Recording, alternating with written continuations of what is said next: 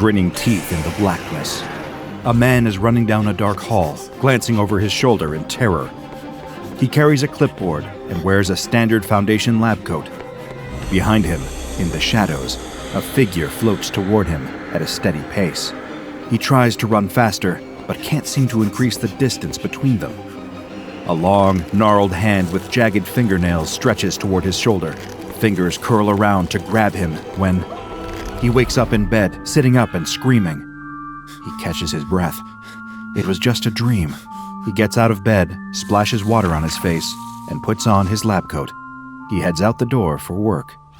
Of all the sounds that can be heard on an average day at an SCP Foundation site, screaming is probably one of the most common. When working alongside anomalies that range from bizarre to deadly, shrieks of fear, pain, and shock are just another part of the job. But as Dr. Simon makes his usual walk to the break room in search of a fresh cup of coffee, the scream that rips through the quiet makes him freeze in place. The coffee cup slips from his grasp, smashing to pieces on the floor, and he barely even notices the mess. He stares at the closed door, listening to the sound. He has never, in all of his years at the Foundation, heard such an expression of pure, unadulterated terror. He waits for whatever will bring the scream to a halt, but such mercy doesn't come. There's no wet gurgle that cuts off the sound, no wailing D-class escorted from the room to be thrown back in his cell, no thud of a body slumping to the ground. Whoever is screaming just keeps screaming again and again until his voice begins to rasp. Dr. Simon can't resist his curiosity, the insatiable need for understanding that led him down the path of scientific research in the first place. He knocks on the door of the room until supervising researcher Dr. Myers answers, brow furrowed in confusion at the interruption. Before his colleague can admonish him, Dr. Simon inquires about the nature of the anomaly in the room. What could possibly cause a man to make that sort of sound without killing him? Dr. Myers shuts the door behind him, takes Dr. Simon aside, and explains that the culprit is nothing but a simple doll. Dr. Simon can't help but laugh at this, shaking his head in disbelief. Does the doll do anything? Does it attack its victims with a knife like Chucky? Does its head spin around in a circle? Does it vomit pea soup? Does it crawl along the ceiling and spit spiders and maggots? No, Dr. Myers shakes his head. The doll simply sits there. It was first recovered from a child's bedroom in an allegedly haunted house and seems to trigger extreme, inexplicable, yet all-consuming terror in anyone who observes it for a prolonged period of time. Otherwise, it does not appear to do any damage. Well, that sounds a hell of a lot more interesting than watching research assistants throw different objects into SCP-914 for the 100th time, or filling out paperwork, or any of the other inane busywork Dr. Simon has been saddled with lately. Still chasing that undeniable curiosity, Dr. Simon makes a request. Will Dr. Myers assign him to examine the doll? Specifically, can he be granted permission to observe it up close and experience its fear-inducing effect for himself? Dr. Myers recognizes the spark in his younger colleague's eye, the fascination with the dark and unknown that led so many of them to work at this very Foundation. How can he say no to that? Besides, the anomaly is largely harmless and isn't going to do any damage that a trip to an in-house counselor and some prescription tranquilizers can't fix. He agrees, and Dr. Simon is transferred to his team the very next day. As Dr. Myers unlocks the door to the doll's containment chamber, Dr. Simon can feel the electric surge of anticipation beneath his skin. He notices his hands are sweating, and he wipes them on his lab coat quickly. Best to maintain a professional appearance, an air of unmoved confidence. Now, he thinks to himself, let's get a look at this infamous nightmare doll. When he enters the room and lays eyes on the thing, he can't stop his face from falling in disappointment.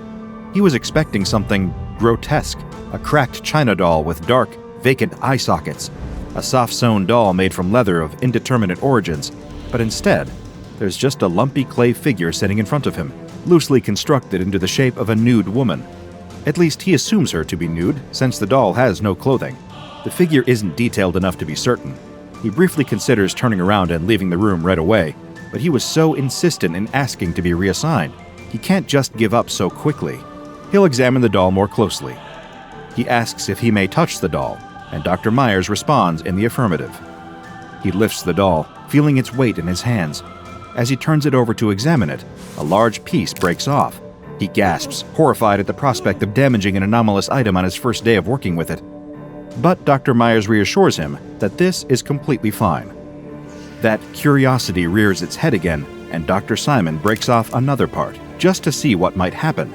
He snaps off pieces until all that remains is a rectangular clay piece that vaguely suggests a torso and pelvis. All of a sudden, the remnants of the doll vanish from his hands. He looks up and sees the same clay doll lying on the floor 1 meter away. That's not scary at all. It's fascinating.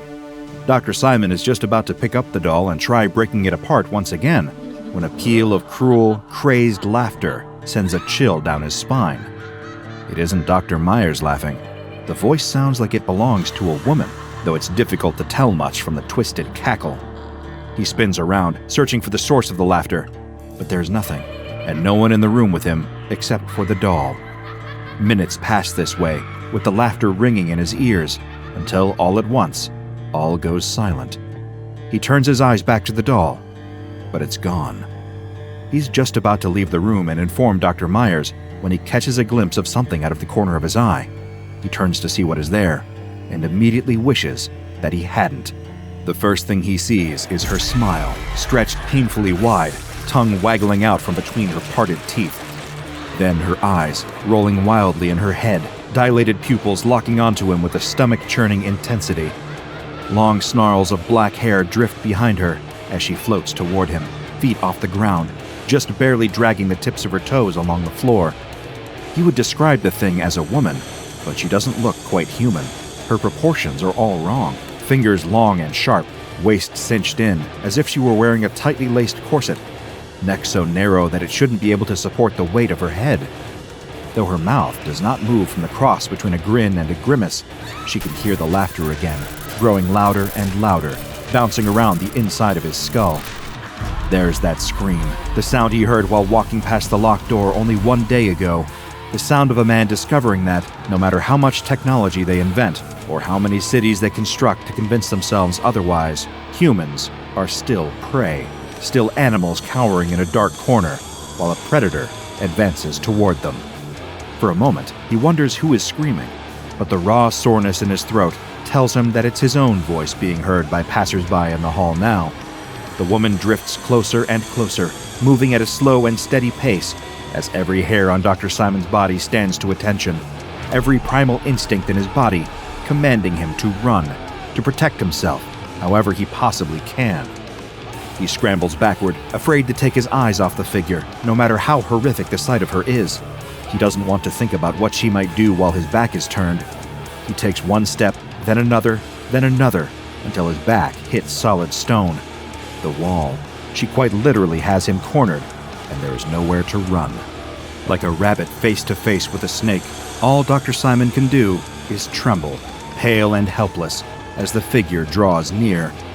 Her grotesque face stretches toward him, mottled gray flesh, too many teeth, and inhuman eyes only inches away from his own face. Her mouth opens even wider than it was before, wider than he ever could have imagined, and he braces for the worst thing he can think of. But no pain comes. Instead, an ear-splitting scream rips from her throat, a gust of hot, sour air invading his nose and mouth, and the figure vanishes. Dr. Simon forgets all of his professionalism in that moment, sprinting out of the room and not stopping for a moment until he is safely on the other side of the containment chamber door. There, Dr. Myers is waiting for him. Well, Dr. Myers eyes him with interest. Was his curiosity sated? As the adrenaline slowly leaves his body and his heart rate returns to normal, Dr. Simon nods. Now he understands exactly why someone would scream like that in the presence of a simple doll. Dr. Myers places a friendly hand on the younger man's shoulder, reminding him to take a deep breath and let go of the anomalous terror. The worst is over, and the doll, and its accompanying entity, will not bother him anymore as long as he does not observe it for a lengthy period of time again. He congratulates Dr. Simon as well, informing him that he is the 25th person to observe this anomaly, and only the 4th to do so willingly. So Dr. Simon gives himself a pat on the back, thanks Dr. Myers for the opportunity, and returns to his office. A little bit of mind-numbing paperwork is welcome after that much excitement.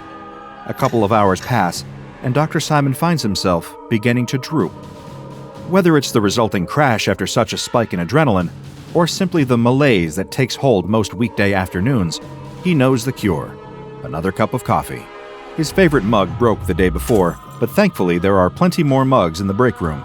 He helps himself to a mug shaped like an owl, and is delighted to find that Dr. Saboya put on a fresh pot of coffee.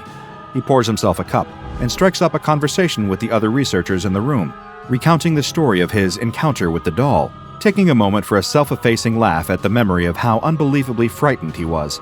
The others commiserate, sharing stories of their most harrowing encounters on the job that turned out to be perfectly fine. Dr. Saboya is in the middle of an anecdote about her first day on the job, wherein she found herself assigned to SCP-173 and was so terrified to blink that she carried around eye drops to keep her eyes from drying out, when Dr. Simon's eyes suddenly go wide. She asks him what the matter is, but all he does in response is recoil and let out a guttural, almost animalistic scream, dropping his new coffee mug in the process. The other researchers surround him, attempting to check him for any physical ailments. All the while, he stammers and babbles in the incoherent language of the utterly panic-stricken, repeating that she followed him, that she's here, that she's coming right toward him. As they press the point further, Dr. Saboya is able to put the pieces together enough to draw a conclusion. He is claiming to see a manifestation of the same entity he encountered earlier, floating down the hall in pursuit of him. That's impossible, she insists. The entity is incapable of breaking containment. He must still be experiencing residual psychological distress as a result of his encounter. They'll escort him to his office and administer a mild sedative to calm his nerves, and he'll realize that he isn't in any danger. But before the researchers can say another word, they all suddenly collapse to the ground, the floor of the break room littered with their limp, unconscious bodies. After an indeterminate amount of time has passed, Dr. Saboya awakens with a splitting headache, a rush of nausea, and the feeling that she was just dreaming about something awful, but she can't remember what it was. She quickly snaps back to alertness, gently shaking her colleagues awake. One by one, they rouse, with one exception. No matter what they try, no one is able to wake Dr. Simon. He's moved to the medical department for observation, where he remains in a coma for 3 days before he mysteriously passes away. Though his death cannot be directly attributed to his observation of the doll, Dr. Myers has his suspicions. He is especially troubled by the implication that the entity somehow broke containment.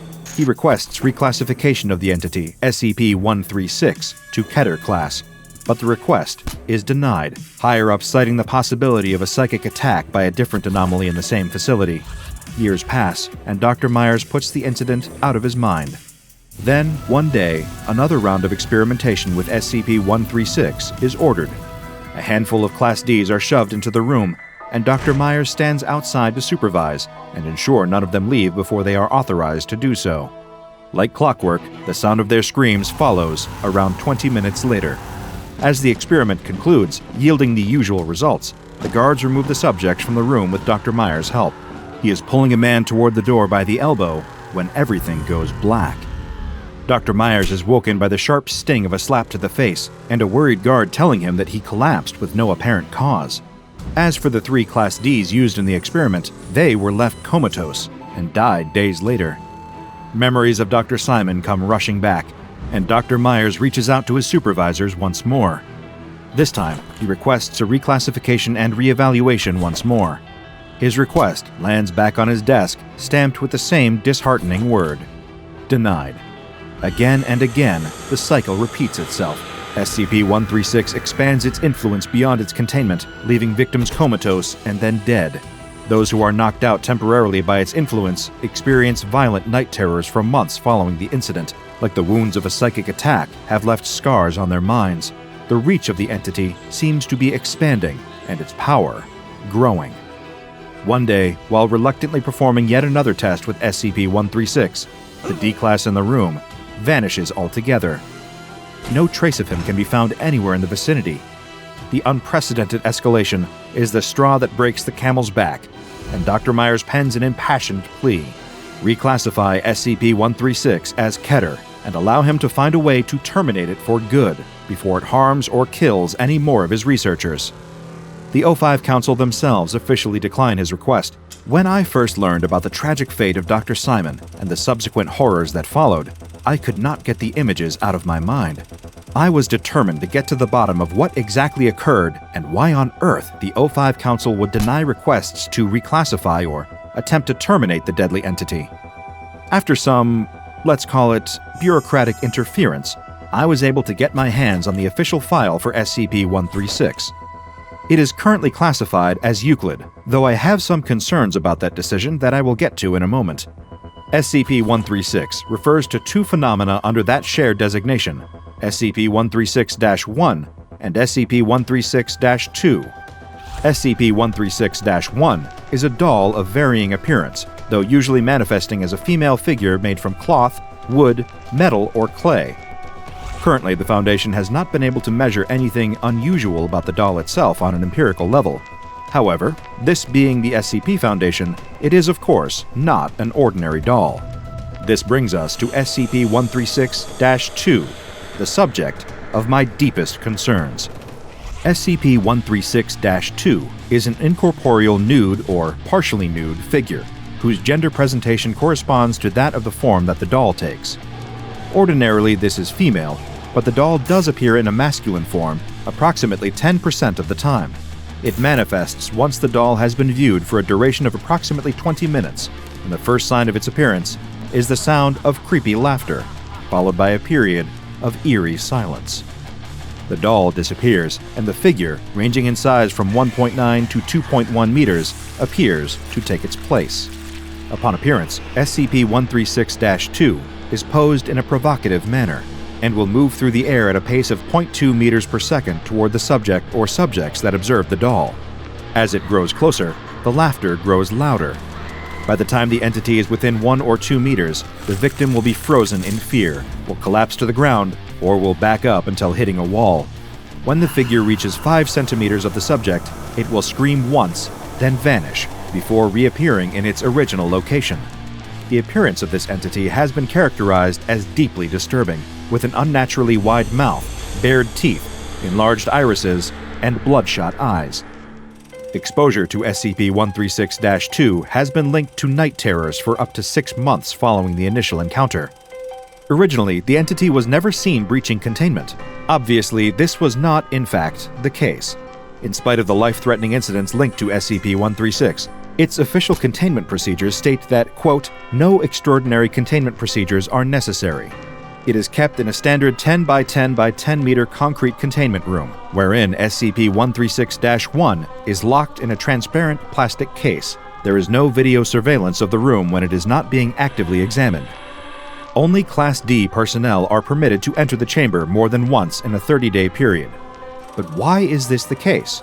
If SCP-136 is indeed dangerous, posing a threat to Foundation staff and causing significant loss of life, as well as damage to employee morale, why not increase the security of its containment? Why not upgrade its class to Keter? Why not permit the team to attempt to destroy it, neutralizing the internal threat? Well, the rabbit hole of research that I tumbled down during my investigation of SCP-136 led me to the answer. Dr. Myers, a member of the original research team assigned to SCP-136, filed a series of complaints and requests with the O5 Council. As you know by now, these requests were denied, with seemingly no explanation. Well, as is often the case at the SCP Foundation, there was more to the story than there first appeared. Dr. Myers was removed from his position, and a note was added to the official SCP-136. 136 is proving valuable for enhanced interrogation. Memos on the subject, which I cannot disclose how I gained access to, revealed that SCP-136 was eventually removed as a potential research subject entirely in favor of an interrogation tool to be used against members of groups of interest. The records of these interrogations were sealed, but I attempted to uncover more about when these enhanced interrogations ceased, presumably due to the intervention of the Ethics Committee.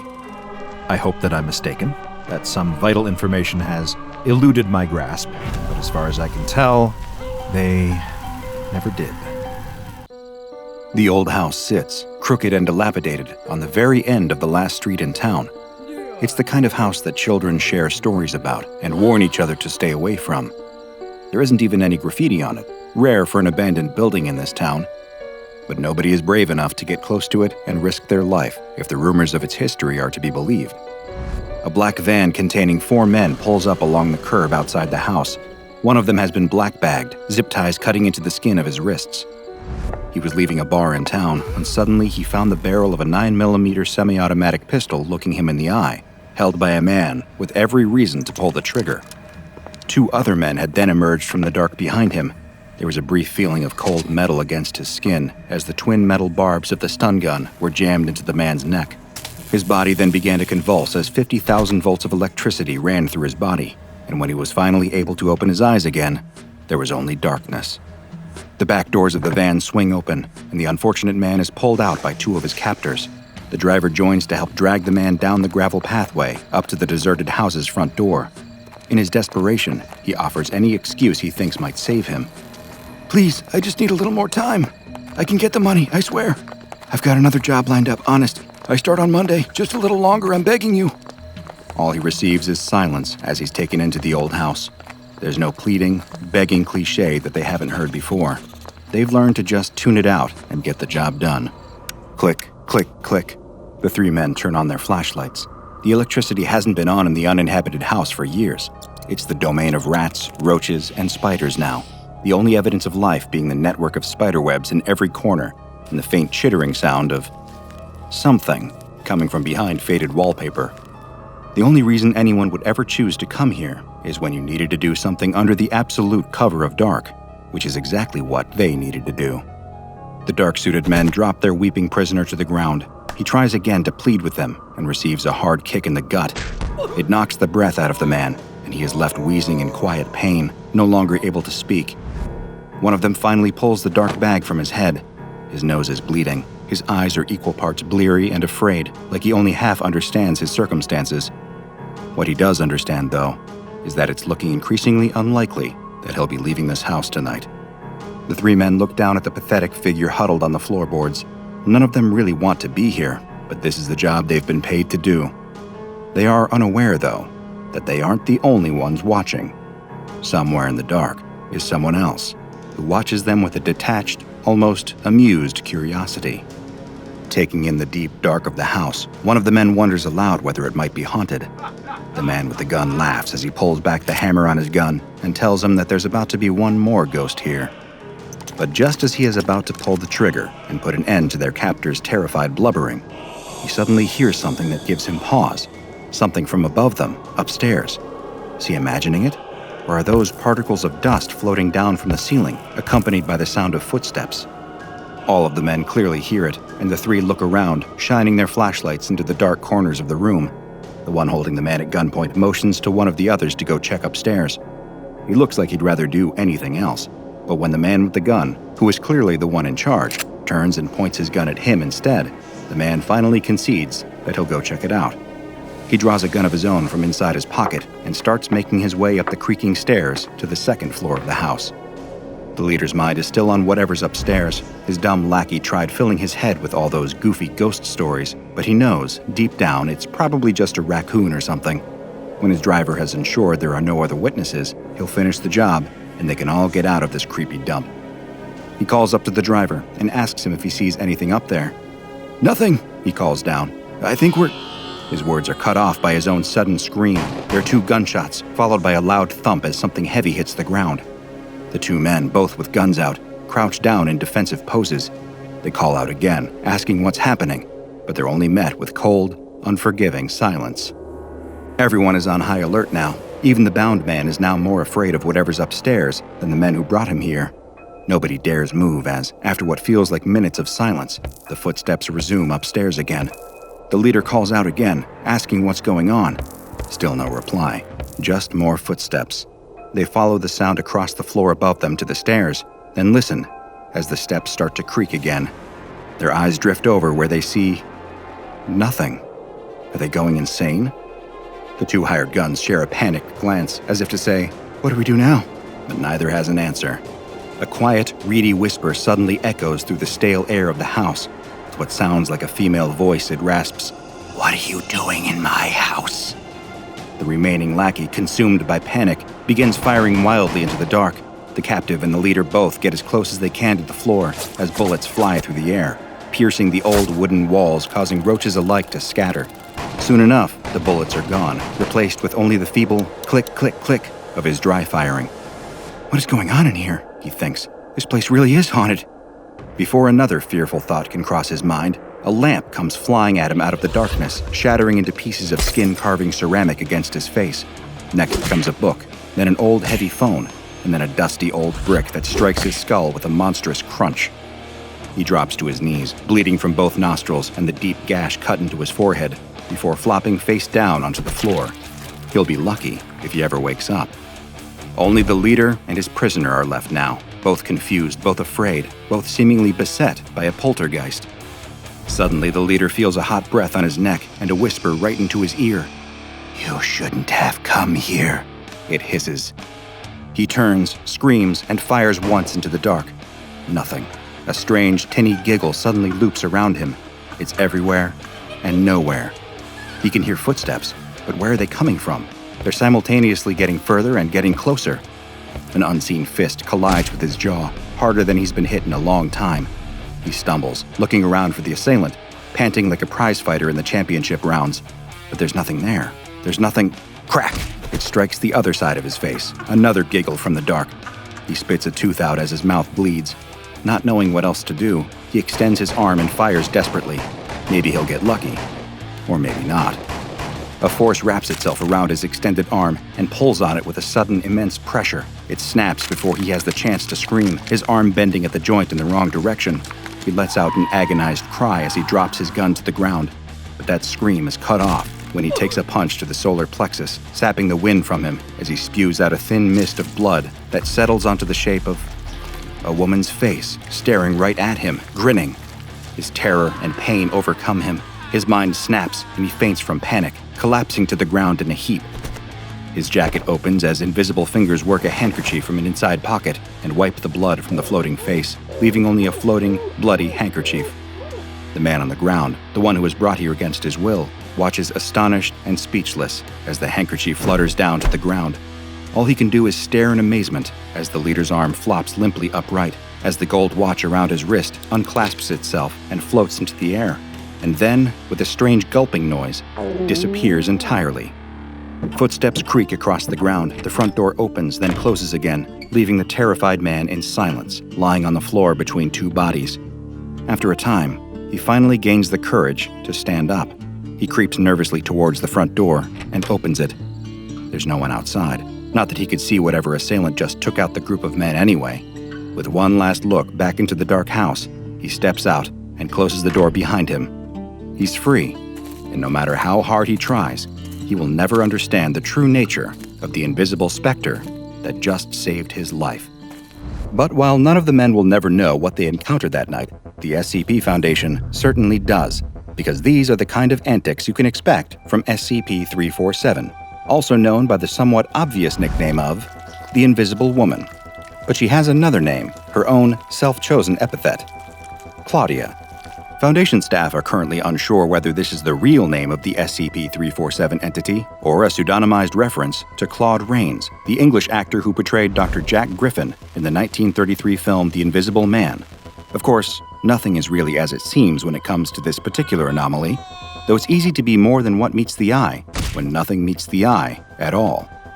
Claudia, as I will refer to her both out of respect for her chosen name as well as for the sake of simplicity, is 164 centimeters in height and 55 kilograms in weight.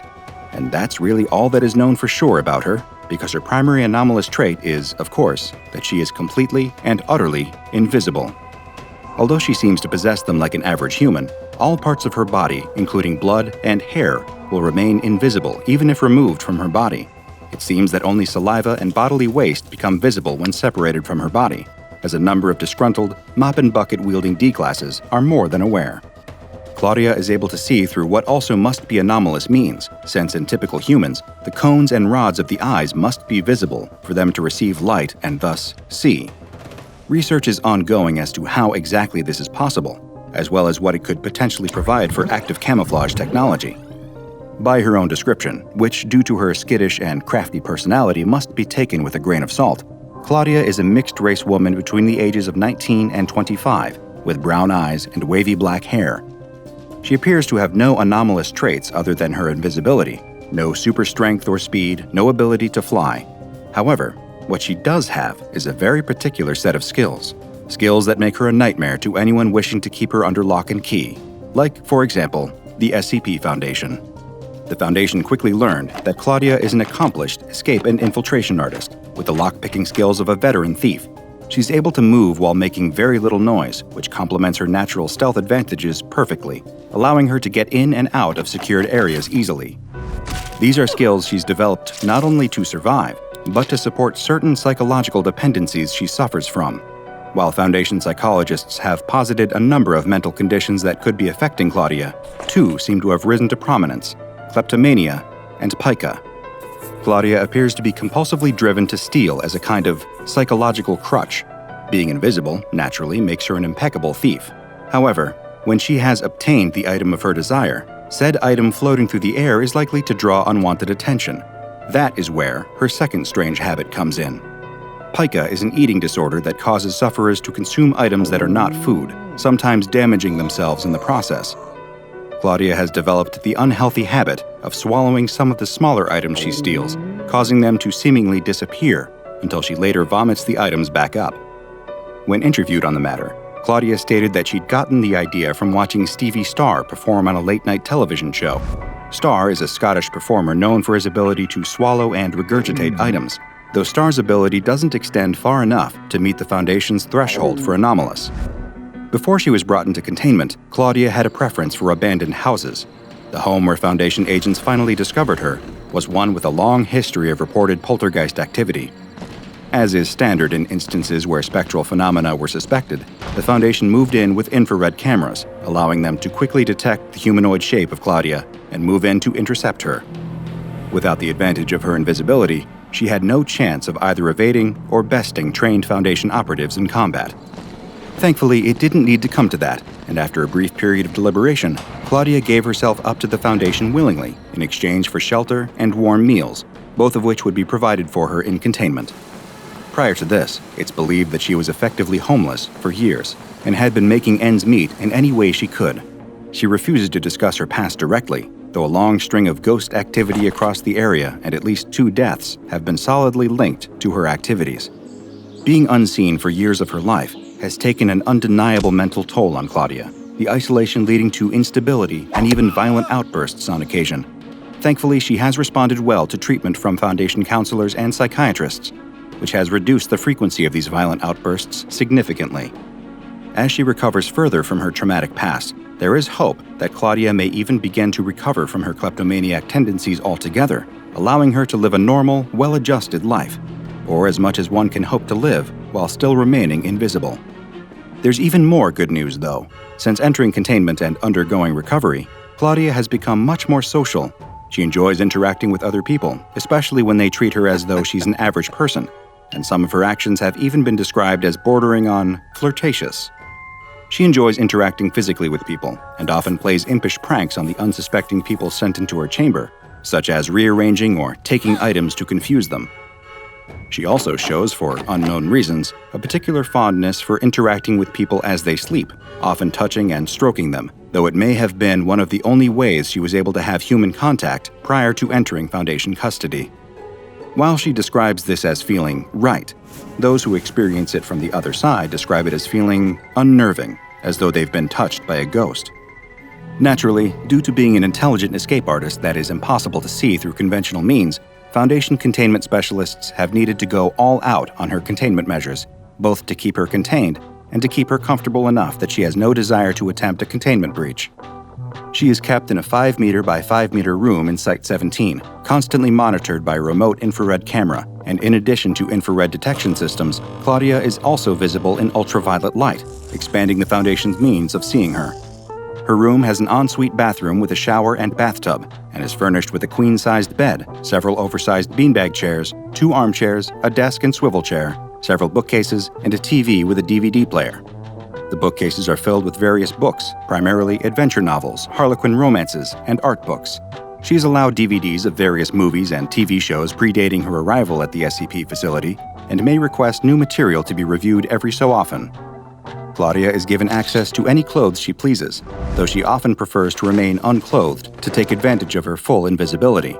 She does on occasion wear wigs and makeup for her own amusement. Her room must remain locked at all times when she is inside it, and 2 guards are required to check the door for any signs of tampering every hour. The door is only unlocked to allow staff members in and out of the containment chamber for the purposes of research and enrichment. Claudia enjoys chatting with staff members who bring her food, though said staff members are discouraged from forming attachments that are too close to Claudia, as it may allow her to manipulate them into helping her escape or gain special privileges.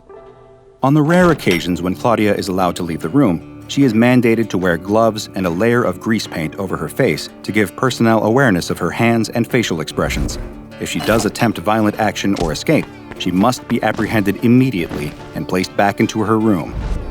In the event of an escape, infrared goggles will be distributed to all personnel, and any strange phenomena around Site-17 will be reported. Thankfully, escape attempts are quite infrequent, and while she currently has the Euclid Object class, pending further therapy, her containment class may be upgraded to Safe class. Of course, the Foundation keeps any containment breaches close to the chest, and if there was a recent containment breach, you'd have no way of knowing. For all you know, she could be watching you right now. So sleep tight, and if you feel someone stroking your hair in the night, be sure to check up on your valuables in the morning. The storm wrenches the fishing vessel in half. The yawning sound of metal buckling and ripping can barely be heard over the explosive waves. Crew members pour out of the fragmented ship, washed away with the water, like ants fleeing a flooding nest. The deck lurches and tips upwards into the air. A wave crashes against it, almost knocking the sailor off the railing, but he clings on for dear life. Soaked through, shivering violently, and feeling the dreaded exhaustion creeping into his limbs, he looks around helplessly as his crewmates drown around him. Only one man remains on the deck with him, but the captain's usual steely confidence has gone. Behind the man's bushy beard and grizzled skin, the sailor sees a little boy scared out of his mind. The captain grabs the sailor by the scruff of the neck and hauls him close enough for them to shout over the sound of the seas around them. "I saw her!"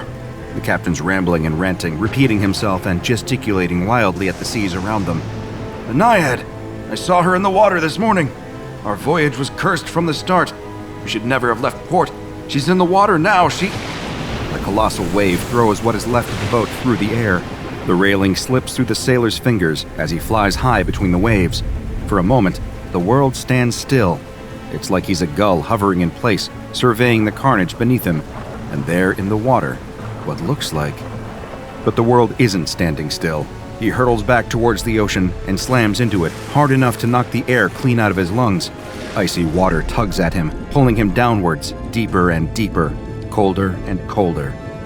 Like arms wrapping around him, dragging him. The sailor wakes with a start. Water laps at his face.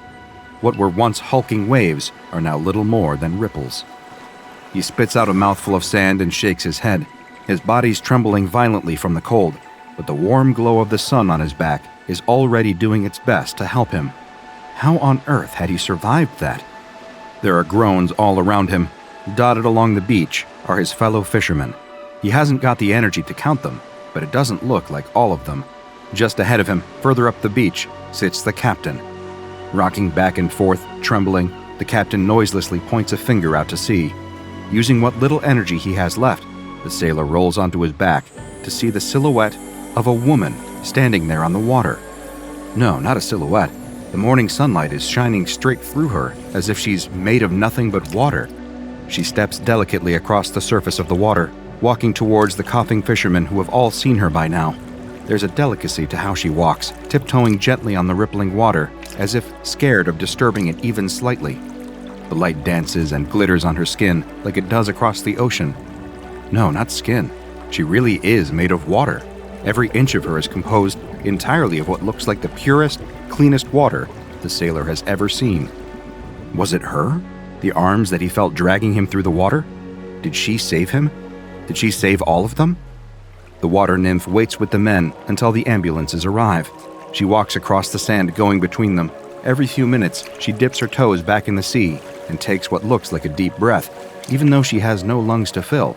Then she's back amongst them, offering noiseless comfort. There's an old abandoned house just up from the beach, what looks like the mansion of a former millionaire. In apparent fascination, the nymph keeps going over to examine the ornate fountain in the courtyard. Even in a state of disrepair, the fountain is stunning. She lowers herself gently into the water and disappears under the surface, just as the first ambulance rounds the corner. As the paramedics wrap the foil blanket around the sailor and walk him to the vehicle, he catches the nymph poking her head out of the surface of the fountain's water. He's not the only one to see. Tucked just out of sight near the tree line is a nondescript black sedan with a group of men sitting inside. One of them takes a photograph of the water woman in the fountain, while another talks urgently over the phone. The sailor has barely been in the back of the ambulance for 2 minutes before one of the men from the car approaches him. The man holds an expensive-looking watch in his hand. "Excuse me, sir, does this belong to you?" The sailor sits up suspiciously. He's about to open his mouth to refute the man when the needle penetrates his thigh and the amnestic fills his bloodstream. By the time the sailor arrives at the hospital, all his memories of the previous 24 hours have slipped away into the abyss. The containment team is at work in less than 6 hours, while a group of agents, dressed in scrubs, follow the ambulances to the hospital to ensure all accounts of the ship's crash have been entirely erased. Another team sets to work cordoning off the beach. A tourist family, excited about their day at the beach, argue with the disguised agents cordoning off the road.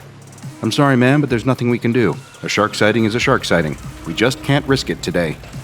Meanwhile, a steady stream of construction vehicles rumbles past, followed by a large Home Depot truck. They all pull up outside the mansion, where a team of agents has the fountain surrounded. Tasers and cattle prods at the ready, they grip their weapons at even the slightest ripple of water. Excavators get to work quickly, drilling at the ground around the fountain and cracking through the paving stones. And before anyone nearby has any clue of what's happening, the fountain has been removed, loaded into the back of the watertight fake Home Depot truck, and has disappeared over the horizon. The water nymph refuses to poke her head out of the water the whole way. The world around her is dark and dry. It shakes and rumbles for hours. The beautiful fountain she'd climbed into just a few hours earlier now feels tiny. There's barely enough water in here for her to swim in a circle. She'd always observed these strange-looking vehicles from a distance, lifting her eyes up above the waves for a few minutes to watch them crawling along the dark roads with their 18 wheels. She'd always wondered what was inside all of them, with their colorful paints and strange names. At least she now has some idea of what Home Depot does. Part of their business model evidently involves kidnapping. To stop the panic rising up too high in her chest, the water nymph focuses on stilling the water in the fountain. All of the bumps and turns in the road, she focuses all her energy on holding all the water in place and keeping it level. If the water around her is still, maybe she won't feel so scared. It isn't really working. But at least her precious little amount of fresh water isn't spilling out all over the watertight inside of the container.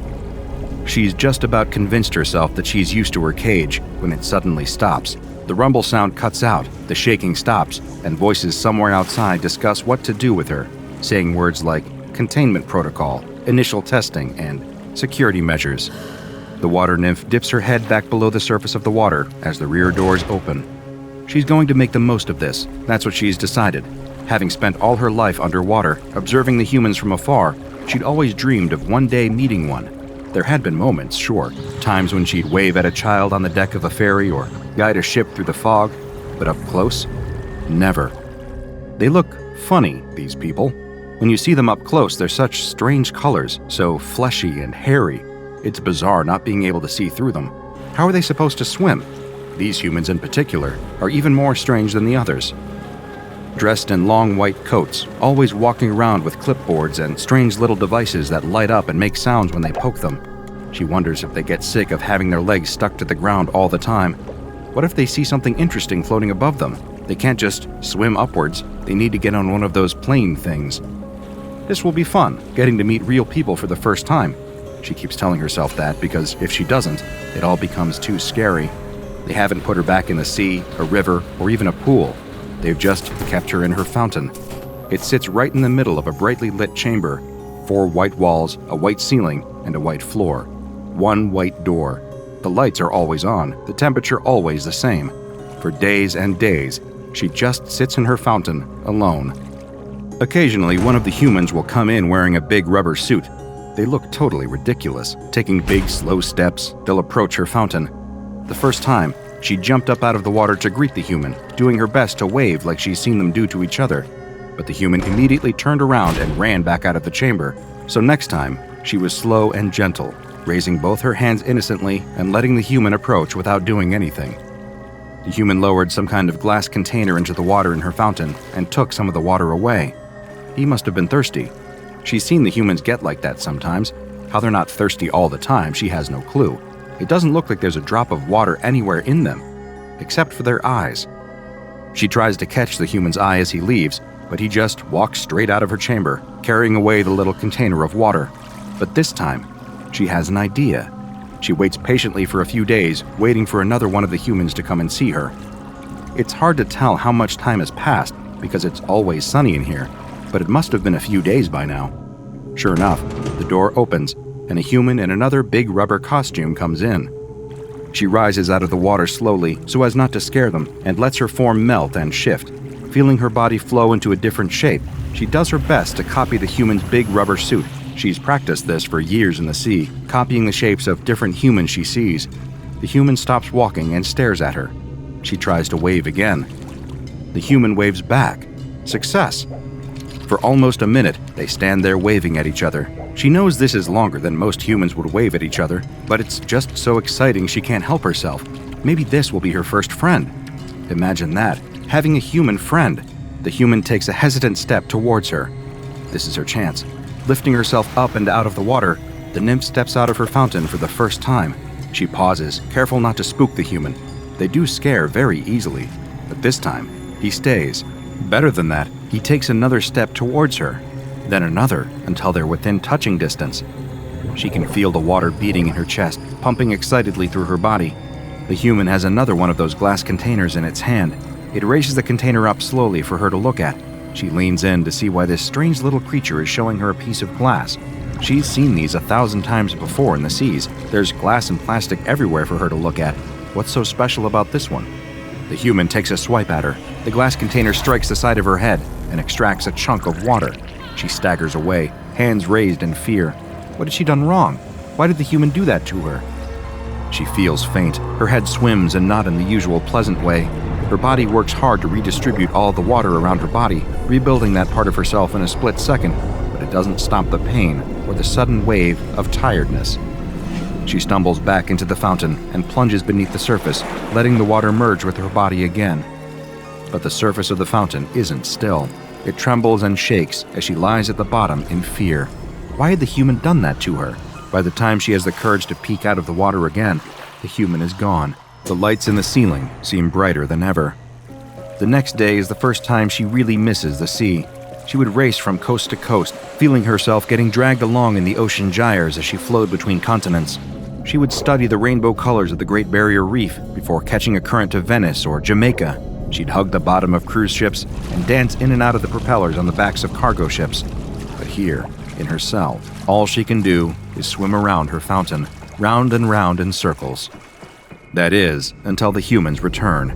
3 of them come into her room, each carrying strange long objects. She's not sure she's seen those things before and is desperate for a closer look, but after what happened with the glass the other day, it doesn't seem like a good idea.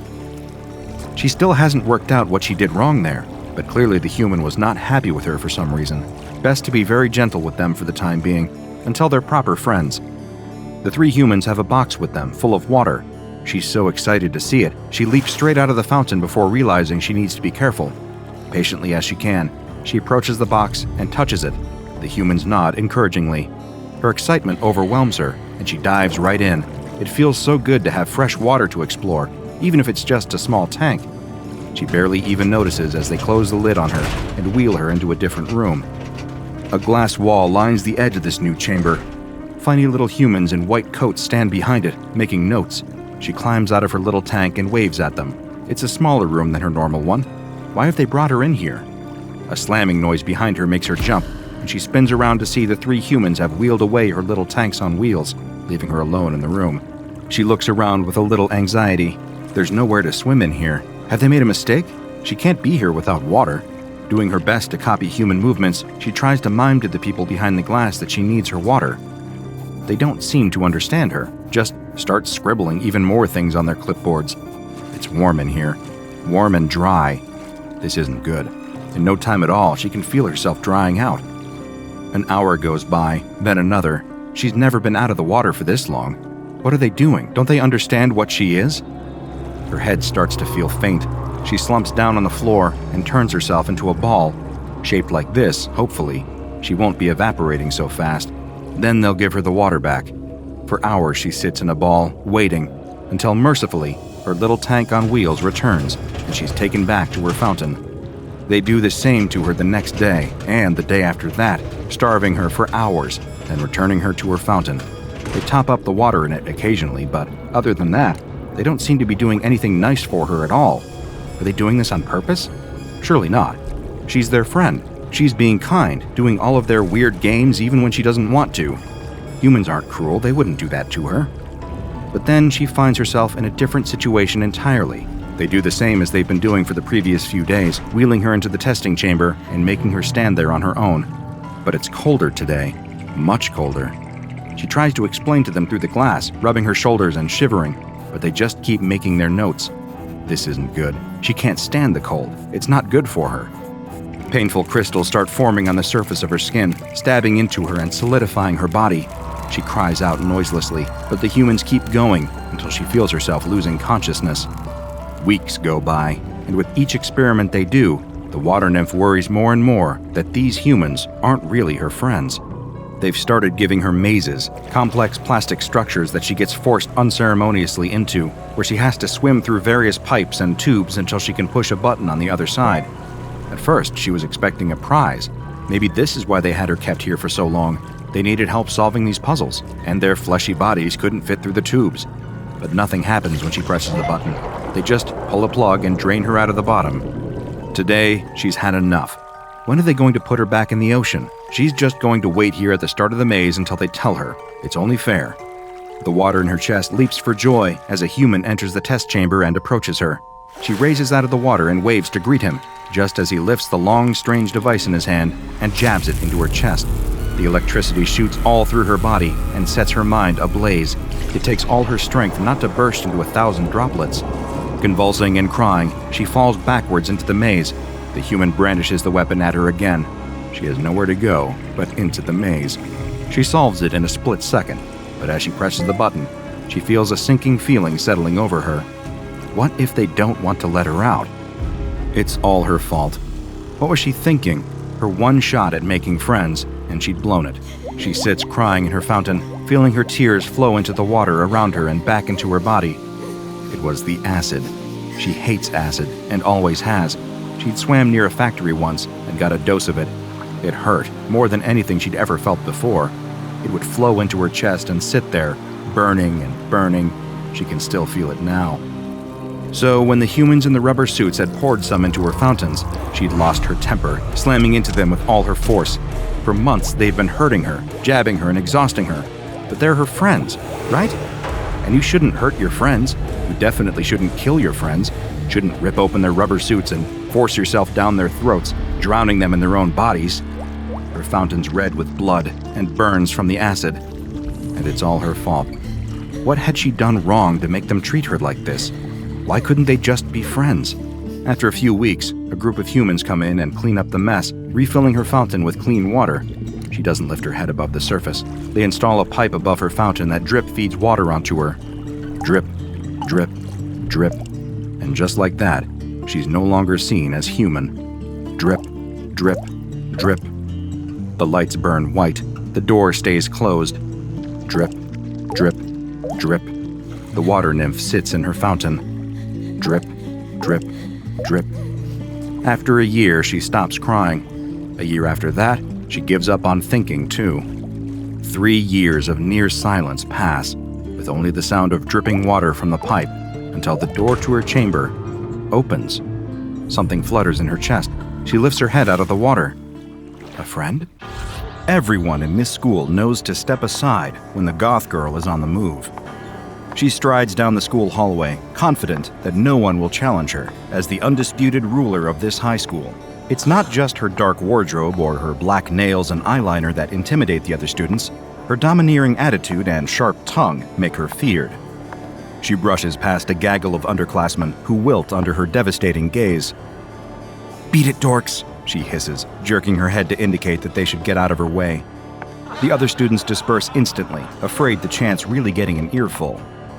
Her terrible reputation means that no one ever makes trouble for the goth girl, but it's more than just her attitude that keeps her on top. It's also all those rumors around her. The rumors started last year, just after a new transfer student arrived in their school. She was a younger classman who shared the goth girl's same dark fashion sense and sensibilities. Students even saw the younger girl occasionally hanging out with the school's resident goth population. But it was no secret that the goth girl didn't like her. Maybe she felt like this younger girl was homing in on her territory, or even angling to take her place among the goth crew.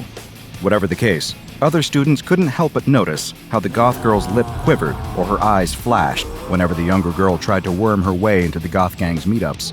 Then, one day, the younger girl didn't come home from school.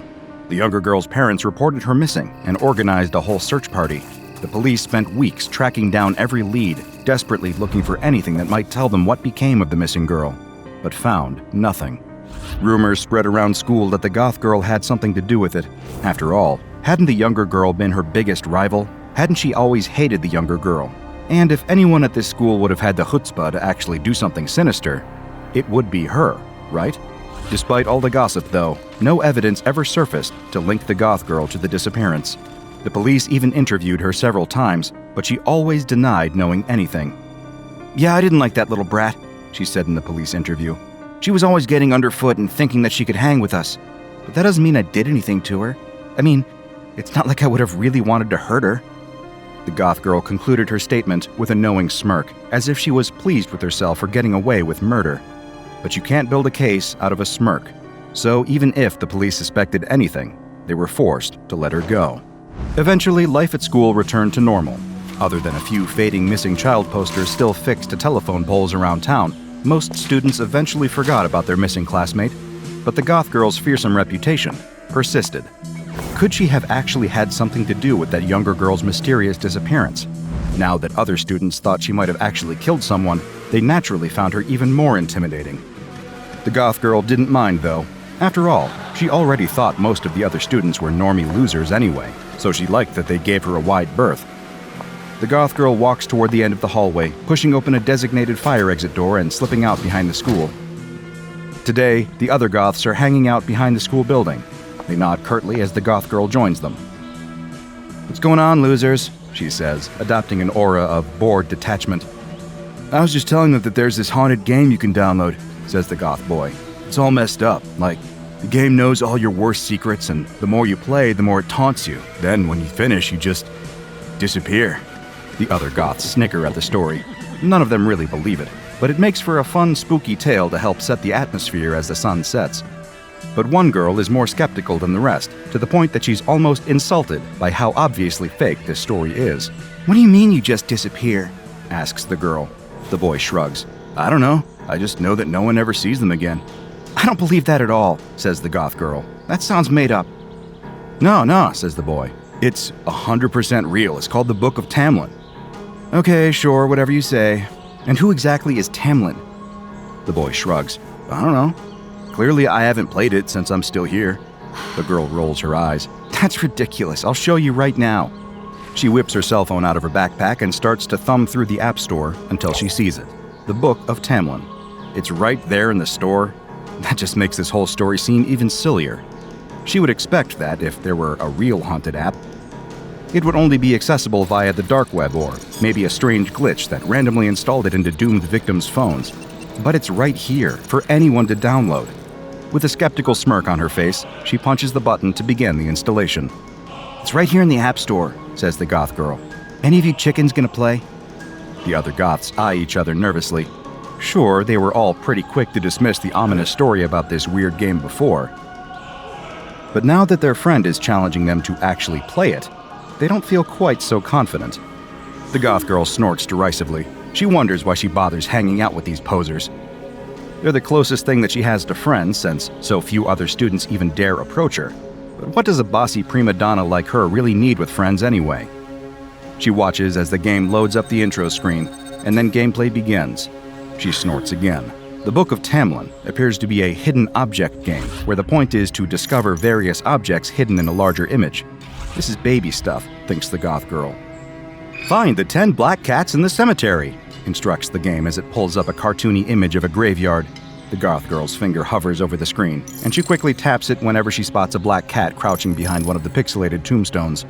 Is this supposed to be scary? The screen fades, and an empty room with a pair of doors fades in. The goth girl intuits that she's supposed to pick one to advance to the next screen. Rolling her eyes, she selects the door on the left. The next scene looks familiar. Too familiar. It's a bedroom. Her bedroom, in fact. She recognizes the dark decor and the black clothing thrown on the floor. She narrows her eyes suspiciously. Surely that's just a crazy coincidence, right? She eyes the other goths, but they don't give any indication that they were expecting this twist. Are they playing a trick on her? Find the outfits that make your parents ashamed to be seen with you, says the instructions. She grits her teeth. What's the deal with this stupid program insulting her? She knows that her parents don't exactly approve of her fashion choices, but this stupid game can't know that. It's probably just guessing that any young person who plays a game will probably have had quarrels with their parents about the way they dress. That's pretty normal, right? Again, the empty room with the two doors appears. This time, the goth girl chooses the one on the right. The next screen after that is a picture of a pretty garden, and the instructions say to pick out 10 pretty flowers. The next is a barnyard with instructions to find 5 cows. The goth girl starts to relax. That weird screen with her room must have just been a fluke. Otherwise, this game seems pretty mundane. But the next screen makes the goth girl's face go as white as a sheet. Her eyes bug out of her head, and sweat starts to bead on her forehead. No way. There's no way that this next screen could be real. The image that appears is familiar to her. It's a real-life place. She knows, because she's been there. It's an image of a particular ravine deep in the local woods. People sometimes throw old garbage down there, so it's full of old washing machines and wrecked cars. Years ago, an old oak tree fell across the chasm, and now the dead log functions as a makeshift bridge. Sometimes kids dare one another to cross it. The instructions read, "Find the girl who wanted to be a part of your club." The goth girl doesn't need to search the image to know what she'll find. She knows, deep in her heart, that the hidden object that she's being instructed to find will be a broken body lying at the bottom of the ditch, half hidden under old blankets and debris. How could this game know? She was so careful. She remembers last school year when that younger girl kept trying to usurp her place in her clique. It made her so mad. But that younger girl seemed to look up to her, to think of her as the leader of the group, and the one who she needed to impress in order to be accepted. That was good. The goth girl knew she could use that to her advantage. She told the younger girl to meet her in the woods by the old ravine late at night. Of course, it was nothing sinister. It was just for a little initiation test to prove that the younger girl could take her place as part of their gang. The younger girl was only too excited for her test. The goth girl was waiting at the ravine when her younger rival finally arrived. "I came as fast as I could," said the younger girl. "What do you need me to do?" "Listen, I see how you want to hang out with us," said the goth girl. "But you have to prove yourself if you want to be part of our group. But you have to understand, us goths, we embrace the darkness. We're not scared of the void. We only take the coolest and the bravest, the kids who aren't afraid of death. So you have to show me that you're willing to look eternity in the eye. All you have to do to join us is to cross this ravine over that log over there." She pointed at the fallen log. The younger girl looked frightened, but she nodded. The goth girl half expected her to turn tail and run home, but she was surprised to see her rival make her way toward the log. Maybe she wasn't as much of a poser as the goth girl thought. The goth girl didn't mean for anything bad to happen. She really only wanted to scare the younger girl. Maybe she could freak her out enough that she wouldn't want to hang out with them anymore, and then she wouldn't have to deal with that little pest anymore. The younger girl clambers up atop the log and slowly starts walking across the deep gorge, carefully placing one foot in front of the other. But the peeling bark of the old log is more slippery than it looks, and it's hard to keep her footing in the dark. The younger girl makes it almost halfway across the ravine before she loses her footing. With a yelp, she lurches to the side and falls down the slope, tumbling head over heels and landing amongst the garbage with a sickening crunch. The goth girl screamed in shock. She stared down in the ravine, seeing the younger girl lying still at the bottom, her neck bent at an impossible angle.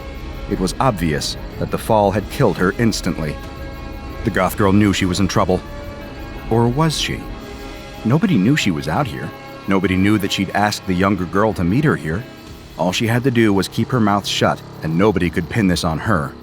The plan worked. She worked out her alibi and stuck to it during all the police interviews, never deviating, practicing her story until it sounded natural. The cops fell for it, clearing her as a suspect before moving on in their investigation. For a whole year, she had carried this terrible secret. Of course, it got easier over time. She gradually convinced herself that the whole thing was a terrible accident. It couldn't have been prevented. She had nothing to feel guilty about. And yet, somehow, this game knew. This game knew exactly what she had done. The phone slips from her palsied fingers and drops to the ground. The other Goths look at her in confusion. They've never seen their leader in such a state of terror. What could have spooked her so bad? "Which of you made this dumb game?" she snaps. "It must have been one of you. Fess up." "We don't know what you're talking about," says the Goth boy. "I already told you, it's supposed to be haunted and—" "I don't know what you think you know, but you don't know anything," shouts the Goth girl, hysterical in her fear. Has she been found out? Was this entire game just an elaborate ruse to trick her into confessing her guilt? Well, she's not going to fall for it. She's still the queen boss of this school, and if any of these losers think that they can knock her off her perch with a silly game, they're dead wrong. "What do you mean, we don't know anything?" the other Goths are murmuring amongst themselves. Of course, they'd heard the rumors about their leader as well, but they never really gave them much credence. She may be a little sharp, but that doesn't make her capable of murder. But the way that this game had freaked her out so much is really beginning to make them wonder. The Goth girl is frantic now, seeing her control slip away as the other kids begin to mull the possibilities. She can't believe this. She wonders desperately if someone was there that night to see the whole terrible accident play out. Or maybe she let something slip without knowing. What other explanation could there possibly be? "I'm out of here. Leave me alone. Don't follow me," she yells as she stomps away. The other Goths don't make any move to follow, intimidated by the wrath of their leader. But when the Goth girl throws open the door to head back inside the school, she's confronted with an unexpected sight. Instead of the long gray hallway lined with lockers that she expected, she instead sees a single empty room. It couldn't be, but it looks exactly like the empty room from the game, the one that she glimpsed between levels. "This isn't supposed to be here," she cries. Behind her, the other Goths stare in confusion. They too recognize the room from the game, but they can't figure out for the life of them how it's managed to appear in real life.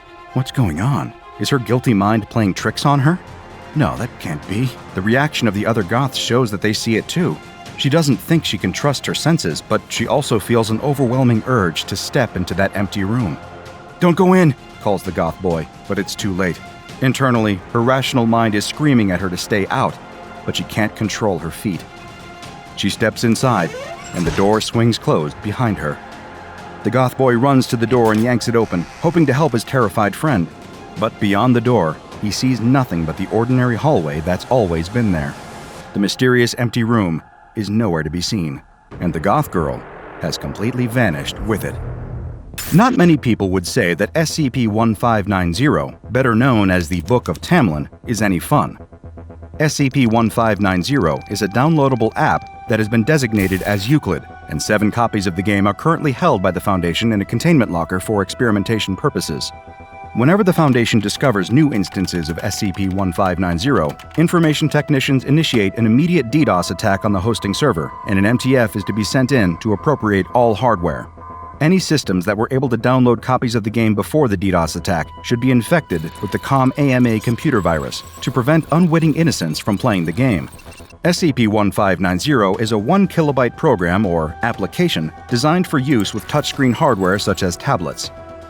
Attempts to view SCP-1590's coding reveal only the numbers 1 through 66,666 in numerical order, but on the front end, SCP-1590 plays as a mostly ordinary video game in the hidden object puzzle genre. Like other hidden object puzzle games, the player is given a list of objects that they must find in a scene within an allotted amount of time. What makes SCP-1590 unusual, though, is that as the game progresses, the scenes and hidden objects become more personal to the player, often referencing traumatic or unsettling events from the player's life. It is not known how SCP-1590 is able to gain such intimate knowledge of a player, but since some players report that SCP-1590 seems privy to personal secrets that have never been revealed to another person, it is unlikely that it's just due to very good research on the part of the game's designers. The game always begins with the same dedication screen, containing the message, "To Joey, who taught me how to be cool." The dedication continues, listing another name who almost made it out.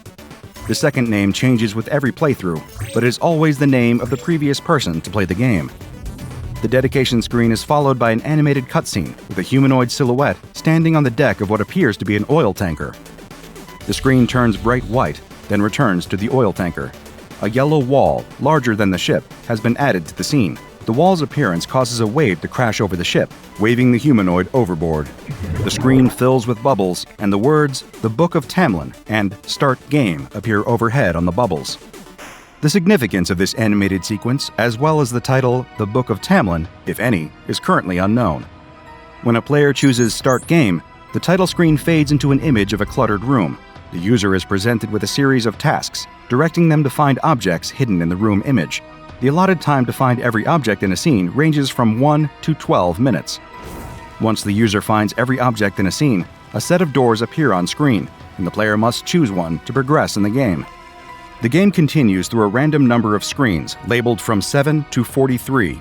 Eventually, if the user fails to find all objects in a scene within the time limit, the next scene will be an empty room. The words, "You've found out everything there is to find about the house. Now all you have left to find is the way out," appear on the screen. At this point, the game ends and cannot be replayed by the same user. The actual length of the game appears to vary from player to player, but even players who appear to win the game, always finding all hidden objects within the time limit, will eventually be shown the same end screen and receive the same message. As strange as the game is, what happens next is even stranger. Within 72 hours of completing the game, whether a player has ostensibly won or lost, the player will encounter the final room from the game in real life. They will find that some ordinary door, possibly in their home or workplace, no longer leads to the room it should lead to, but instead leads to the empty room from the end of the game.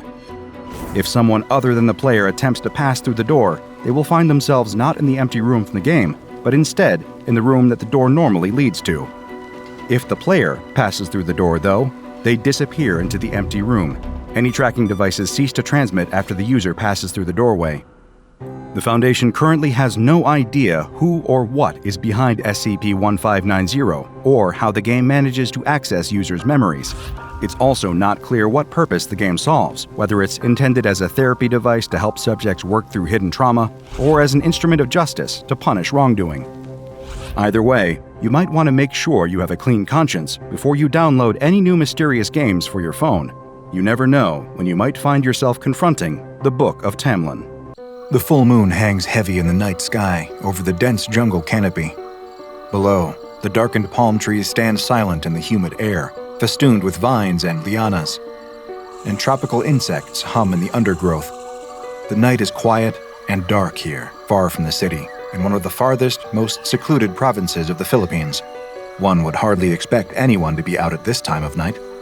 The young woman is hurrying home, carrying a lantern before her face so that she can see where she's going in the pitch black of the night.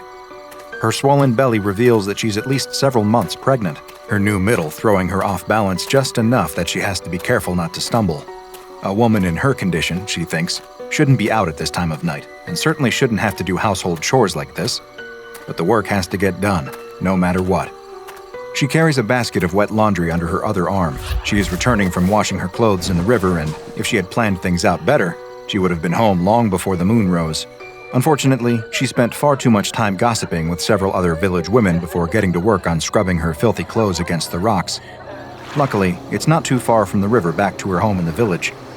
The worst thing that might happen, she reminds herself, is that she might lose her footing in the dark and trip over a rock or a root. There's no chance that she might run afoul of some nocturnal animal, she tells herself, even though the sudden chills down her spine and sweat dripping from her brow reveals the truth.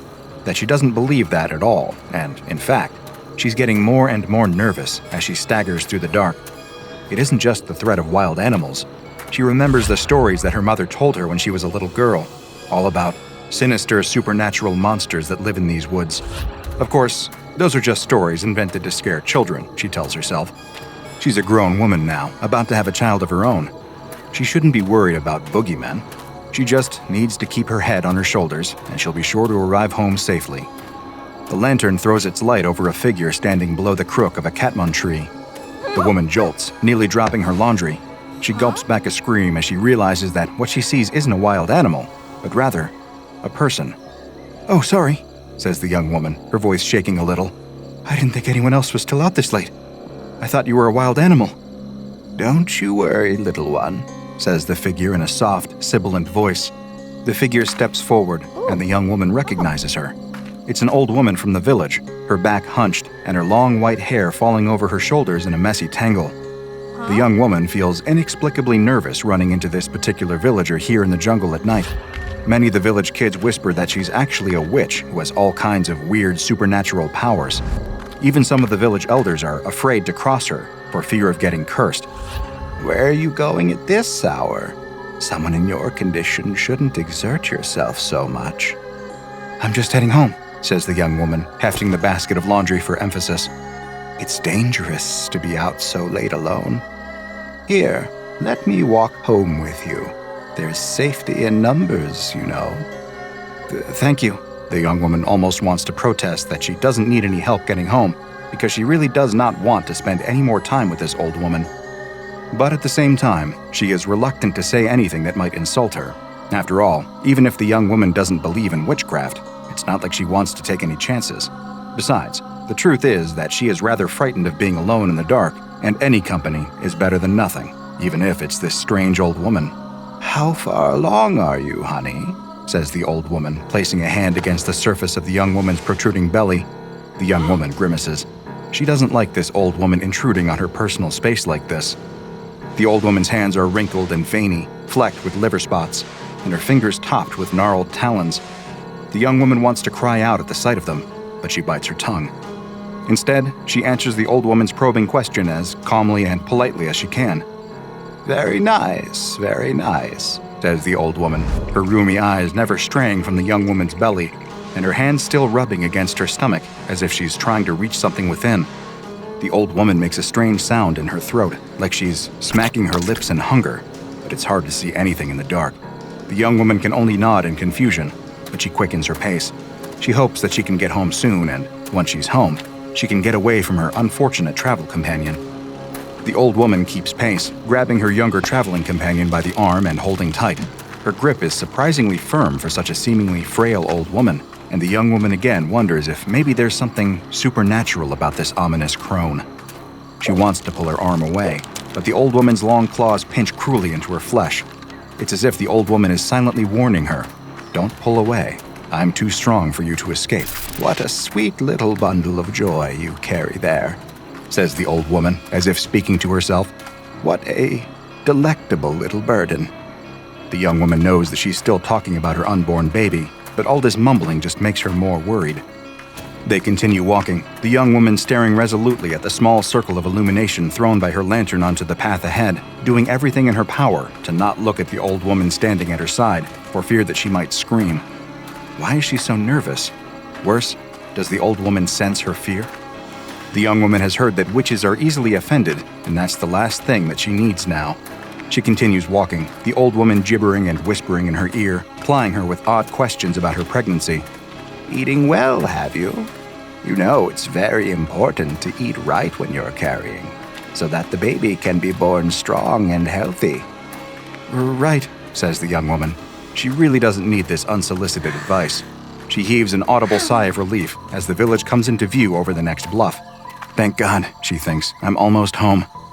She just hopes that the old woman will take a hint and leave her alone once they arrive at her doorstep. She wonders if this old woman might try to come into her home or maybe steer her towards some other destination. But what can she do? All she can do is keep walking home and hope for the best. "Is it just you, is it? Is the father in the picture, I haven't seen you with any young men lately, have I?" asks the old woman. Her nosiness is really starting to irritate the young woman, enough that she almost forgets her fear. "No, it's just me," says the young woman automatically. She immediately regrets that confession. What is this old woman planning? Is she up to some mischief? Now she knows that the young woman lives alone, and there won't be anyone around to see whatever this crone is planning. Her grip tightens on the young woman's arm as if to warn her again. The village is quiet and dark. Everyone else has already gone to bed by now, so the pair of them walk down narrow, still streets. The only sound is the crunch, crunch, crunch of gravel under their feet.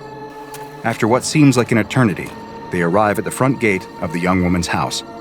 "Well, here I am," she says, a little too loudly and firmly to be completely casual. "This is my home. Thanks for keeping me company on my way home." To her immense relief, the old woman lets go of her arm. The young woman immediately pulls away, rubbing the deep bruises left by the old woman's gnarled talons. "Think nothing of it, my dear." The old woman smiles widely, a long rope of saliva dribbling from her slack lips. Her teeth look jagged and misshapen. It's hard to see in the dark, but they look more like the teeth of a wild beast than a human. It must be her eyes playing tricks on her in the dim light, though. The young woman can't help but recoil in disgust, but luckily her face is hidden in shadows, so the old woman doesn't seem to notice. I'm happy to help. I hope to see you again very soon. The young woman doesn't wait any longer. Even before the old woman turns to leave, the young woman scampers across her yard and yanks open her door. She runs inside and pulls the door shut behind her. Her heart is racing, and her breath comes in ragged pants. She can feel the baby in her belly kick, suddenly agitated by its mother's fear. "Shh, it's okay," she coos softly, patting her stomach and hoping that her tender voice will help to calm her baby. "I know you're scared. I'm scared too. That old woman frightened me half to death. They say that she's a witch, and I'd almost believe it. What a strange experience." She pulls the curtain aside and peeps out the window. The old woman is gone.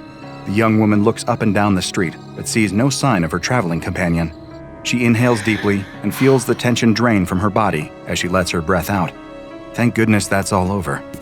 She can't explain why this whole night has unnerved her so much, but there was just something so uncanny about that strange old woman. She's glad to be rid of her. The young woman tries to put the whole experience out of her head as she prepares for bed. As she pulls on her nightclothes, she startles when she hears something heavy and loud clatter across the roof. It's not unusual for roof rats or other nocturnal animals to scurry across the roof at night, but this sounds louder than usual. "It's probably nothing," she tells herself as she climbs into bed. "I'm still just upset about meeting that old woman on my way home from the river. That whole thing must have jangled my nerves worse than I thought if I'm flinching at every little sound. I'll be fine when it's light out. The sooner I get to sleep, the sooner it'll be morning." Even though her nerves are rattled, she is quite tired after a long day, and it doesn't take long before she drifts off to sleep.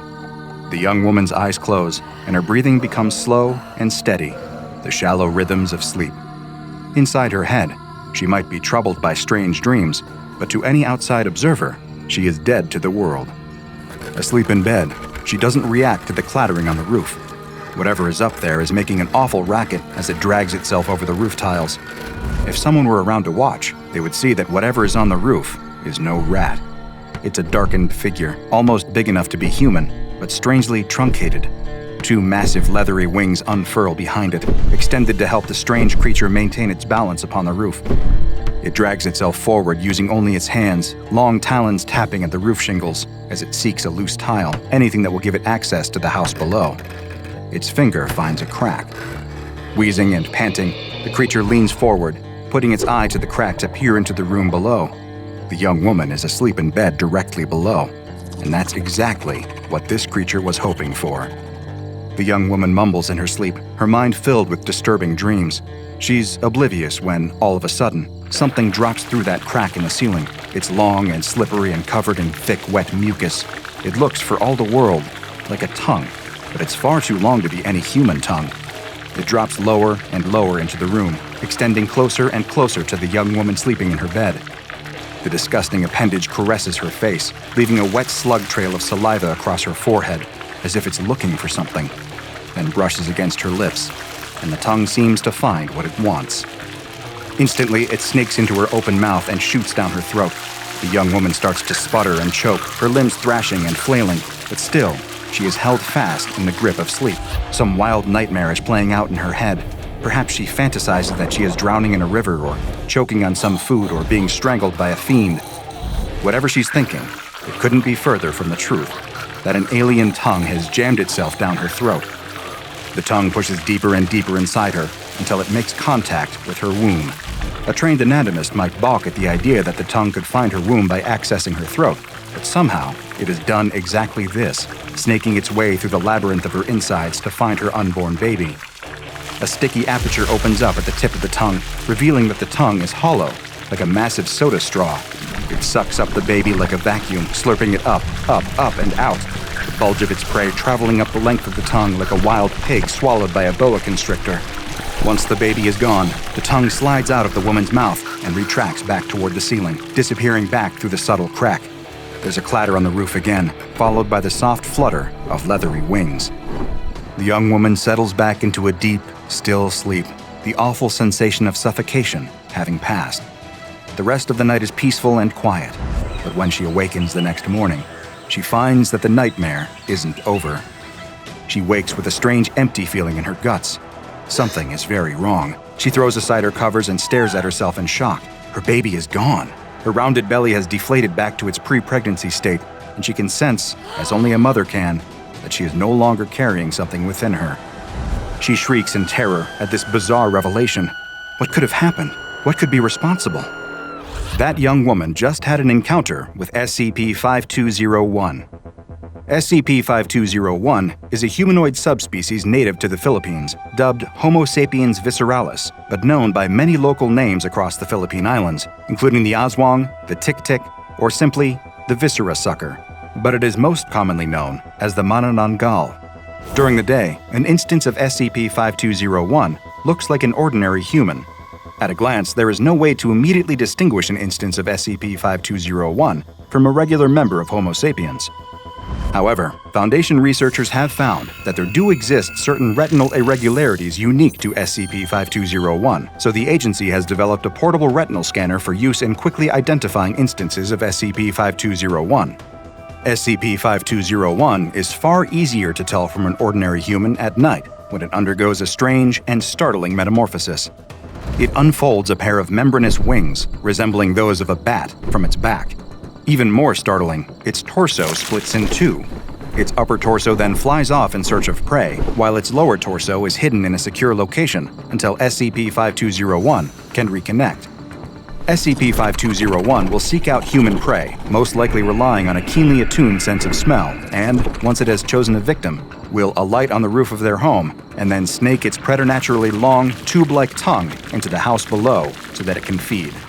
SCP-5201 feeds by inserting its tongue into the orifices of unfortunate sleepers and sucking out their internal organs as easily as you would suck soda through a straw.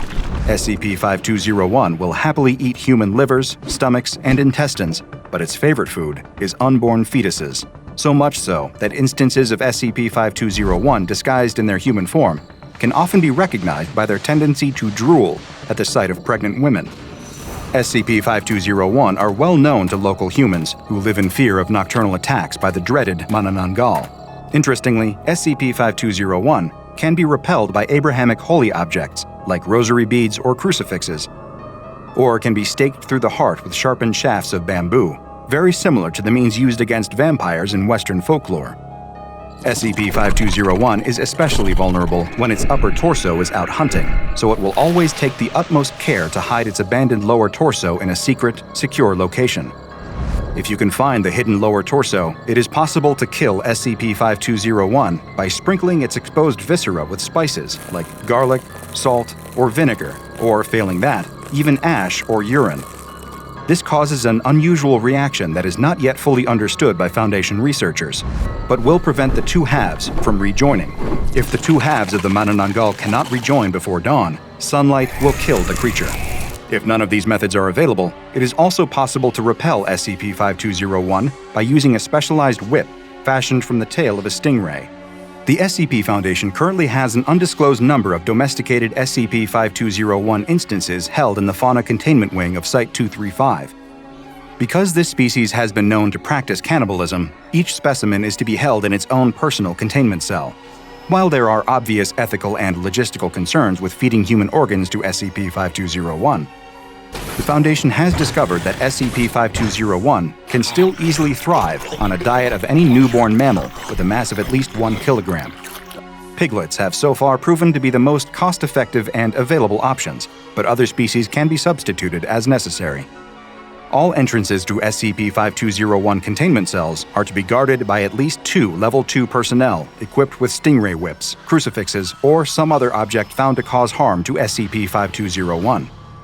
Unlike humans, SCP-5201 have an unusual asexual reproductive process. The lower body can regenerate a new upper torso via a process similar to epimorphic regeneration observed in autonomous lizards. Upper torso of an SCP-5201 would leave behind the parent's lower torso to search for a compatible female human. SCP-5201 would attack and consume this human, claiming her lower torso as its own. Smearing ash, urine, or spices into the exposed innards of the lower torso inhibits this process and prevents effective reproduction.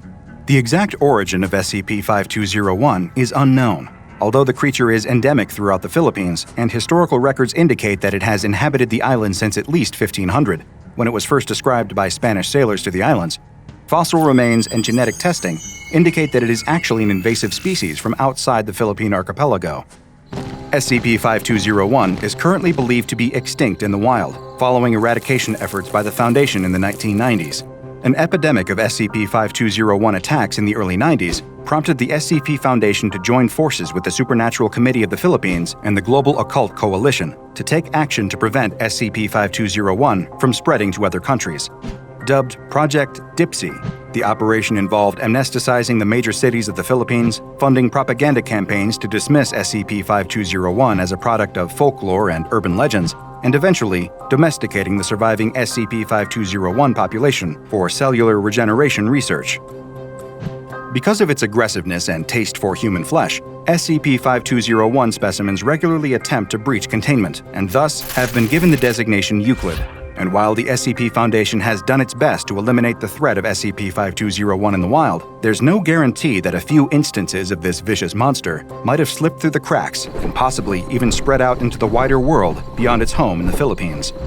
You still might want to search your room for any suspicious cracks or holes before you bed down for the night, because there are very few things less pleasant than waking up from restless dreams to find a long, slimy tongue jammed down your throat. A young woman steps onto her bathroom scale. She holds her breath and squeezes her eyes shut, afraid to see the results as she listens to the dial spinning. When it slows to a stop, she opens her eyes and looks down. She balks at the result. 150 pounds! That's unacceptable in her eyes. She steps off the scale and examines her reflection in the full-length mirror. In truth, her weight is far from out of control, but when she looks at herself, she can't help but see flaws. The subtle ring of pudge around her middle, the way her butt sticks out just a little too far for her liking, the very faint thickness around her cheeks and chin that hint at her history of snacking. As she leaves the bathroom, she reflects on her situation. Of course she's gaining weight. How could it be any other way? For the last 2 years, she's been in lockdown during a pandemic, and she's barely left her apartment. She let her gym membership lapse, and instead of cycling to work, she's instead taking the easy way out by just driving. And it's not like she gets much exercise in her free time either. During these last 2 years of isolation, she's mostly stayed in and watched television. She's discovered a particular love for trashy daytime talk shows and court dramas. Intellectually, she knows that they're the equivalent of junk food, but at the same time, there is a certain mindless charm to them. She would be embarrassed to admit it to any of her friends, but she does enjoy just turning off her brain and absorbing some silly talk show about professional stunt dwarves or Satan-worshipping furry juggalos. That sort of entertainment has been a boon to get her through the tough times. Nevertheless, it's time to make a change. She promises herself that she's going to get into shape. Today, instead of vegging out on the couch, she's going to make an effort. She's going to go out and get some exercise, and she tells herself she's going to watch those extra pounds melt away right before her eyes. She hopes that her old gym clothes will still fit her. After all, she's definitely put on some extra weight since her last trip to the gym. After rummaging through her drawers, she finds what she's looking for: her spandex gym shorts and sports bra. She quickly changes her clothes and is relieved to see that, although they might be a little snugger than she would like, they still fit her pretty well. That's a good sign. She probably won't even have to work very hard to get herself down to her ideal weight. It's all a matter of willpower, she tells herself. I was fit before, so that means I should be able to do it again. All I have to do is avoid temptation. I'll just have to make sure I stay active instead of watching trash TV all day. After all, I don't want to rot my brain too much. On the first day, she actually does an admirable job of sticking to her plan. She cycles to work, enjoying the fresh air and the reassuring post-workout burn in her legs that let her know that she's making progress. She throws away all the junk food in her refrigerator and goes shopping for healthy fruits and vegetables. And, most important of all, she limits her television time. She knows that trashy TV is probably her biggest addiction, even more than junk food, so she needs to be careful of that. On the second day, though, she notices something strange. She starts off with a simple, healthy breakfast, just some granola and a glass of juice. It's barely enough to satisfy her, but she knows that she has to make sacrifices if she expects to actually lose any weight. After breakfast, she decides to go out for a jog. As she's out on the street, she's overcome with sudden hunger. Of course, that's to be expected. She's on a diet now, so it's going to take some time to adjust to these smaller meals.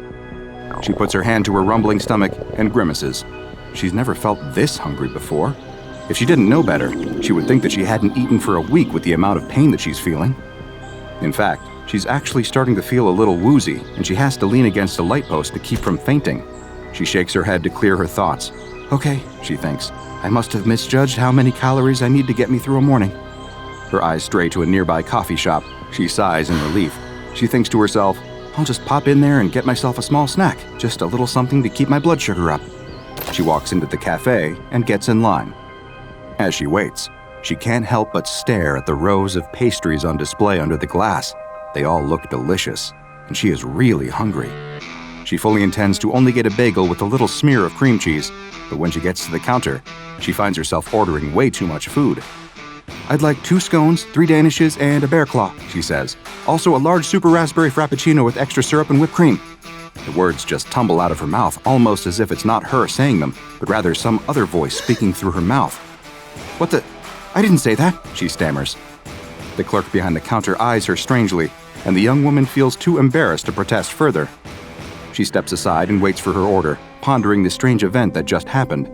Is she possessed? She's not a superstitious person, but she can't think of any other explanation for what just happened. She can admit to herself that she has broken down and lost to temptation over a tasty snack in the past, but this is ridiculous. Eventually, when the clerk hands her the order, she rationalizes the whole thing away. I must just be having a hunger hallucination, she says to herself. Obviously, I need to be a little more careful about not being so strict about my diet. I'm sure if I just eat sensibly, I won't have an experience like that again. Her stomach grumbles again, reminding her of the original reason why she stepped into this coffee shop. She retreats to a table in the corner and tears open the bag. She wolfs down her pastries with gusto and slurps at her rich, creamy drink. When she's finished, she sighs in satisfaction, although the uncomfortable full feeling in her belly reminds her of her predicament. She only meant to eat enough to keep her from fainting, but instead, she's eating herself silly, and it's only day 2 of the diet. This does not bode well. Okay, she tells herself, this is my last cheat. From now on, I'm going to be serious about this diet. She stands up and leaves the cafe, ready to complete the rest of her jog. But then, something even stranger happens. On the television, the matriarch of the family is furious. She has forbidden her daughter from marrying the gardener because she believes that he is too low class for her high-born daughter. But what she doesn't realize is that her daughter is in love and that she is determined to make it work. The daughter and the gardener have eloped, and the matriarch is hiring a private detective to track them down. Meanwhile, the matriarch's long-lost twin brother, whom she thought died in a plane crash in the tropics, has actually been alive the entire time. He has been in a South American hospital recovering from amnesia, but now he returns to the family estate, ready to claim his share of the inheritance. These events are all noted by the family's shady lawyer, who has big plans to usurp the family fortune himself. Unbeknownst to the family, he is actually secretly working for their mortal enemies and business rivals to destroy them. The young woman laughs, shoving a handful of potato chips into her mouth. Oh man, I wouldn't want to be in their shoes now. That lawyer is playing them all like fiddles. Suddenly, she startles, as if she's just waking up. Where is she? Wasn't she just in that coffee shop? How is it that she's at home? And why is she eating potato chips? She was sure that she threw out all the junk food in the house. She must have bought a bag on her way back home from jogging, but she literally cannot remember it. And what is she doing now? Watching television and eating junk food? In disgust, she grabs the remote and shuts off the TV. She was supposed to be jogging, and instead, she's sitting at home and watching stupid soap operas. The thing that worries her the most is her apparent blackout. She remembers nothing about her trip home from the coffee shop, although the evidence of the potato chip bag indicates that she must have stopped at a convenience store or supermarket on the way home. How could she forget something like that? I really must be having a blood sugar issue, she tells herself reassuringly, even though deep down, she knows that can't be the case. She had the blackout after eating the pastries at the coffee shop, so that can't be the cause. But she really doesn't want to think about that, so she puts it out of her head with a renewed promise to commit to her exercise and fitness program. Over the next few days, she makes a valiant effort to keep her promise. She cycles when she can, she jogs when she remembers, and yet, the blackouts continue. And no matter where she is when she loses her memory, she always recovers in the same place. Back home on her couch, always in the middle of eating some fatty junk food, always staring at the television set. Sure, she's always had an unhealthy television habit, and she knows that trashy talk shows and silly soap operas are her biggest weakness, but it doesn't make any sense that she would be seeking them out when she's in some kind of fugue state, right? As the weeks roll by, the young woman finds that her weight keeps rising. When she steps onto the bathroom scale, she's shocked to see that the dial points to 200 pounds. She's doing everything right, she thinks. How is that possible? How is it possible that she's ballooned up an extra 50 pounds since deciding to slim down? She can't fit into her old gym clothes anymore. She can barely tug the spandex shorts up to her thighs, and even if she could, she's afraid that they're going to split apart. In desperation, she switches to an old stretchy sweatsuit. It's the only thing that she owns that still fits her.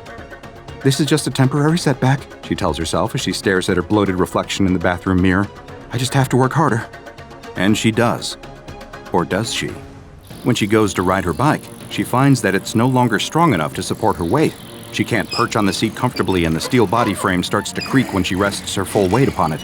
She steels her resolve. Sure, it might be embarrassing to go out in public wearing an ill-fitting sweatsuit and riding a bike groaning under her bulk, but she really has no choice. This time, she's going to do it. And she probably did ride her bike to work, right? She's not sure. The next thing that she knows, she's back at home, spread across the couch, basking in the comforting glow of the television. The floor is covered in empty bags and cartons, and her face is slathered with crumbs and sauce. The last thing that she remembers is that she was just about to go for a bike ride, but now she's back at home, and it looks like she just completely ruined her diet. She lifts her arm with some effort and stares at her watch. She's lost almost a whole day. That's the longest blackout yet. She must have gone out cycling and made her way home, where she decided to reward herself for her strenuous efforts with a little snack. That's the only logical explanation. She tries to reassure herself that maybe she's past the worst of it, but she finds that these mysterious blackouts keep happening. They happen while she's at work, while she's at the gym, while she's out cycling, but she always comes to in the same place, sitting on her sofa at home, in front of the TV, surrounded by the debris of a massive meal. Again, she wonders if maybe she's having some sort of reaction to her new low-calorie diet. Maybe she's been cutting back so far on her food intake that she's starting to have fainting spells. Maybe her diet food is tainted in some way. But that doesn't explain why she keeps gaining weight. The scale in her bathroom doesn't lie. It keeps reporting higher and higher numbers, and as much as she tries to reassure herself that it must just be broken, her ever-tightening clothes and ever-widening reflection tell her otherwise. Her trips to the gym become less and less frequent, as she finds that other patrons have started to stare and whisper about her. Are they laughing at her for not being able to control her weight? Are they whispering about how her new flab is spilling from the confines of her sweatsuit? She can't even run on the treadmill for more than a few minutes without being completely winded, and she's too wide to balance on her bike now. The young woman has grown absolutely massive, to the point that she completely fills the whole couch. She chews her way through yet another bag of potato chips, her eyes never straying from the ever-chattering television set. She barely moves from the spot, her tremendous girth sinking into a permanent groove in the cushions as the couch springs groan. She barely notices, however, because she's much too intent on enjoying herself. She loves to eat, and every bite brings her untold joy, her taste buds tingling with delight. She is constantly full, so much so that she feels slightly sick, so bloated that she feels like she might just burst, but she's powerless to resist the siren call of junk food. She scarfs down entire boxes of cookies and cartons of ice cream without a thought, having turned into the very definition of a mindless eater. Only occasionally does she rouse herself from this stupor of gorging, to reach for her telephone, to order more takeout or more grocery delivery, always choosing the most calorie-laden options. Other than eating, her attention is completely devoted to her television set. She watches a constant stream of daytime talk shows, laughing along with the studio audience as the hosts parade out an assortment of society's biggest freaks. Sometimes she'll switch the channel to watch soap operas, becoming so wrapped up in the ridiculous plot twists and melodramatic acting that she completely forgets the passage of time. Her bicycle stands propped against the wall in the hallway, completely forgotten and untouched now for months. At this point, all thoughts of losing weight have utterly evaporated, and all that she cares about is satisfying her appetites for junk food and junk television. One day, she suddenly shakes her head and looks down at herself in horror, as if seeing herself for the first time. "What the?" she says in disbelief. She drops her half-eaten carton of ice cream and grabs at her fleshy middle with her hands, as if to make sure that it's all her and not some kind of crazy dream. Her hands sink deep into her new flesh, and she realizes to her shock that indeed she has eaten herself into morbid obesity. "How is this possible? I can't be this big. I was only...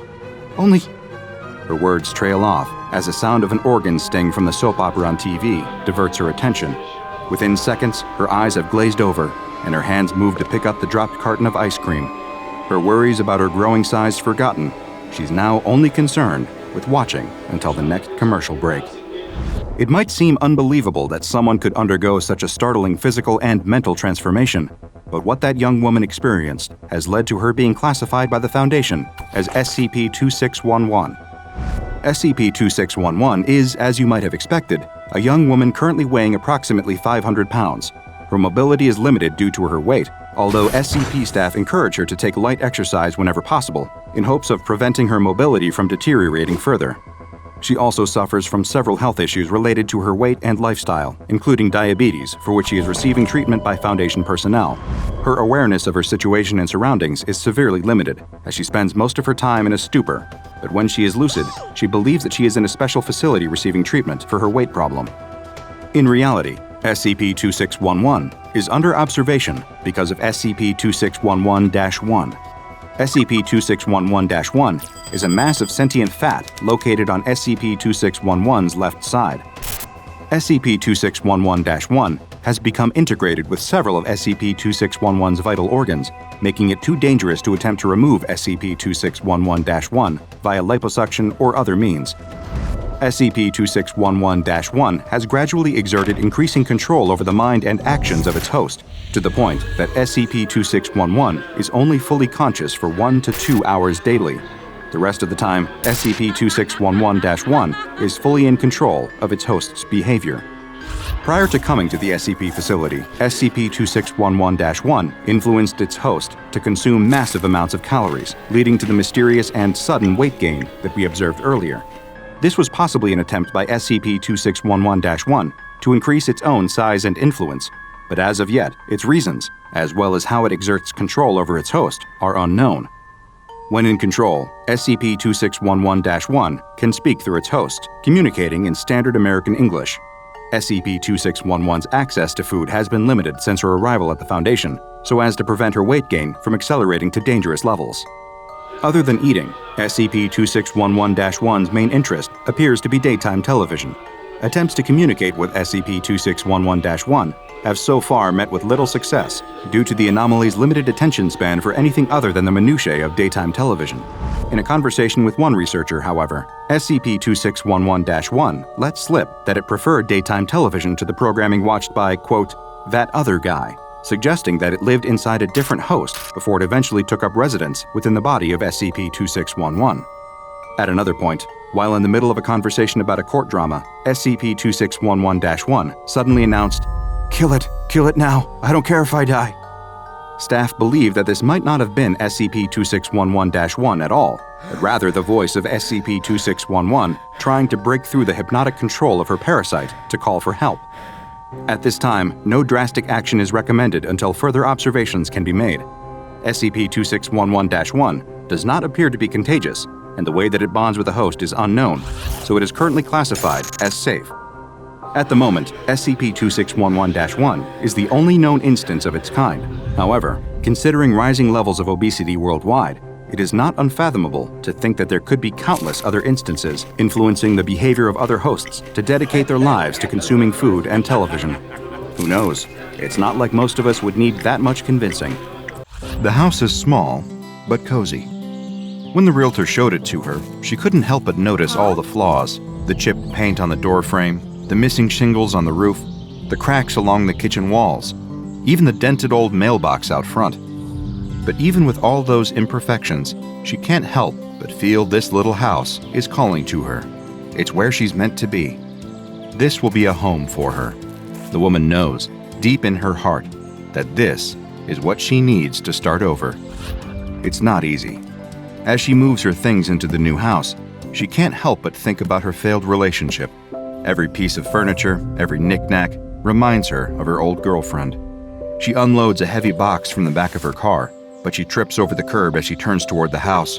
She falls, and the contents of the box spill all over the sidewalk. They're old photo albums. She quickly shoves them back into the box, doing her best to avoid looking at them. But one photo, an old vacation snapshot of her and her girlfriend visiting Niagara Falls, catches her eye as it falls out of an album. She bites her lip and wills herself not to tear up as she pushes it back into the box. How can two people who were once so close grow so far apart?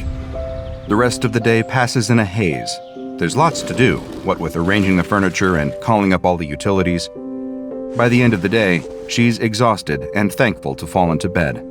As she gradually drifts off to sleep, she muses on her situation. Today was the hardest day, she tells herself. Every day is only going to get easier from here on out. Time heals all wounds. The next day, she rises early. The sun is shining, birds are chirping. As she walks into her new kitchen to brew a pot of coffee, she's overcome with a sudden surge of good feelings. This house has so much potential. She could learn to live here. She could find a new love here. The world is her oyster, and she's ready for anything. Yes, she tells herself, all I needed was a good night's sleep. Now, she feels totally revitalized.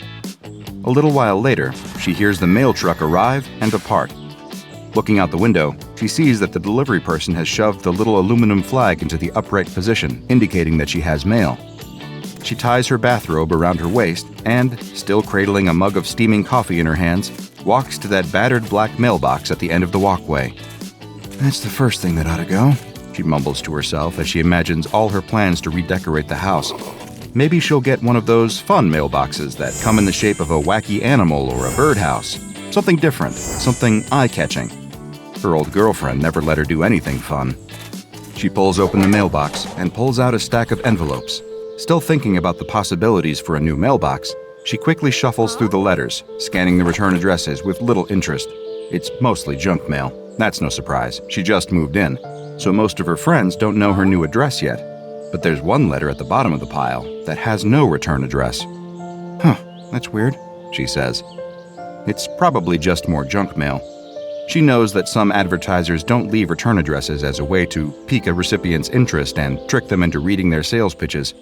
Nevertheless, she's intrigued enough to tear it open. To her surprise, inside is a handwritten letter. "Hello," says the letter. "I couldn't help but notice you today.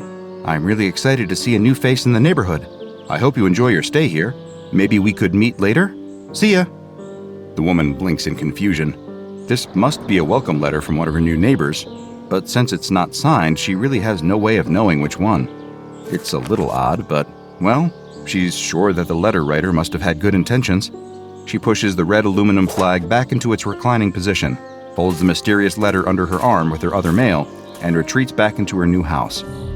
Imagine her surprise when, the next day, she finds another letter in her mailbox. "Hi again," it says. "I saw that you read my letter yesterday. I'm so glad. I was afraid that you wouldn't like me, but now I see that we're going to be great friends. Maybe you'd like to get coffee together sometime? XOXO. P.S. I really like you." Okay, now this is getting a little pushy. That first letter was friendly, if a little awkward, but this one almost sounds like someone is trying to solicit her for a date. She's in no mood for that. Even if she wasn't still hurting from her breakup, she didn't know this mysterious letter writer. Where did they get the nerve to ask her out?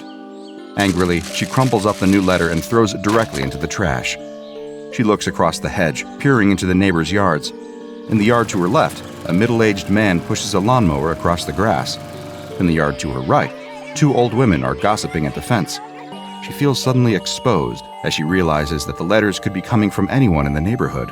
She hopes that maybe if she ignores it, the message will be clear. She quickly scurries back into her house and slams the door shut. The next morning, she finds another message from her secret admirer together with her other mail. The tone of the letter is more desperate, more wheedling. "I saw you throw away my letter yesterday," it says. "Why did you do that? Don't you like me? I really thought we would make a great couple. Maybe if you gave me a chance, I could make you so much happier than your ex." The woman doesn't read any farther. She throws the letter to the ground. This is going too far. It was bad enough that a stranger was hitting on her, but now she knows that her secret admirer is a stalker too. How else would they know that she threw away their previous letter unless they were watching her as she picked up her mail? And, even more disturbing, how could they possibly know that she had troubles with her ex? She stalks over to the house next door and pounds on the door. When the middle-aged man answers, she confronts him with the letter. "Did you write this? What's your problem?" she demands as she shoves the paper in his face. "I don't know what you're trying to do, but I'm not interested. I want you to keep away from me." "I don't know what you're talking about," protests the man, holding up his hands in surrender. I didn't write anything." The woman doesn't know if she believes him, but she has to admit that the middle-aged man sounds genuinely confused by her accusations. Maybe he's not the culprit. But when she confronts the neighbor living to the other side, she hears a similar story. "Are you sending me these letters because they're actually really creepy? I don't like people watching me. says the woman as she confronts her other neighbor. The old woman just shakes her head. Mercy me, I didn't send you a letter. Why would I do that? I could just come over and talk to you. I don't know why you youngsters are always making up stories about weird letters. The young woman wonders about the old woman's final words when she's eating dinner alone in her kitchen later that night. The way that she complained about young people always making up stories about weird letters makes her wonder if this has happened before. Could it be that other young women have lived in this house before her? And were they victims of the same stalker? But who could this stalker be? It's got to be someone close. She can just feel it. At that moment, she looks up from her meal and gasps in surprise. There, right outside her window, is the black mailbox. It's hovering right at the edge of the window, as if it's shyly peeking in, like a bashful caller afraid of being seen. The young woman blinks and rubs her eyes. When she looks again, the mailbox is gone. She rushes to the door and throws it open. The mailbox is right there, standing at the curb at the end of the footpath, just as it's always been. Are her eyes playing tricks on her? Is the stress of her breakup and the mysterious stalker finally getting to her? The next day, she finds another letter. Her stalker is getting even more unhinged, and the messages are becoming downright crazy. The next day, she finds not just one letter in her mailbox, but two. Both messages sound absolutely deranged. Her stalker, and at this point there's no doubt in her mind that a stalker is responsible for these letters, has resorted to threats. Why don't you like me? You'd better change your attitude if you know what's good for you. You think you're too good for me? What does your ex have that I don't? Maybe you need a real man to really show you the ropes. She crushes the letters in her hands, her face flushing with a combination of fear and rage. Who does this person think that they are? She can't take this pressure much longer. She's ready to report these letters to the police, but she still has no idea who's stalking her. Or does she? She can't help but think about that strange incident the previous night, when she thought that she saw the mailbox standing right outside the window. But that's crazy, isn't it? Her mailbox can't be stalking her, can it? If she tries to tell anyone that her mailbox is sending her threatening messages, everyone is just going to think that she's crazy. But soon, things start to get worse, escalating in ways that force the woman to confront that possibility. That night, she's in her kitchen fixing dinner. She turns from the stove to grab some condiments from the pantry. That's when she sees it. The mailbox. It's not outside this time, it's in the next room. It's standing partially hidden behind the door, again as if it's trying not to be seen. She drops her work and rushes out into the living room, hoping to catch the mailbox in the act. But it's gone. She runs to the window and, once again, sees the mailbox standing at the end of the walkway in the exact same spot that it should be. She's certain that she can't be imagining these things, but at the same time, what other explanation could there be? She barely gets any sleep that night, tossing and turning with unpleasant dreams. Several times she startles awake, sitting bolt upright in bed, half convinced that the sinister mailbox might even be in the same room with her, watching her as she sleeps. The next day, the exhausted woman rises early from restless dreams and sits on the front porch, waiting for the mail truck to arrive. When the familiar U.S. Postal Service vehicle pulls up to the curb, she stalks over and confronts the mailman. "Come on, hand it over," she demands. "It's my mail, give it to me." She's too flustered by this whole absurd scenario to bother being polite, and the mailman is in no mood to argue. This woman looks positively insane, he thinks. Her hair is disheveled, her eyes are ringed with heavy black circles, and she looks like she hasn't had a decent night's sleep in weeks. He has to deal with all kinds of crazy customers every day, and he knows better than to push his luck. He shoves the bundle of letters into her arms and jumps back into his truck. The woman quickly shuffles through the stack of letters, scanning the return addresses and throwing each envelope to the ground behind her when she's satisfied that it's not from her stalker. Just as she thought, none of these letters match the description of the blank envelopes that her stalker uses for his messages.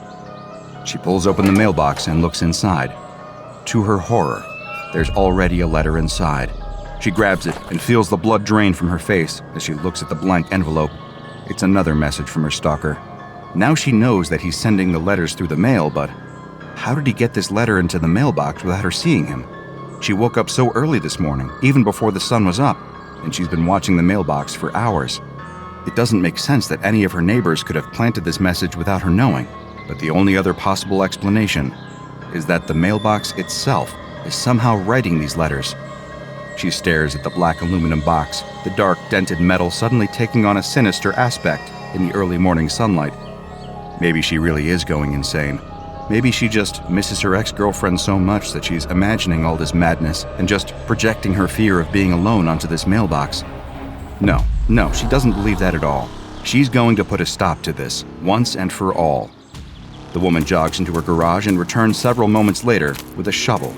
She doesn't know whether she's hallucinating or not, but she's had just about enough of this stupid mailbox. She wants it out of her life. Even if it's not stalking her, even if this is all in her mind, it's clear that there's something off about this mailbox, something that's putting her ill at ease. She starts to shovel dirt away from the base of the mailbox post, grunting and sweating with the exertion of her work, but not stopping until the post is loose. She grabs at the thick wooden post and hoists the mailbox, post and all, out of its pit. She drags it across the lawn to her driveway, where, with considerable effort, she manages to shove it into the back seat of her car, ripping the upholstery of the seats and spilling wet dirt all over the floor. She doesn't care about the damage to her car. She just needs to get rid of this mailbox. A chill runs down her spine at the thought of taking a long car ride with that thing behind her. She doesn't trust it at all, and the idea of turning her back on it, well, she doesn't know what kind of danger she'll be in. As she climbs into the driver's seat, she adjusts the rearview mirror so that she can keep an eye on the mailbox for the whole trip. To her immense relief, it doesn't move once on the whole car ride, even though her nervous eyes keep flicking to the rearview mirror to assuage her fears. She finally arrives at her destination, the city dump. She pulls up to the front gate and honks her horn until the custodian comes out of the guardhouse. She motions for him to remove the mailbox from her back seat, and the panicked expression on her face tells him that he should be quick about it. He's barely pulled the mailbox clear the door when the woman peels away, skidding along the curb and gunning the engine to drive away from the dump and the abandoned mailbox as fast as possible. After a few minutes on the road, she starts to calm down. She breathes a deep sigh of relief, a new sense of calm finally settling over her now that she's removed that awful mailbox from her life. She adjusts the rearview mirror to look at her reflection, wincing at the sight of her haggard eyes and blotchy skin. The stress of the last few days must have been really getting to her, but now she feels like she can finally move on with her life. She manages a tense chuckle at the memory. The whole idea that her mailbox was stalking her seems increasingly absurd the further she drives from the dump, but she can't help but feel much better. But when she turns the corner to arrive at her home street, she sees something that she cannot believe. Her eyes bulge from her head, and her fingers tighten around the steering wheel, her knuckles going white. It can't be. The mailbox is back.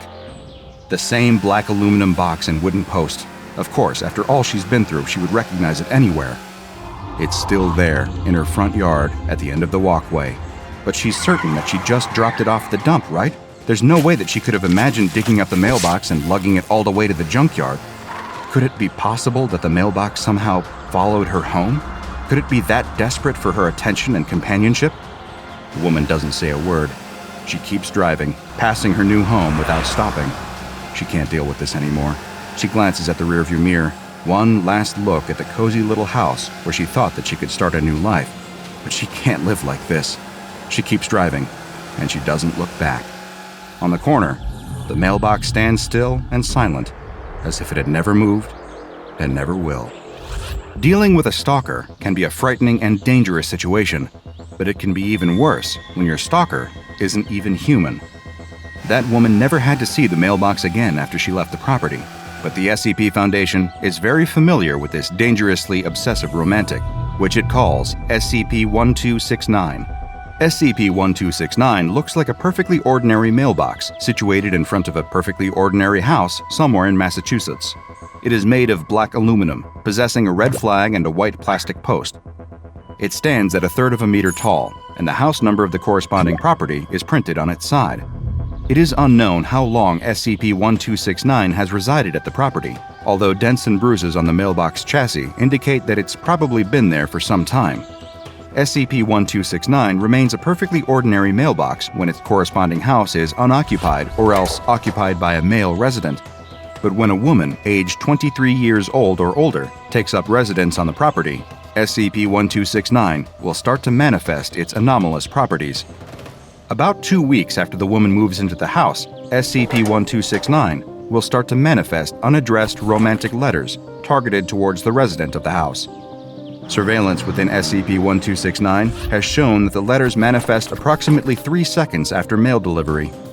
SCP-1269's anomalous properties will manifest only when a single female, 23 years or older, hereafter referred to as the occupant, resides within the same property as SCP-1269. Approximately 2 weeks after the occupant moves in, SCP-1269 will start to manifest unaddressed letters every 4 days. The contents of the letter are romantic in nature and are targeted towards the occupant of the house. Surveillance within SCP-1269 has shown the letters manifest approximately 3 seconds after the occupant's mail has been delivered. At first, letters will manifest once every 4 days, but SCP-1269 will quickly escalate its obsessive behavior to the point that multiple letters will appear daily. The letters will become more obsessive and less coherent as SCP-1269's stalking behavior intensifies. When not under direct supervision of the house occupant, SCP-1269 will teleport to a location near the occupant and face them as if it's trying to watch them. It will always manifest in an area where it is partially obstructed, such as peeking through a window or behind some shower curtains. Sometimes, when the resident is asleep, SCP-1269 will teleport near the occupant without obstruction. SCP-1269 will not follow the occupant off the property, and all anomalous properties will cease manifesting if the occupant moves out of the house. Attempts to remove SCP-1269 from its location have so far been unsuccessful. SCP-1269 will teleport to its original curbside location after 1 hour of relocation. If attempts are made to replace SCP-1269 with a new mailbox, the mailbox will be teleported away with SCP-1269 appearing in its place. Approximately 3 hours after the disappearance of the new mailbox, it will reappear in a dumpster several kilometers away. Mailboxes recovered so far have all been found in varying amounts of disrepair, within garbage bags and covered in obscene graffiti, as if SCP-1269 has become violently jealous of any other mailbox it sees as trying to replace it. SCP-1269 has also shown similar violent jealousy toward humans that it might believe are vying for the affection of any woman living in its house.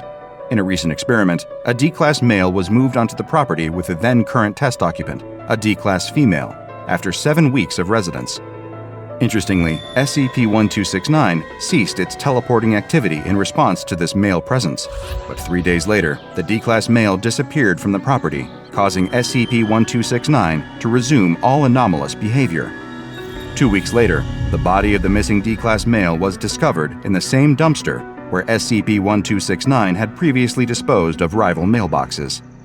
The property where SCP-1269 is located is to remain under the custody of the Foundation, with one male researcher residing in the house to monitor the behavior of SCP-1269. Because of the dangerous lengths to which it will go to attain the current object of its affection, SCP-1269 has been designated with Object Class Euclid. It's our job to make sure it doesn't menace anyone else. Warning lights flash, and heavy boots stomp down the sanitized hallways of Site-19. A mobile task force has been dispatched, wielding heavy weaponry and wearing tactical gear. But underneath their jet-black armor, these mobile task operatives are sweating. The SCP thereafter has a very particular set of skills that make them a nightmare to people like this team. Plainly put, anything that the mobile task force can do, the anomaly can do better, because the anomaly that chose to breach containment is SCP-056, codenamed A Beautiful Person. This shape-shifting being takes the form of a superior version of whatever object or entity it encounters, though typically only by a relatively slim margin. The Foundation has no real way of truly containing SCP-056 because of the unique nature of its anomalous abilities. Instead, their tactic has long been playing to the truly toxic ego of the creature, designing the containment chamber more like a luxury hotel room, perfectly suited to 056's refined taste. However, as a sentient being with a mean streak, keeping an entity like 056 permanently caged is rarely as simple as sprucing up said cage. Some days, like today, 056 will want a change of scenery, and on those days, there's almost nothing the Foundation can do to stop it. As the mobile task forces dispatched to Site-19 scan the halls and spool through security footage, desperately hoping to find some clue as to the vain creature's presence, 056 is actually long gone. Having assumed the form of a handsome, charming scientist after an average-looking scientist with bad social skills walked past its containment chamber, 056 had slipped out of the site undetected before anyone even realized that a breach had occurred. Then, seeing a vulture fly overhead, 056 had taken the form of a bald eagle and flown further, leaving the isolated Site-19 in the dust. 056 is ready and eager for a night on the town, but when 056 decides it's going to paint the town red, it doesn't always mean it in the metaphorical sense. 056 arrives in a small American town, like many that pop up along lonely desert highways. Noticing a plain, unremarkable woman walking past, it immediately transforms into an absolute stunner, with fine diamond jewelry and an expensive-looking red dress. As she walks to a local diner, she turns heads from everyone she passes, doing nothing to hide her conceited smirk. "I really should do this more often," she thinks.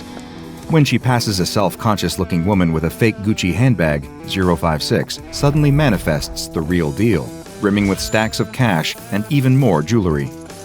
Everywhere she goes, her mere presence makes people feel terrible about themselves, and she couldn't be happier. She walks into a local diner where a report on the radio is detailing abandoned, wrecked cars found along the side of a local highway. There were bodies inside in horrific states, so horrific that they couldn't even share the details on the broadcast. But 056 doesn't care about any of that. She simply orders some pancakes in the diner and rudely asks the cashier if he can break a $100 bill. When she receives her pancakes, she takes a single bite before throwing them at the wall and complaining about how terrible they are, then leaving.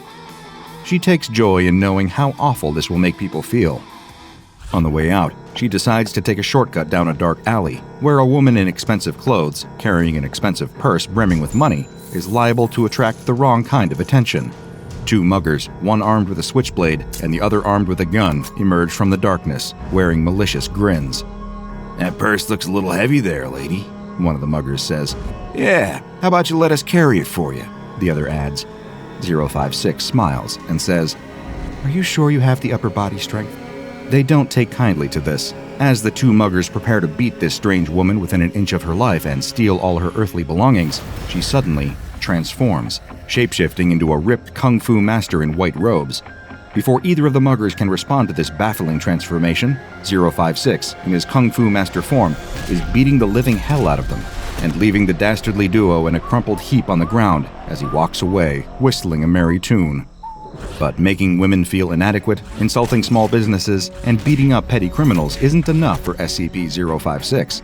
This thoroughly unpleasant anomaly has the need for speed, and the best way to achieve that need is to obtain a car, or perhaps, even better, become one. Not long after the thought passes his mind, 056 arrives at a parking lot. He looks over the various parked cars, most of which are unremarkable specimens. That is, until he comes across a parked Ferrari and feels his imagination begin to soar with possibilities. A Ferrari? Oh, I can do better than that. In the following moments, SCP-056 flawlessly shapeshifts into a brand new, cherry red Bugatti sports car and starts doing gleeful donuts in the parking lot. 056 then puts the pedal to the metal and speeds out onto the road, where it can pick up some real speed, having no idea that for once it would attract some attention it didn't want. But 056 doesn't care about that yet. It's too focused on breaking its speedometer with sheer insane speed, tearing down the highway at over 100 miles an hour, then building and building and building. 056 is lucky that there are seemingly no other cars on the road tonight, well, except one that it notices far in the distance behind itself.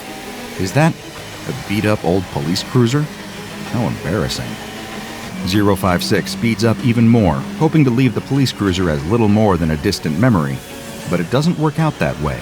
Instead, the beat-up police cruiser miles behind 056's sleek supercar begins to build in speed. Little by little, it seems to be doing the impossible, catching up. Being a thoroughly arrogant and unpleasant anomaly, 056 doesn't take the prospect of being humiliated lightly. It decides to take a sharp left turn off of the highway onto a mostly dirty side road, slowing down slightly, as though to challenge the police cruiser to carry on the chase. The police cruiser accepts the challenge and makes the turn after 056 with shocking speed. How is this busted-up old police cruiser keeping pace with a brand-new anomalous Bugatti? 056 doesn't understand, but it won't give in. It has to keep believing it's the best, no matter what. 056 tears off down the road until it reaches some dense woods with only a single dirt road cutting through the middle. The Bugatti's wheels kick up mud and dry leaves, its roaring engine sending the animals of the forest scattering in every direction. And still, the police cruiser follows, its high beams cutting through the murky gloom of the forest. Suddenly, it goes from eerie silence, save for the roar of twin engines, to the flashes of red and blue lights and the shrill wail of the police cruiser's siren. 056 finds the whole arrangement laughable. It's escaped the SCP Foundation before. Did some small-town cop really believe he could take 056 down? But what 056 doesn't know is that it isn't being followed by just any small-town cop. It gets a clue to the true horrifying nature of its pursuer when the Bugatti's radio crackles into life, and a single word begins endlessly repeating in a warped, scratchy voice suffused with static. Run, run, run, run, run, run. 056 is at a loss. This doesn't make sense. It shouldn't be possible for any normal police cruiser to have this effect, unless... Before 056 can even finish the thought, the police cruiser closes the distance in a single freakish burst of speed. It smashes into the back of the Bugatti and rams it into a brutal tailspin, sending it skidding off the dirt road and crashing into the trees, where it flips twice and comes to rest upside down. Totaled. Its radio still repeats that single warped, ominous word. Run, run, run, run. 056 is stunned as it lays, injured and in car form, against the cold and unyielding trees of this dark, isolated forest. How is that even possible? It doesn't make sense. Is this police cruiser some kind of undercover tactical vehicle in league with those worthless worms at the SCP Foundation? The police cruiser has ground to a halt on the dirt road, idling, its lights still cutting through the gloom. The driver's door, marked with the words, "Protect and Serve," slides open, and a shadowy figure steps out. 056 can immediately sense an inhuman presence in its midst. This may look like some doughy, middle-aged cop with a handlebar mustache, but that's just a disguise. And if anyone understands disguises, it's SCP-056. What 056 doesn't know is that the entity about to attack it is, in fact, known to the SCP Foundation, but isn't aligned with them in the slightest. They refer to it as SCP-973, codenamed Smokey, an anomalous police cruiser that contains a terrifying occupant. It's known as one of the more deadly, mysterious, and sadistic creatures that the Foundation still hasn't fully succeeded in containing. Any humans who fall prey to it have a terrifying demise in store for them, but how would an anomaly fare? We're about to find out. Smokey, the nightmarish anomalous police officer, begins walking down the grassy bank towards the overturned Bugatti. His skin is paper pale. His eyes glow a burning brimstone red. He clenches his pale, veiny fists, excited by the thought of the coming violence. This idiot in the sports car really thought it could get away from him? No one gets away from Smokey. "Exit the vehicle, boy," Smokey says in a crackling southern drawl, "or I'm gonna rip you out of it." But Smokey doesn't wait for an answer. He charges forward and digs his fingers into the metal of the car, displaying his terrifying superhuman strength. He begins tearing away parts of the car, peeling back panels of metal like a normal person would peel an orange. He imagines the terror of the person within, the sweet fruit under all these layers of obstruction. "Gonna get you, boy," he repeats, voice almost shaking with excitement. "Gonna get you. Gonna get you. Gonna make you scream. Gonna make you scream like a scared little piggy."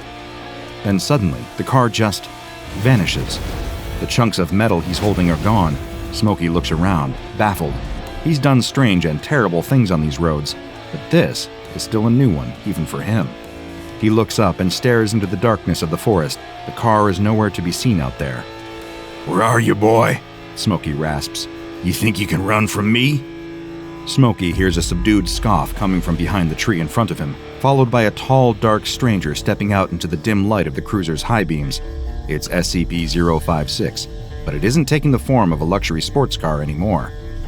Now, it's taking the form of a cinematic legend, Dirty Harry, as played by Clint Eastwood, the ultimate shoot first, ask questions later cop.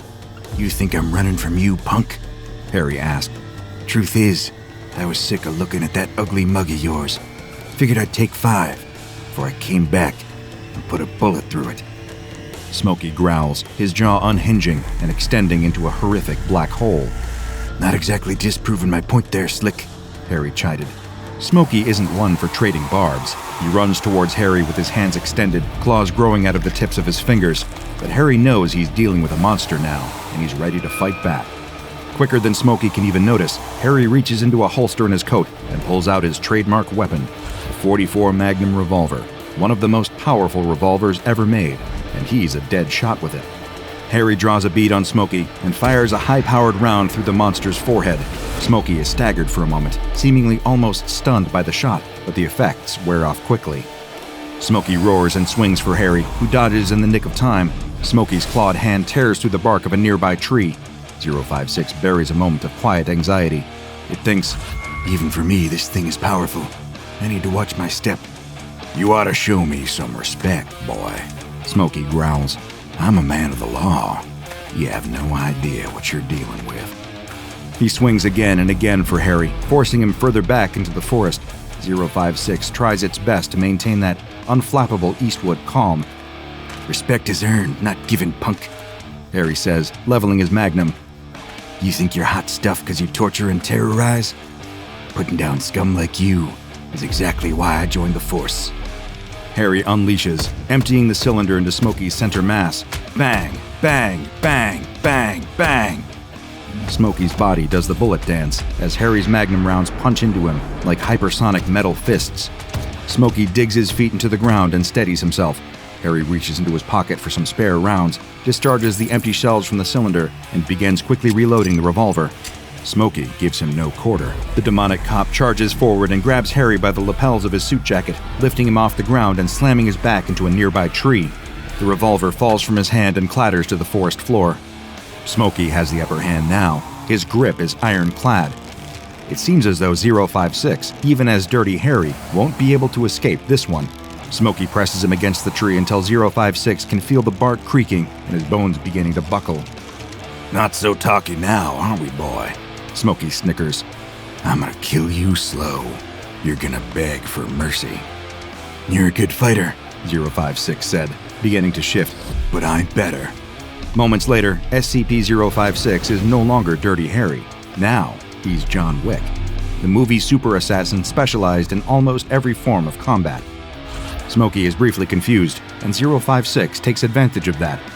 With a few expert strikes to Smokey's face, 056 is able to wriggle out of his grip and kick Smokey in the chest, creating some distance between them. Let's go. It's been too long since I've had a decent workout. 056, as John Wick says. Smokey reaches for John Wick, but John, drawing upon his years of combat experience, blocks Smokey's attack and returns a brutal flurry of blows to Smokey's face and chest. Every time Smokey swings with his supernatural strength, 056 swipes at his arms and uses his momentum against him.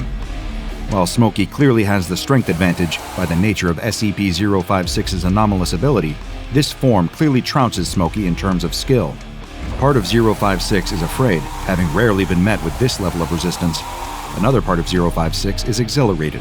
Getting to be better than an entity this formidable is a truly thrilling experience. You're really starting to get on my nerves, boy, Smokey says, pulling out a nightstick from his police belt. 056 draws a long titanium combat knife out of his coat. Prove it, he says, assuming a knife-fighting stance.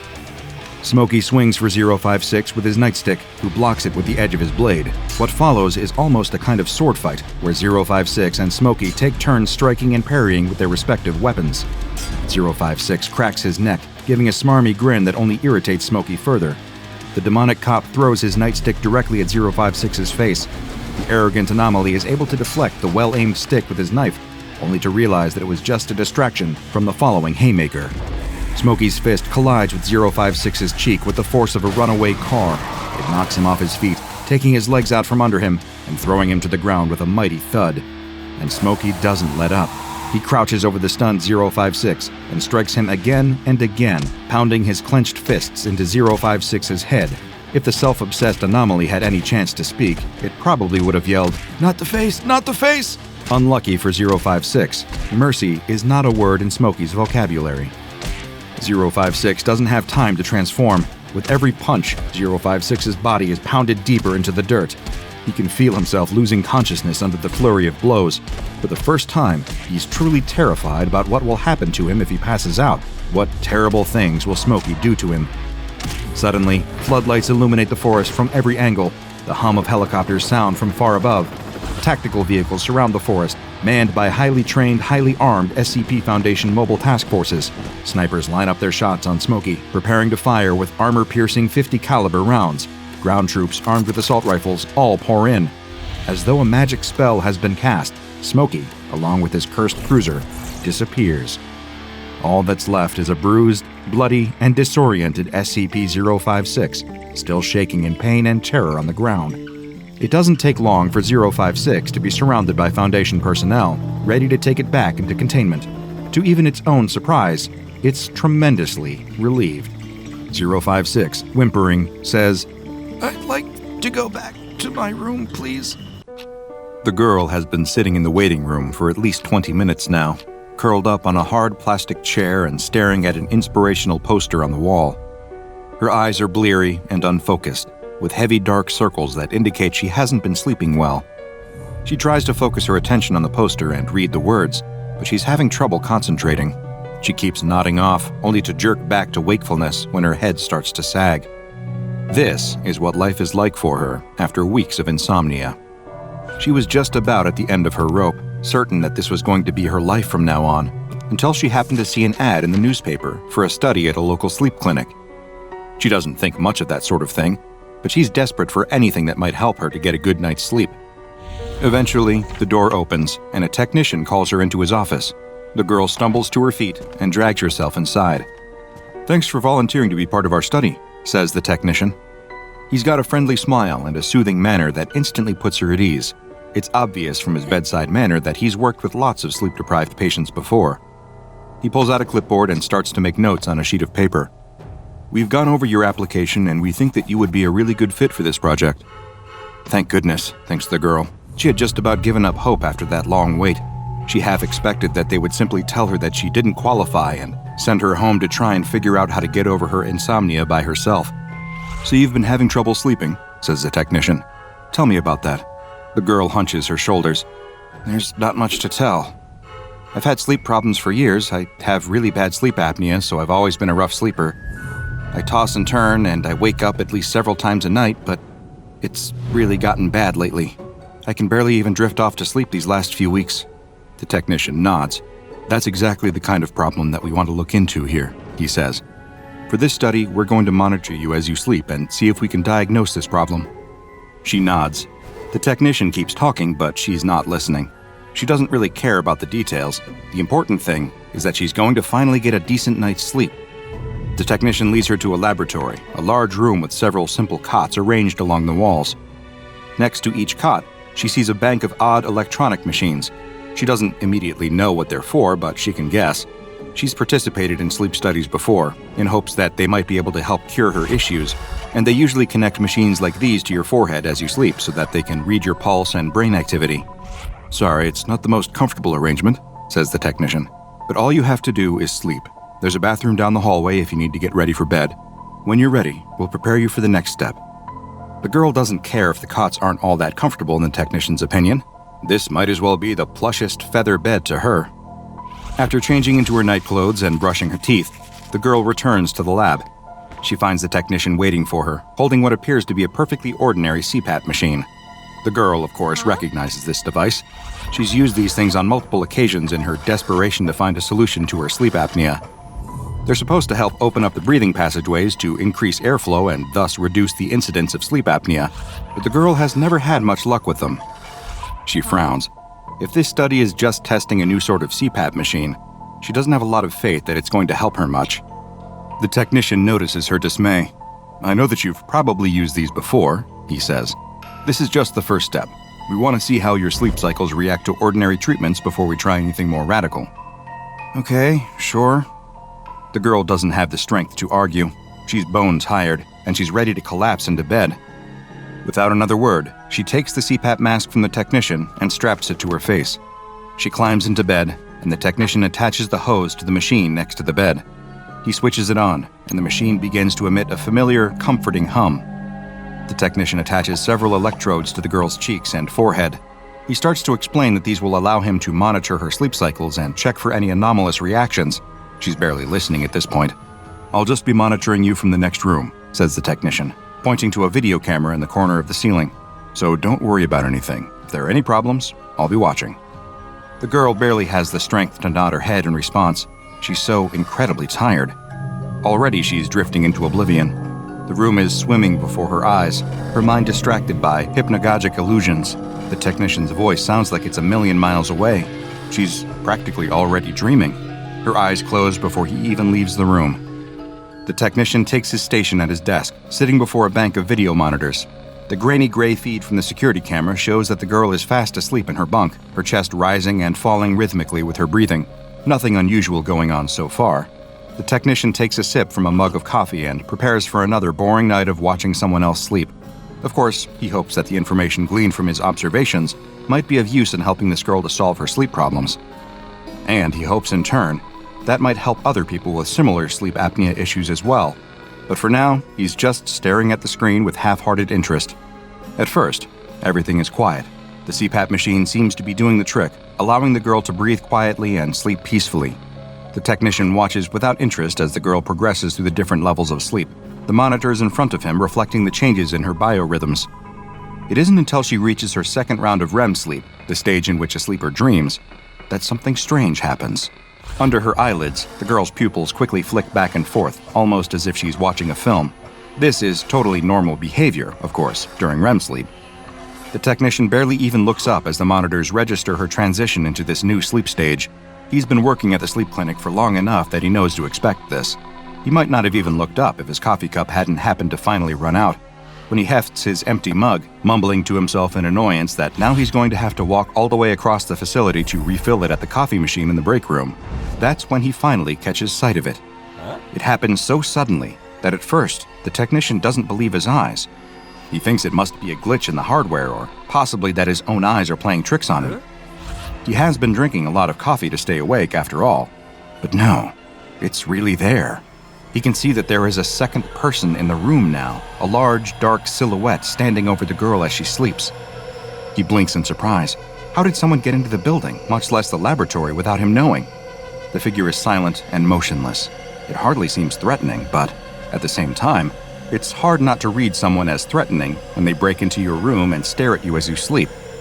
As he watches, the figure starts to change subtly before his eyes. Soon, it's not just a solid blob of shadow. It's coalesced into a human figure, that of a large male humanoid. Its torso bulging with muscles, its arms laced with sinews, but instead of a face, this figure has the gleaming white skull of a horse. It remains standing over the girl. The girl snorts and turns in her sleep, grunting and mumbling. She's acting as if she's caught in an especially troubling nightmare and is struggling to wake up. The creature standing over her does not react to her movements, instead, staring down at her with an eerie, unflappable calm.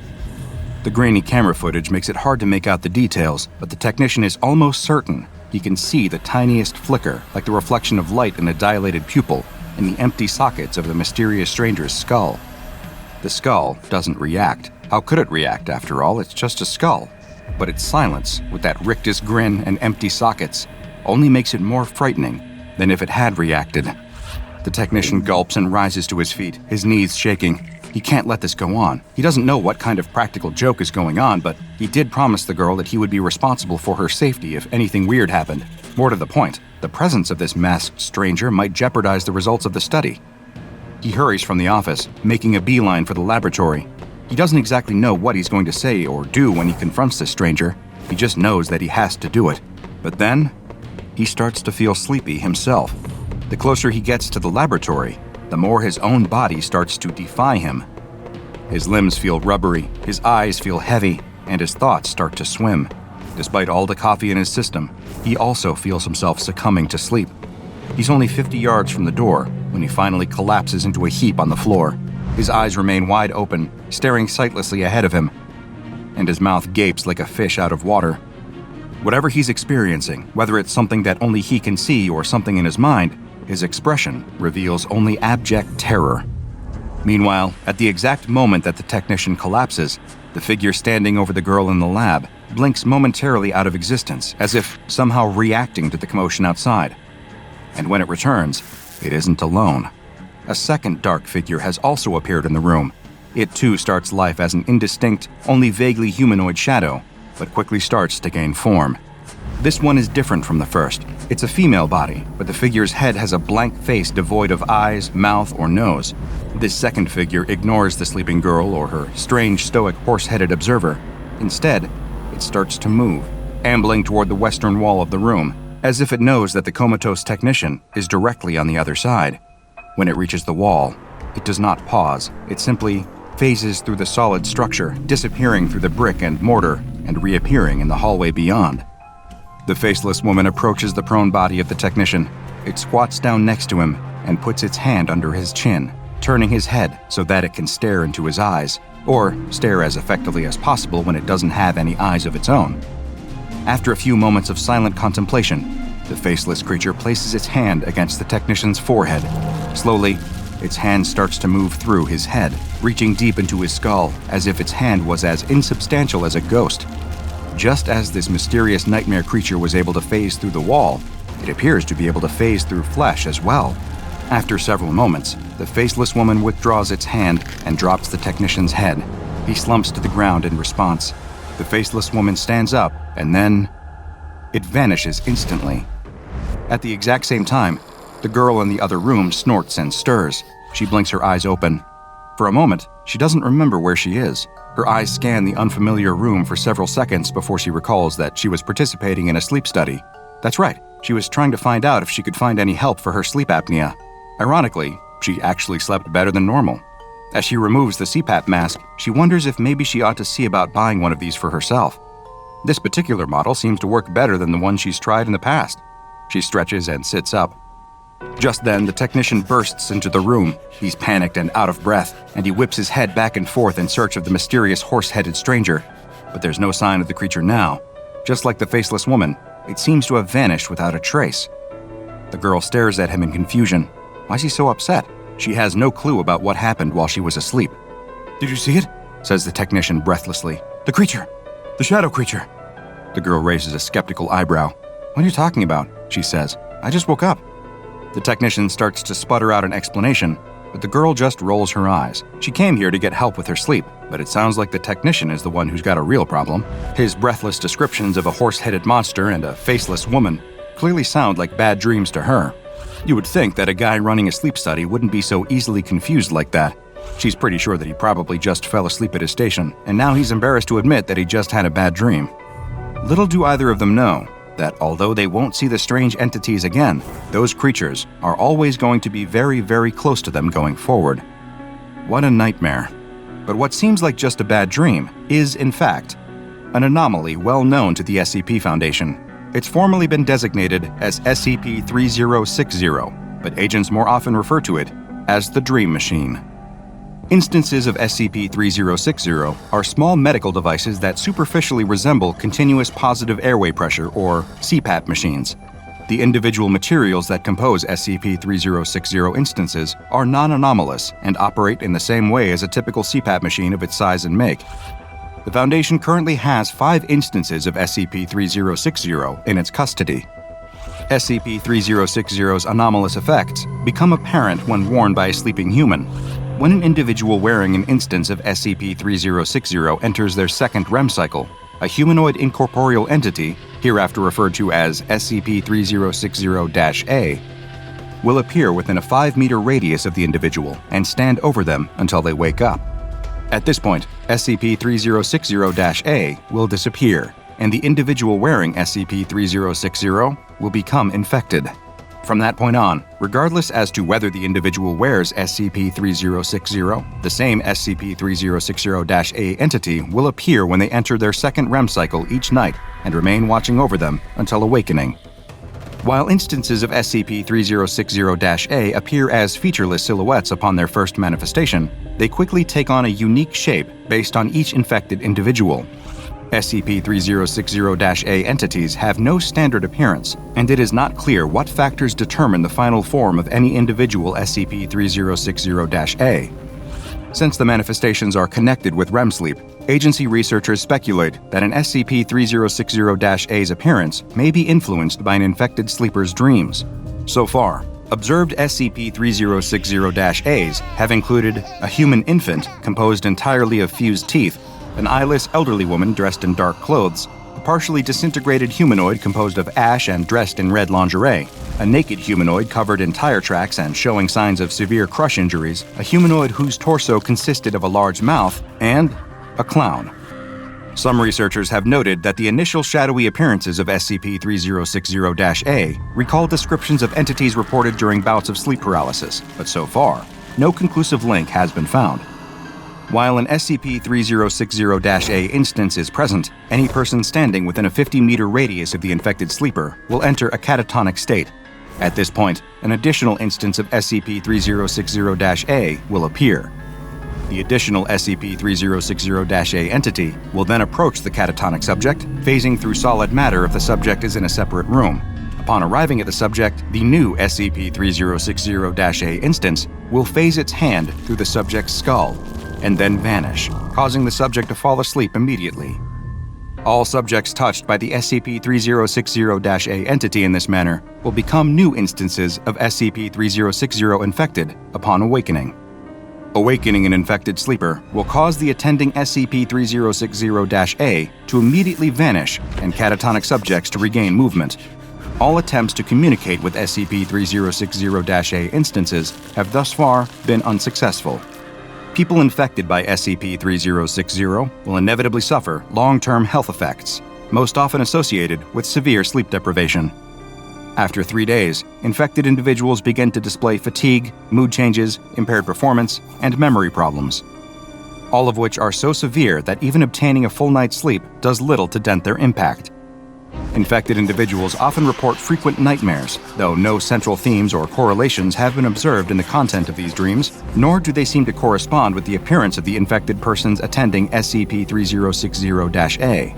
Within a month, infected individuals will start having visual and auditory hallucinations, as well as delusions that their mind is being controlled by some outside force. Soon after, infected individuals descend into full psychosis as they become unable to distinguish the content of their dreams from reality.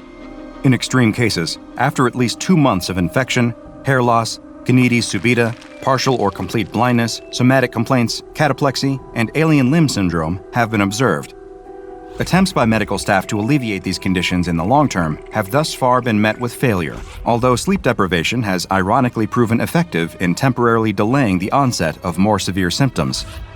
If no human subjects enter the area of an SCP-3060 infected individual's effect during REM sleep for 7 consecutive days, or the infected individual dies, an instance of SCP-3060-A will appear. The SCP-3060-A entity will then proceed to search for the nearest sleeping human.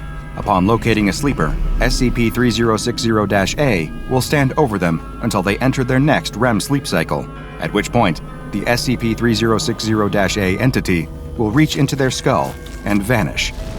At this point, the sleeping individual will become infected. If the sleeping individual wakes up before the process is complete, or if SCP-3060-A cannot locate a suitable subject within 3 hours, it will vanish without spreading the SCP-3060 infection. In one experiment, an infected individual was placed in a standard humanoid containment cell. 4 D-Class personnel were placed in adjoining cells. When the infected individual fell asleep and entered their second REM cycle, an SCP-3060-A entity appeared with predictable results. The first SCP-3060-A to appear resembled a headless humanoid with its arms and legs replaced by spinal columns. It stood above the infected sleeper, watching without movement, even as 4 additional instances of SCP-3060-A manifested inside the cell.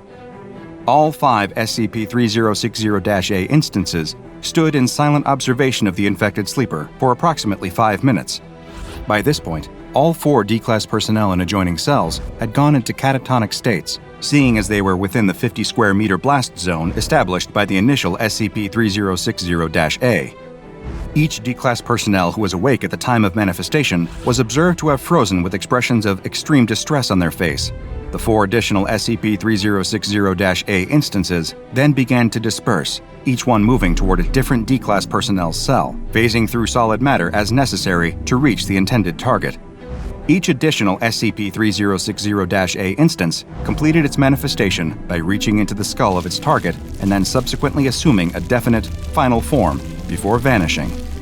The 4 additional SCP-3060-A's, respectively, took on the appearance of a male human with mathematical symbols in place of facial features, a humanoid composed of tightly wound thread, a featureless white humanoid dressed in a Foundation lab coat, and a featureless black humanoid dressed in a hodgepodge of regalia from different authoritarian regimes. The initial SCP-3060-A continued to stand in silent observation of the original infected sleeper after the other instances vanished, remaining so for the rest of the night until she woke up.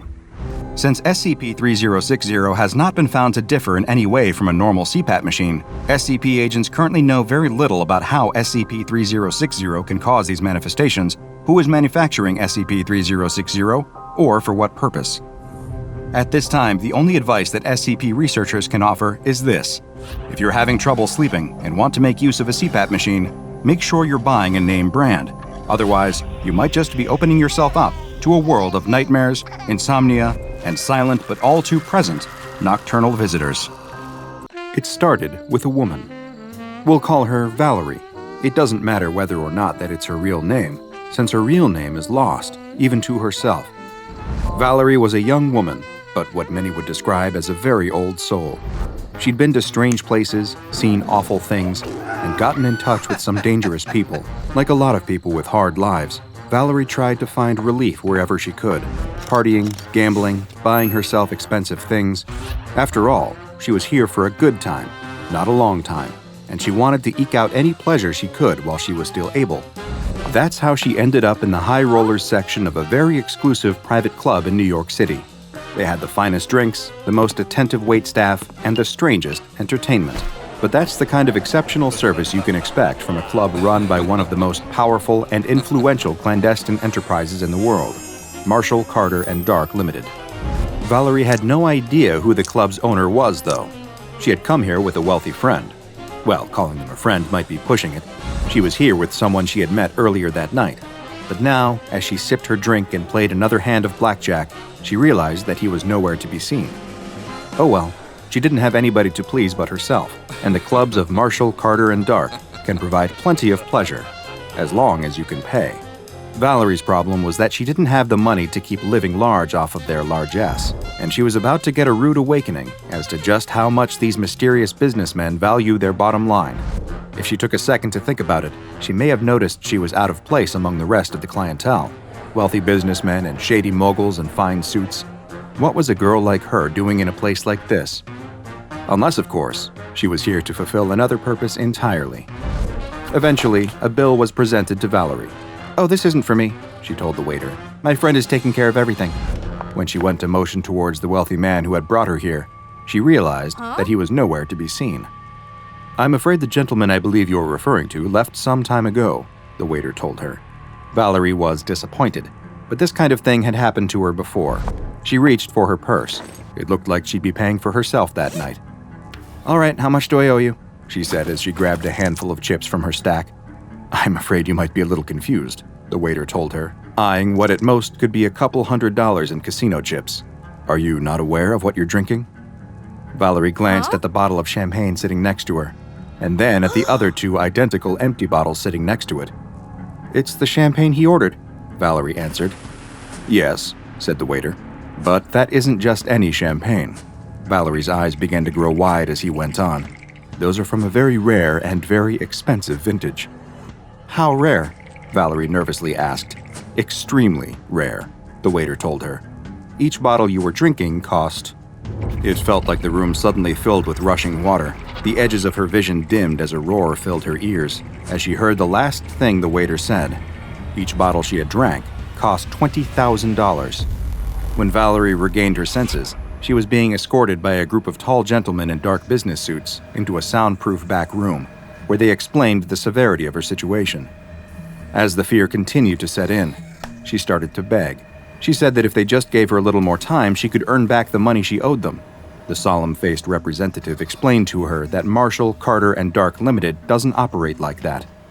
However, there would be other ways that she could pay back her debt to them, but it would be their way. They gave a brief explanation that providing luxury private clubs to an esteemed clientele was only one part of their enterprise. The other side of their business was even more exclusive. An auction house where truly unique products are sold to the highest bidders. And come to think of it, there was a hole in the market that seemed to be just Valerie's size. All they asked for was for her to spend a period of time in their service, and when the debt was repaid, her life would be hers once more. And there was more to it as well. Although she would have to work for them, time would not actually pass for her during her service. She'd get to keep her youth. It would be as if she'd never worked for them at all, a blink of an eye, and she'd be right back where she was. Valerie took just a moment to consider it. She wasn't sure she believed what these men were telling her, but she'd heard and seen some very strange things in her life. Was this really so hard to believe? And after all, what choice did she have? She didn't have $60,000. So she agreed to repay her debt to Marshall, Carter, and Dark, and do whatever that entailed. The representatives assured her that all she'd need to do is lay back and relax. They'd take care of the rest. Valerie didn't remember much after that moment, but she awoke in the dark. She couldn't move any part of her body other than her eyes. The next time she saw the light, she remembered being up on stage, looking down at a crowd of people wielding auction paddles, while an animated auctioneer reeled off the many advantages of some product she couldn't see. Certain words and phrases stuck out. Fully articulated and posable, warm to the touch, not a blemish on her, never talks back, she'll always look you right in the eye. Eventually, someone won, and she was placed back in the darkness. Years went by, being taken in and out of the dark by strangers, wearing different clothes and being referred to by different names, moving only when she was permitted. Little by little, she forgot the person that she once was. One day ran into the next. It all became a blur of darkness, punctuated by brief flashes of light. Years turned into decades. She never said a word. She forgot what it even felt like to be able to speak. But then one day, out of the darkness, appeared a pair of strangers in black tactical gear who looked at her with an expression somewhere in between pity and disgust. From that moment on, she finally found a new name to replace that empty void. Now, she was SCP-446. The files on SCP-446 are as mysterious as they are deeply disconcerting, and we can only speculate as to the exact process that led to the creation of SCP-446, since the duplicitous salesmen at Marshall, Carter, and Dark Limited don't seem eager to share their secrets with anyone outside of their organization. But what SCP Foundation researchers have learned from solid empirical observation is that SCP-446 is a humanoid mannequin 1.75 meters tall and weighing 52.16 kilograms. She is, or perhaps was, a pale-skinned Caucasian woman who appears to be in her early 20s. She has brown hair that measures 17.78 centimeters at its longest point, brilliant, bright blue eyes, and the distinctive Marshall, Carter, and Dark Limited logo tattooed on her lower back. In many ways, she has all the hallmarks of a living human being. She's superficially anatomically correct, with realistic skin tone and texture, eye coloration and sclera clarity, and researchers who've dealt with her directly claim that she has the warmth of a real human being. Despite seeming to be alive, though, SCP-446 doesn't respond to verbal communication, has no pulse or heartbeat, and she doesn't even appear to breathe. Whether SCP-446 can truly be considered alive is still an open question among Foundation researchers. SCP-446 is stored in the same hinged metal box she was found in, which is plain save for a series of clothing measurements for those wishing to purchase their own custom accessories. When Foundation field agents first discovered her, they attempted to sit her up. However, what they found was that she responded to their touch, sitting up on her own. All it took to get her to lay back down was a gentle push on her shoulders from the front. Through further study, it was discovered that selective touch cues can induce different types of movement in SCP-446. She could be induced to stand up on her own, and through gentle pressure applied to the top of the head, she could be induced to sit or lay back down on her own. You may have also noticed the somewhat uncanny quality of SCP-446's eyes. Please don't be alarmed. It isn't anything out of the ordinary. Her eyes will follow the nearest person to her around the room, and she'll try to make eye contact if possible. Don't let it bother you. Everyone gets used to it eventually. Her limbs can also be posed and manipulated as required, even into positions requiring balance, like standing on one leg. However, if pushed over, she will immediately lose balance and fall. It seems almost as though her actions are defined as much by the toucher's intent as the touch itself.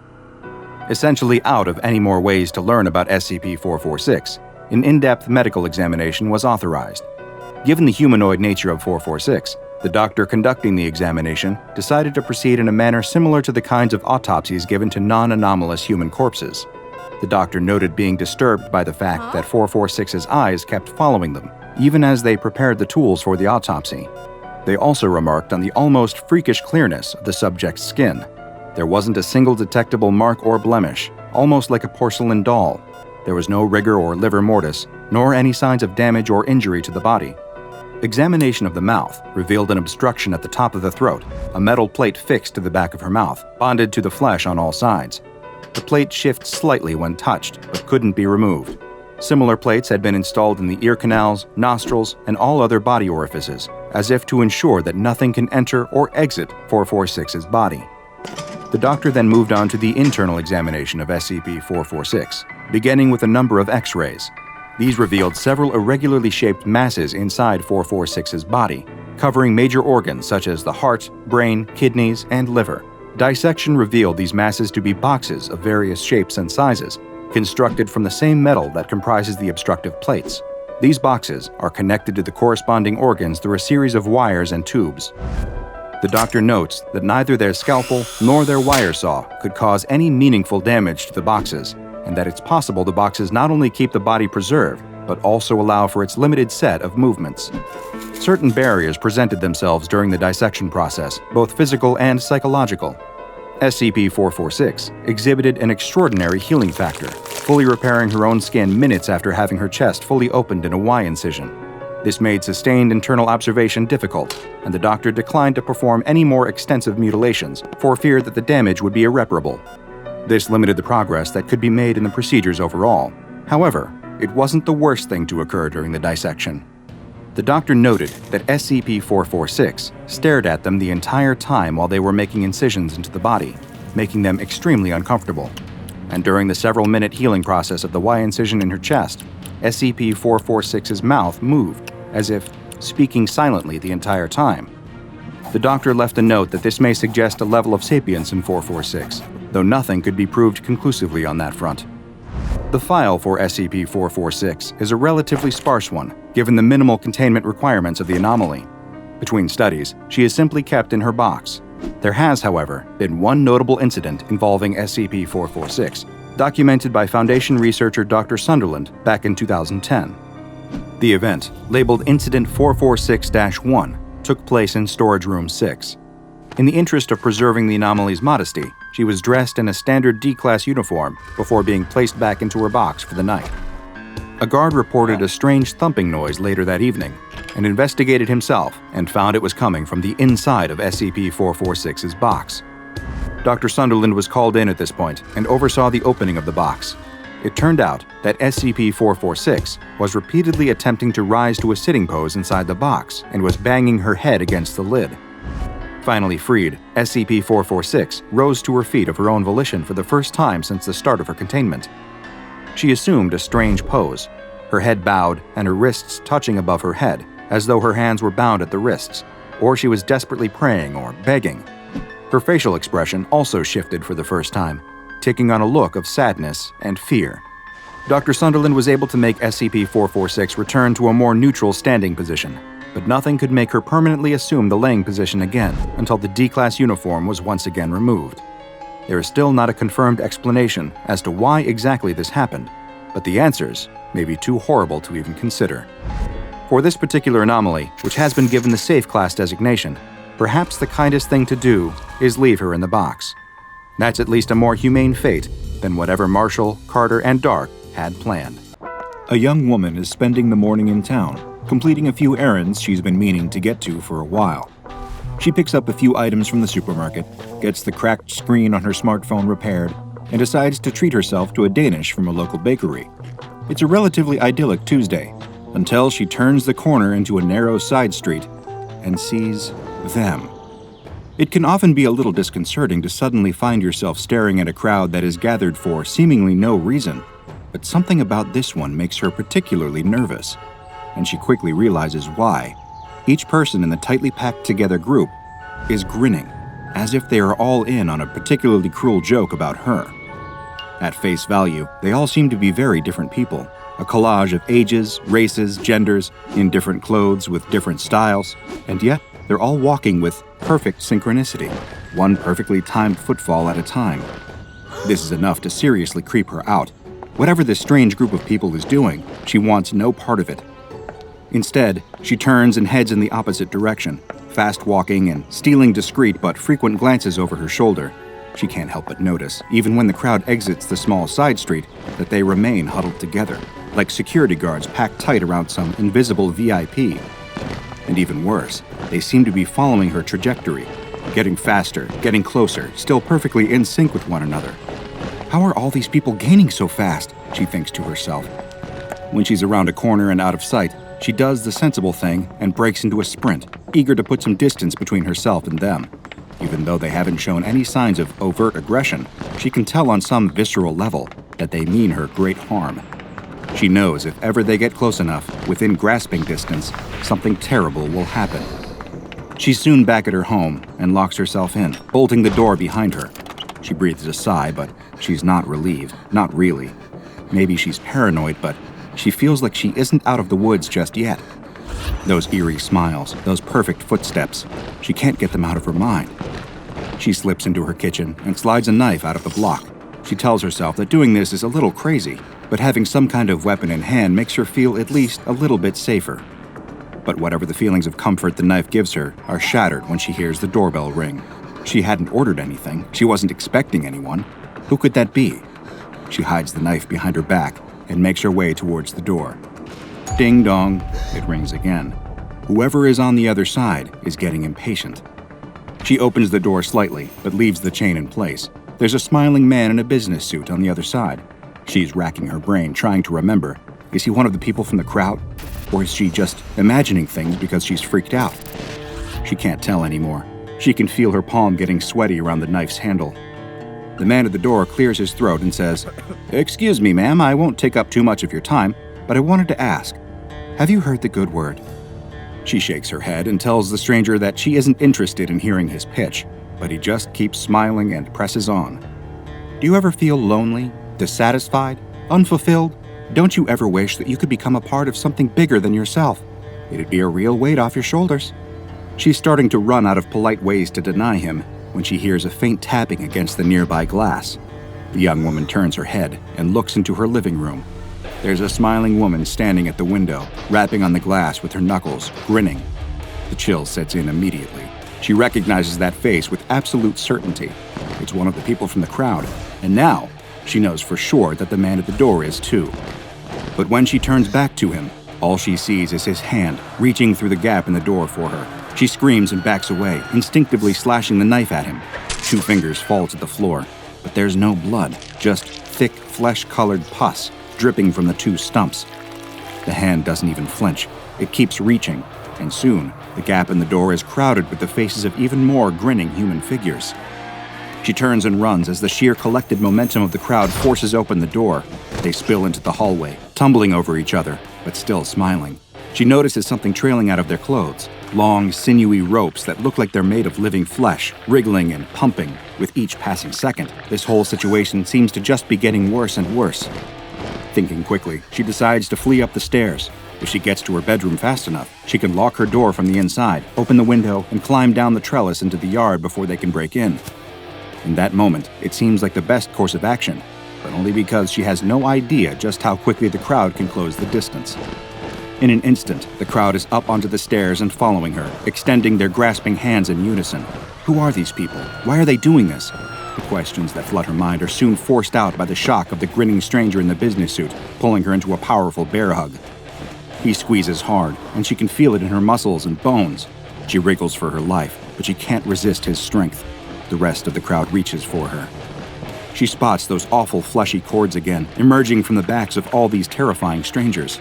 And now she sees what they're all leading back to, a giant, formless blob of flesh, like some corrupted unknown organ, a huge, monstrous tumor. It pulses and throbs. Just looking at it makes her want to be sick, and she can feel the most horrible energy coming off of it.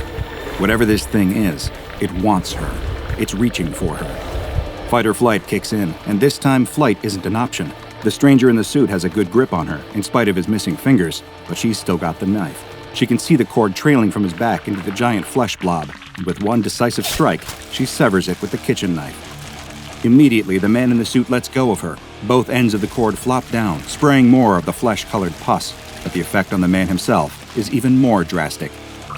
He flails around, making the most horrible guttural gurgling noises she's ever heard. He heaves and vomits out gallons of the pus. It sprays from his eyes and nose like a fire hose. It oozes down and out of his pant legs. His body deflates like a punctured balloon as the awful substance cascades out of him, until all that's left is a wet, vacant sack of skin and clothes, quivering on the floor. But she doesn't have time to dwell on the horrors she's just witnessed. She needs to get out of here, now. She turns and continues running up the stairs as the crowd regroups and begins chasing her. She can hear their perfectly synchronized footsteps sloshing through the liquids of their fallen member. They've barely even slowed down. She keeps running. She just needs to keep running. A number of hands close around her body. Several of them clamp around her wrist, squeezing tight until the knife falls from her hand and clatters to the ground. They've learned already. The crowd rises up and closes around her. No matter how hard she struggles, they won't budge. They just keep huddling in. She can hear the giant pulsing mass of flesh closing in behind her. She feels one of those long, fleshy cords slithering up her back, its fibrous strands easing their way into her flesh until the connection is made. Her eyes roll up into her head as it pumps the fluid into her body, melting away everything inside and congealing it into the same nightmarish slop that she'd just seen splattering out of the man in the business suit moments ago. Little by little, everything that was once her is hollowed out, filled in, and painted over. Once the transformation is complete, she smiles, just like all the others. But she's not she anymore. She's just another part of it, its newest addition, a replacement for the man in the suit. The crowd leaves shortly after, keeping perfect step, looking for some new friends. At some point, everyone has felt the desire to fit in, but one anomaly takes the desire to join the throng to its ultimate extreme. This is SCP-428, also known as The Crowd. In its purest state, SCP-428 is an amorphous mass of flesh connected to a number of human hosts with organic tendrils, similar to umbilical cords. The central mass is obscured by its multiple human hosts, numbering 14 at the present moment, and it is an extremely dangerous entity. Once an individual is assimilated into its mass, they are to be considered lost. Upon assimilation, all of the victim's complex internal structures, bones, musculature, organs, nervous system, are instead replaced by material similar in composition to the amorphous mass that controls them. All that remains is their skin and vague shape, being piloted by the SCP-428 hub. When not actively seeking new victims to assimilate, SCP-428 enters a dormant state, its assimilated victims standing in a circle around the hub, audibly mumbling to one another and swaying gently. SCP-428 and its crowd will enter a hostile state if anyone travels within 2 meters of it. With surprising speed and ferocity, members of the crowd will try to mob the unfortunate victim in a sudden ambush, bringing them into the proximity of the hub. If they remain in this state for over 10 seconds, a cord will attach to their body and their vital systems will be replaced, and they will be assimilated into the crowd, just like the other victims of SCP-428 were before them. If, however, the victim somehow manages to escape before the process is complete, this will not be the end of their ordeal. Should someone evade its attention, SCP-428 and the crowd will enter a period of active hunting behavior to seek out the escaping victim. Failing that, they will try to assimilate any human wandering into their vicinity. There is no safe way to approach SCP-428 or any of its members under any circumstances. To do so is to court a fate worse than death. When a victim is assimilated, SCP-428 and the crowd will return to a dormant state until another victim presents itself. Foundation studies have determined that SCP-428 seeks to add at least one person to its crowd every month, and if a person is not provided, then it will engage in hunting behavior, putting everyone in the area in grave danger. SCP-428 isn't controlling a gaggle of mindless zombies, though. It is an extremely intelligent hive mind, made all the more frightening by the fact that it absorbs the knowledge, memories, and skills of each of its victims, and can reapply them through any of the others. Because of this, it appears to have incredibly adept knowledge of the human mind, and will happily resort to using tactics of psychological manipulation to gain an advantage. Despite being a large crowd, tests have shown that SCP-428 and its assimilated victims can move terrifyingly fast. This is because, due to the very nature of the perfectly attuned hive mind, they can walk or run in perfect synchronicity. To best understand this, picture a centipede skittering at great speed across a wall. So many legs, but all sharing a perfectly coordinated nervous system, working together to move the creature with military precision. Even individually, each member of the crowd is a formidable foe. Once they become part of SCP-428, they exhibit greatly increased strength. They show no signs of feeling pain, and also have the ability to quickly heal any injuries. Wounds also do not seem to impede function whatsoever. A member of the crowd getting shot in the leg won't slow it down in the slightest. However, while this creature is incredibly intelligent and dangerous, the same can be said for the SCP Foundation, and in the time since they discovered it, they have ascertained a few weaknesses, even though some of this knowledge came at a heavy cost. Though members of the crowd appear significantly resistant to damage, the SCP-428 hub itself appears to be vulnerable to attack and more than capable of feeling pain. If the hub is damaged in a manner that would cause pain, every member of the crowd is able to feel it, often collapsing and writhing around in agony. When the creature collects itself, it will retreat, guarded by its human shields. The Foundation has used this method to corral the creature back into containment during breaches, with the controlled applications of fire or electricity being favorite methods of Foundation security forces. Severing the connection between a member of the crowd and the central hub is also a surefire way to weaken the overall ability of SCP-428. A severed crowd member will immediately collapse, the SCP-428 material inside it liquefying and excreting from every orifice. This may intensify SCP-428's drive to discover a new victim, but it can also be used as a method of population control for the crowd itself. There has been one major incident concerning SCP-428 since its containment at the SCP Foundation, and it acted as a painful reminder to all staff that one should never underestimate the abilities of the anomalies they contain. Evidently, one of the people assimilated by SCP-428 in the past was skilled in the art of lockpicking, as SCP-428 had absorbed this skill. It took apart one of its members' belts and used the pieces to pick the lock of its containment chamber from the inside. It then positioned one of its female victims, crouching just outside the door, the cord slithering through the crack in the door behind her. She fell to her knees and began to weep loudly, attracting the attention of a nearby researcher.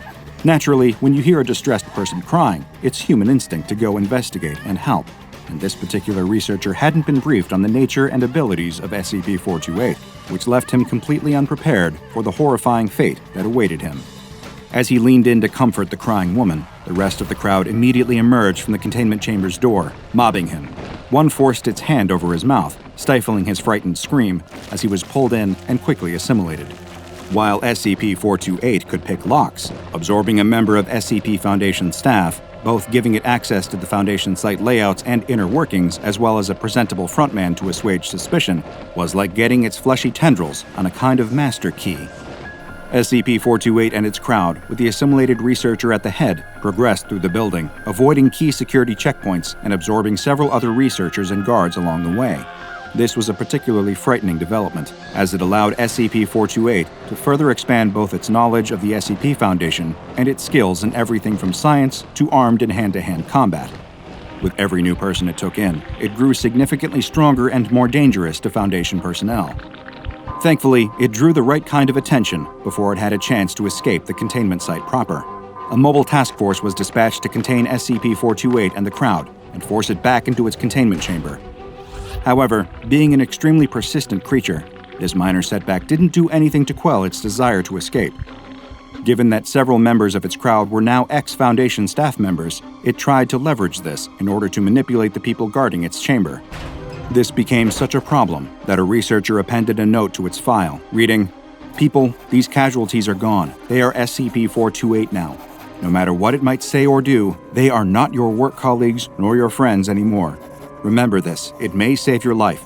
SCP-428 and its crowd is currently contained in a 5 meter by 5 meter by 5 meter cell, with walls electrified to 30,000 volts to discourage attempts by members of the crowd to break or climb them. The cell is accessed via an airlock, and entry is restricted to Level 3 researchers and below, while escorted by 2 armed guards in order to eliminate the risk of SCP-428 absorbing a valuable asset to the SCP Foundation and coming into possession of truly catastrophic knowledge and skills as a result. Just imagine the disastrous results if, say, a member of the O5 Council were suddenly a part of SCP-428. Researchers are to remain a minimum of 2 meters away at all times, and it is mandatory for at least 2 armed guards to stay posted at the chamber's entrance at all times. SCP-428 is to be given one member of D-Class personnel to assimilate every single month in order to prevent it from engaging in hunting behavior. Due to SCP-428's frightening ability to absorb memories, skills, and intelligence, all D-Classes given to 428 are screened for low intelligence and a lack of valuable skills to ensure that the anomaly isn't being given any new aces up its sleeves. However, continually giving SCP-428 new victims is going to increase its overall size and thus necessitate gradual containment upgrades. The possibility of permanently neutralizing SCP-428 is being explored, but in the meantime, it has been given the Euclid Object Class because of its intelligence, skills, and unpredictability. While the SCP Foundation is all about sacrificing the individual for the greater good, this is one frightening collective that they couldn't endorse becoming a part of. Honestly, no. It doesn't feel like anything is working, the woman tells the man who is seated across the room from her. She's been coming to see him for several months now, but she doesn't feel like she's made progress on any of her issues. The man listens and nods as he jots down some notes on his pad of paper. He has something he wants to discuss with her. She may feel as though she's run out of options, but there is one other thing they could try. He's seen lots of success using this with his other patients, though it's a technique that many would deem to be rather unconventional. The woman is unsure. Unconventional techniques don't exactly instill her with confidence. But at this point, what did she have to lose? The man stands up and motions for the woman to follow him. He leads her out of his office to a section of his practice that she's never seen before, where they stop in front of a closed door. On the door is a window covered by a curtain, and she notices that there are a set of strong locks as well. He unlocks the door and ushers her inside, where she finds that it is a small room, maybe 10 feet across at most, with thick padding on the floor and walls, and bright white lights set into the ceiling. He tells her to wait there just a moment and to make herself comfortable before he excuses himself. The woman looks around at the padded room, wondering just what it is that she's agreed to. The man returns, and now he's holding something. A garment bag. He unzips it to reveal a dark piece of clothing inside, but when he takes it out, she sees now that it isn't clothing at all, at least not any normal kind. It's a straitjacket. The woman is scared, unsure if she wants to go through with this, and he does his best to put her at ease. If she's uncomfortable, she certainly doesn't have to do anything she doesn't want to, but he reiterates that he has had great results using this with some of his other patients. It's been something of a miracle cure. Well, no, cure is the wrong word. He corrects himself and explains that this won't cure her in the way that she's probably thinking, but rather what he's found is that this therapy is able to provide a momentary relief from symptoms, a chance to see what life is like without being plagued by the issues that have led her to seek his help. Once she has gotten a glimpse at what life is like without these burdens, they can work towards bringing her back to that point through other therapies and techniques. This might be just the breakthrough she needs to finally make something work. The woman is still skeptical, but she is desperate to find anything that will help her escape the thoughts constantly plaguing her mind so that she can get back to being the person she wants to be. And after a moment of thought, she agrees to go through with the procedure. The therapist tells the woman to hold her arms out in front of her and places the straitjacket on her. She can see and feel now that it is made of black leather, and it fits her perfectly, almost as if it were made just for her. She turns around, and he pulls the straps tight before fastening them in place. The woman, standing in the small padded room and fully constrained by the black leather straitjacket, turns to the man and asks, "Now what?" "Now we wait," he tells her before backing out of the room. "A warning, though." "Now a warning?" she says. "This is a one-off procedure. You can only do it once," he tells her before closing the door. She's confused. Is this the procedure? He's locking her in a cell? What is going on? She never should have agreed to this. Her mind starts to race, filling with bad thoughts, and they get even worse when the lights suddenly go out. She starts to panic, breathing heavily in the dark from both fear and from being constricted by the leather straitjacket. She calls out that she has changed her mind. She doesn't want to do this after all. No response. She's serious. She wants to end this right now and leave the room. It isn't working. It's actually making her feel worse. All the fears and anxieties that plague nearly every moment of her life come rushing in at once. Her mind races as she can feel all the telltale signs of a panic attack starting, a million little issues pulling her apart at the seams, leaving her stretched out and helpless to do anything to stop it. But then suddenly, there's a change. Like a cool breeze blowing across her face, the feelings of hopelessness and despair start to dissipate. Her anxieties feel as though they were melting away into the dark, leaving her with only the comforting embrace of the straitjacket. It isn't that she feels happy necessarily. She simply feels normal, content with herself and her situation. It's an incredible feeling, and she basks in the joy of not feeling bad. She doesn't know how long she's in the dark room feeling content. Minutes, maybe hours. But eventually the door opens and the lights come on. Her session is over. She leaves the office with a new perspective on life.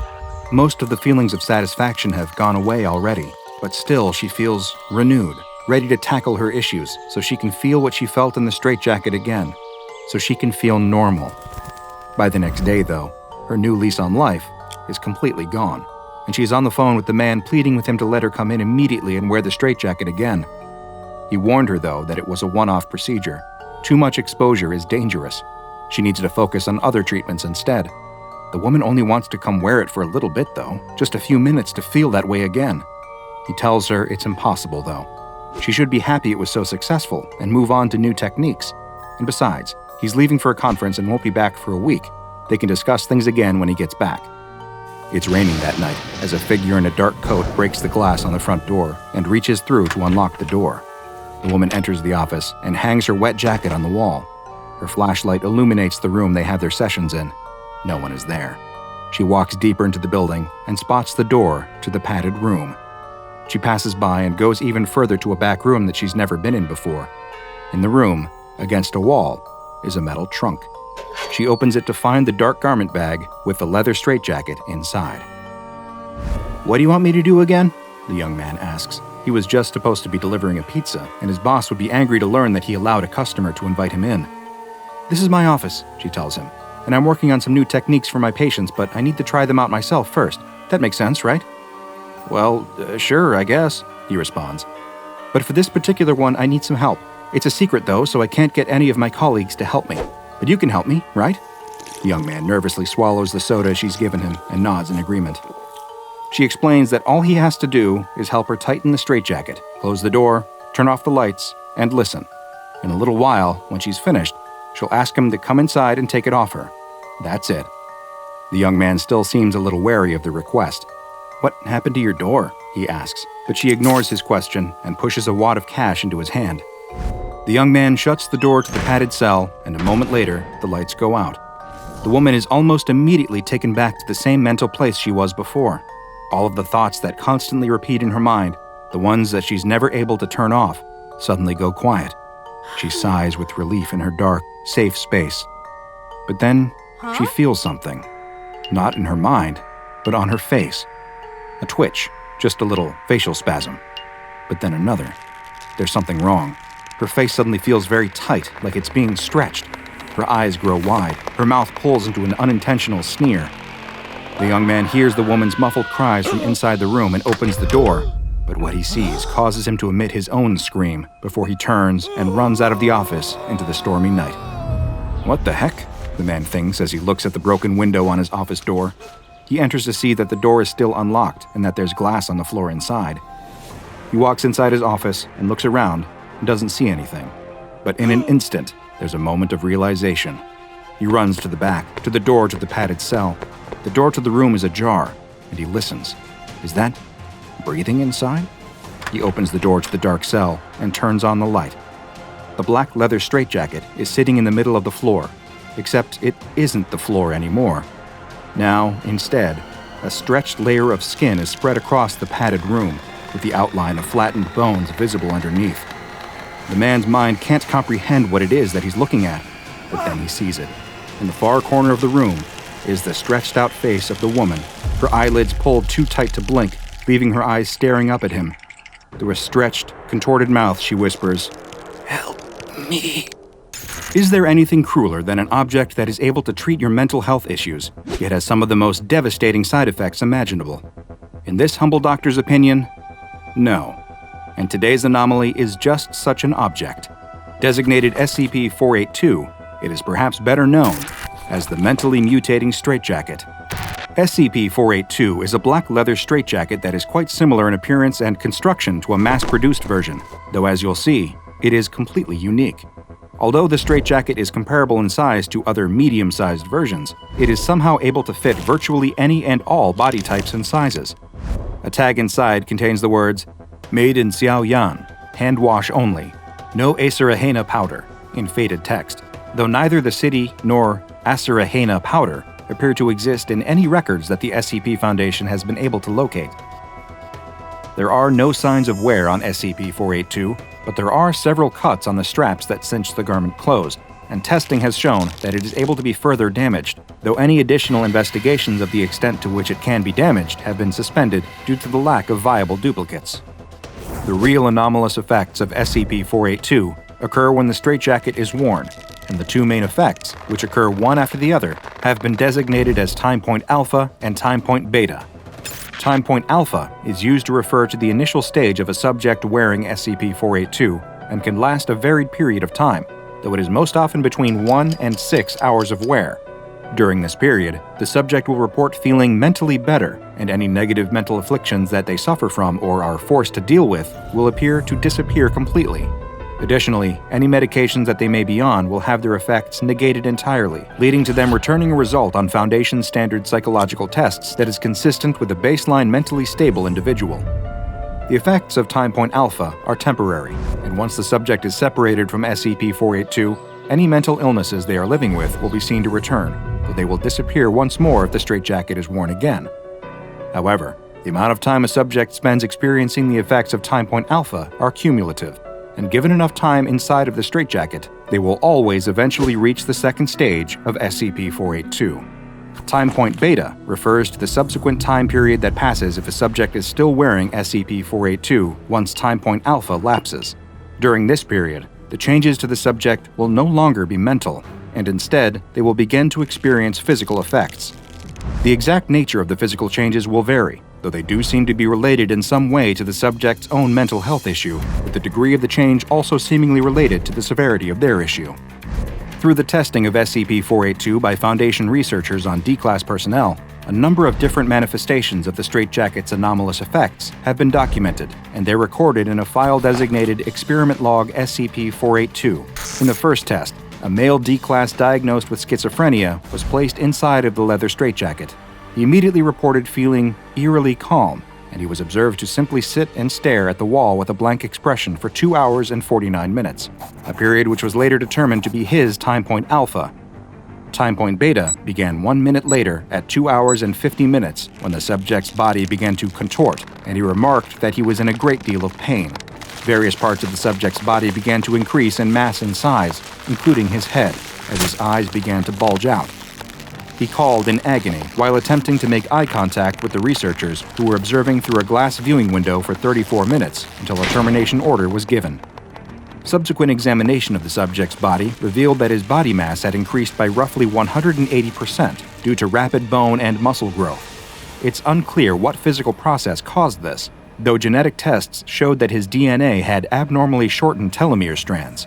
The observers also reported they experienced an unnatural feeling that rendered them unable to move in a normal manner while the subject was making eye contact with them. For the second test, another male D-Class, though one who had been diagnosed with a paranoid personality disorder, was placed in the straitjacket. During his alpha exposure, he reported a satisfying quiet in his head, with none of the disembodied voices that normally plagued his thoughts speaking to him.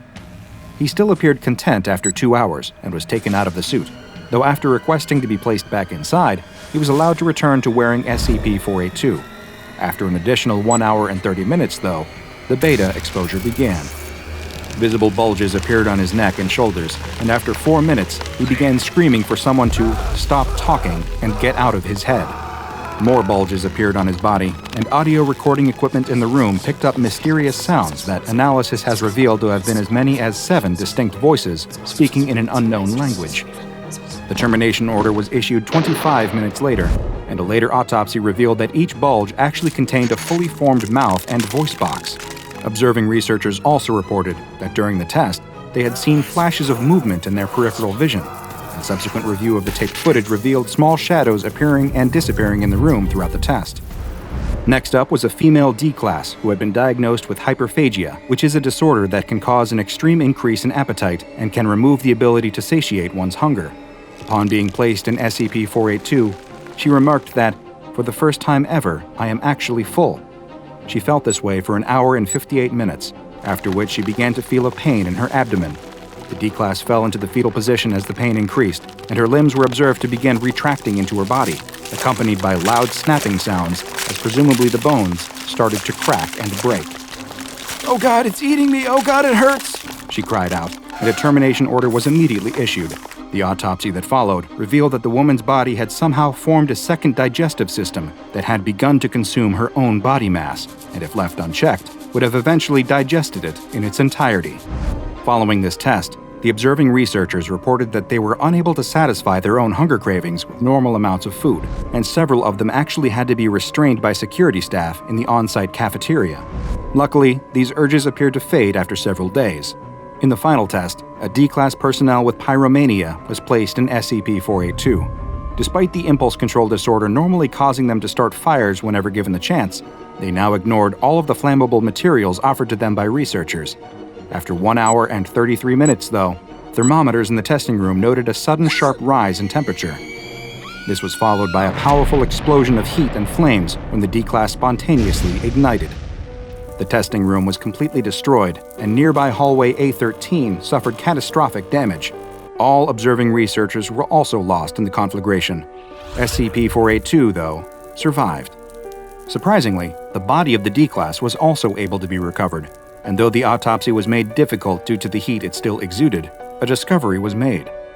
Inside the body, a new organ was found, one that appeared to be sustaining some type of constant reaction that produced heat, as well as strong magnetic waves, and this organ has been placed in containment for future study. SCP-482 is currently being kept in a containment locker at a secure site, with access restricted to Level 2 personnel and above.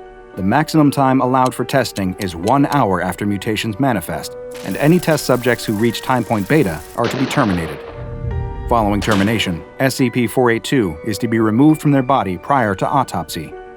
The straitjacket is then to be thermally cleansed and all biological traces of the prior subject removed before it is used for testing again. Now I bet you are telling yourself, well, this sounds pretty easy to contain. I bet this is a safe class anomaly. And normally, I would agree with you. But perhaps you noticed something strange in the experiment log. Did you pay attention to the reports from observing researchers that they too had begun to experience some rather unusual effects simply from watching SCP-482 affect a subject? Did it seem to you as though the mentally mutating straitjacket was somehow projecting the mental illnesses experienced by the subjects onto those observing it? It appears that there may be more to SCP-482 than first meets the eye, and this mystery only deepens when one reads the containment procedures on this anomaly's file and realizes that the person overseeing SCP-482 research is none other than SCP Foundation legend, Dr. Bright. Is the actual testing of SCP-482 not actually taking place on the D-Class personnel, but on the SCP Foundation researchers? A convoluted experiment designed to discover the true extent of its anomalous effects. When it comes to this Euclid-class anomaly, only Dr. Bright knows for sure. A young man is with a group of friends eating lunch in their college cafeteria. His friends are talking and laughing, but they soon notice that the young man has hardly said a word. He seems distracted by something. Sitting a few tables away is a young woman. She's eating by herself, and in fact, the whole table around her is empty. As he stares, one of the young man's friends leans over and tells him to snap out of it, that the young woman he is staring at is weird, and he's better off leaving her alone. The young man doesn't think she looks weird. In fact, he thinks she looks nice. Plus, he's seen her in one of his classes, and she doesn't seem strange, just shy. The young man's friends watch as he gets up from his table and goes to sit across from the young woman. She seems surprised when he tells her hi, as if she doesn't know what to say back. The young man tells her that he's seen her in his anatomy class and introduces himself to her, extending a hand. After a brief moment, she returns his handshake. She's seen him in the class too. The two start talking, having one of those awkward first conversations that happen with someone you like. They talk a bit about their class. They both find it very difficult, about their majors, both pre-med, and where they live, he on campus, her off. The young man needs to get going to his next class, but he asks if she wants to study together sometime. She seems hesitant, but then agrees to at least exchange phone numbers. The young man walks away from the table with a big smile on his face. That night, the young man is studying in his dorm. His roommate asks him if he wants to come with him to a party, but the young man tells him no, he has a big test coming up and he needs to focus on it. His roommate leaves, and he checks his phone for the 100th time that night. Still no messages. Just as he sets it back on his desk, though, it chimes. There's a text, and it's from her. "This stuff is really hard. Do you want to study together?" The young man is excited. Of course he wants to study together. Where? Her apartment? Great! The young man doesn't waste any time, grabs his jacket and his books, and heads out. It's starting to snow lightly as he bikes to her apartment, which is a couple miles off campus. He's feeling a little nervous as he locks up his bike and walks to her door. He knocks, and the door opens. There she is, the young woman, looking just as nice as she did in the cafeteria. The young woman shows him into her apartment. She offers him a glass of wine before they sit down and get to studying. In between quizzing each other on the human circulatory system, the two chat, getting to know each other a little better. Eventually, she tells him that she has something she needs to ask him. She wants to know if he thinks she's weird. The young man is taken aback and answers no, not at all. She tells him that she knows it sounds stupid, but when she was younger, a rumor went around her school that she was some kind of witch. She didn't know if maybe someone from her childhood was still spreading that story around. The young man hadn't heard that, but he wanted to know why someone would think that. Because you do dumb stuff when you're a kid, she tells him. You read about a ritual in an old book and try it just for fun. Nothing happens, of course, but don't tell anyone that you tried or you'll never live it down. They look outside, and the snow has really started to fall. It's getting late, too. Does he want to stay the night? The young man would love to. The bike ride back to campus will be much easier in the morning. She tells him to wait just a minute and goes into her bedroom. The young man is nervous. He's never been in this kind of situation before, if it even is a situation at all. He's never had a girlfriend or even kissed a girl before. Could tonight be the night? The bedroom door opens, and the young woman comes out with blankets and pillows for the couch. She tells him to make himself comfortable, and she'll see him in the morning. The young man is disappointed, but what did he expect? She just wanted someone to study with. It was dumb of him to think that she might like him just because he had a little crush on her. Maybe they'll be great friends, though. The young man lies on the couch and watches the snow fall outside. It's so peaceful and quiet here, not like the dorm where someone is always making noise. He watches snowflakes pass by the window as his eyes start to grow heavy, and he drifts to sleep. What was that? The young man jolts up. He could have sworn he heard something. He listens, but now there is only silence. He lies back down and closes his eyes. It must have been a dream. No, there it is again. A popping noise. Then more sounds, snapping and ripping like moist meat squished and torn. What is going on? The young man gets up off the couch and looks around. It sounds like it's coming from the bedroom. Her bedroom. The door is closed, though. There don't appear to be any lights on, but the strange sounds continue. The young man doesn't know what's happening in there, but he feels extremely nervous. He takes a step towards the door and the noises stop. What should he do? Will she be mad if he knocks? But what if something is happening in there? What if she needs his help? He has to risk it. He needs to check that everything is all right. The young man knocks lightly on the door. No response. He knocks a little harder. Hello? Are you okay? Still nothing. Is he really going to do this? His heart is pounding. He grips the doorknob and slowly twists it, cracking the door open ever so slightly. It's dark in her room. A small beam of moonlight coming through the frosty window is the only source of light. He opens the door a bit wider. I hope it's okay if I come in, he says. I heard something and... The young man freezes in terror. Lying there on the bed, illuminated by the moonlight, is the girl. But not the whole girl. It's just her body. Her head has been ripped off at the neck.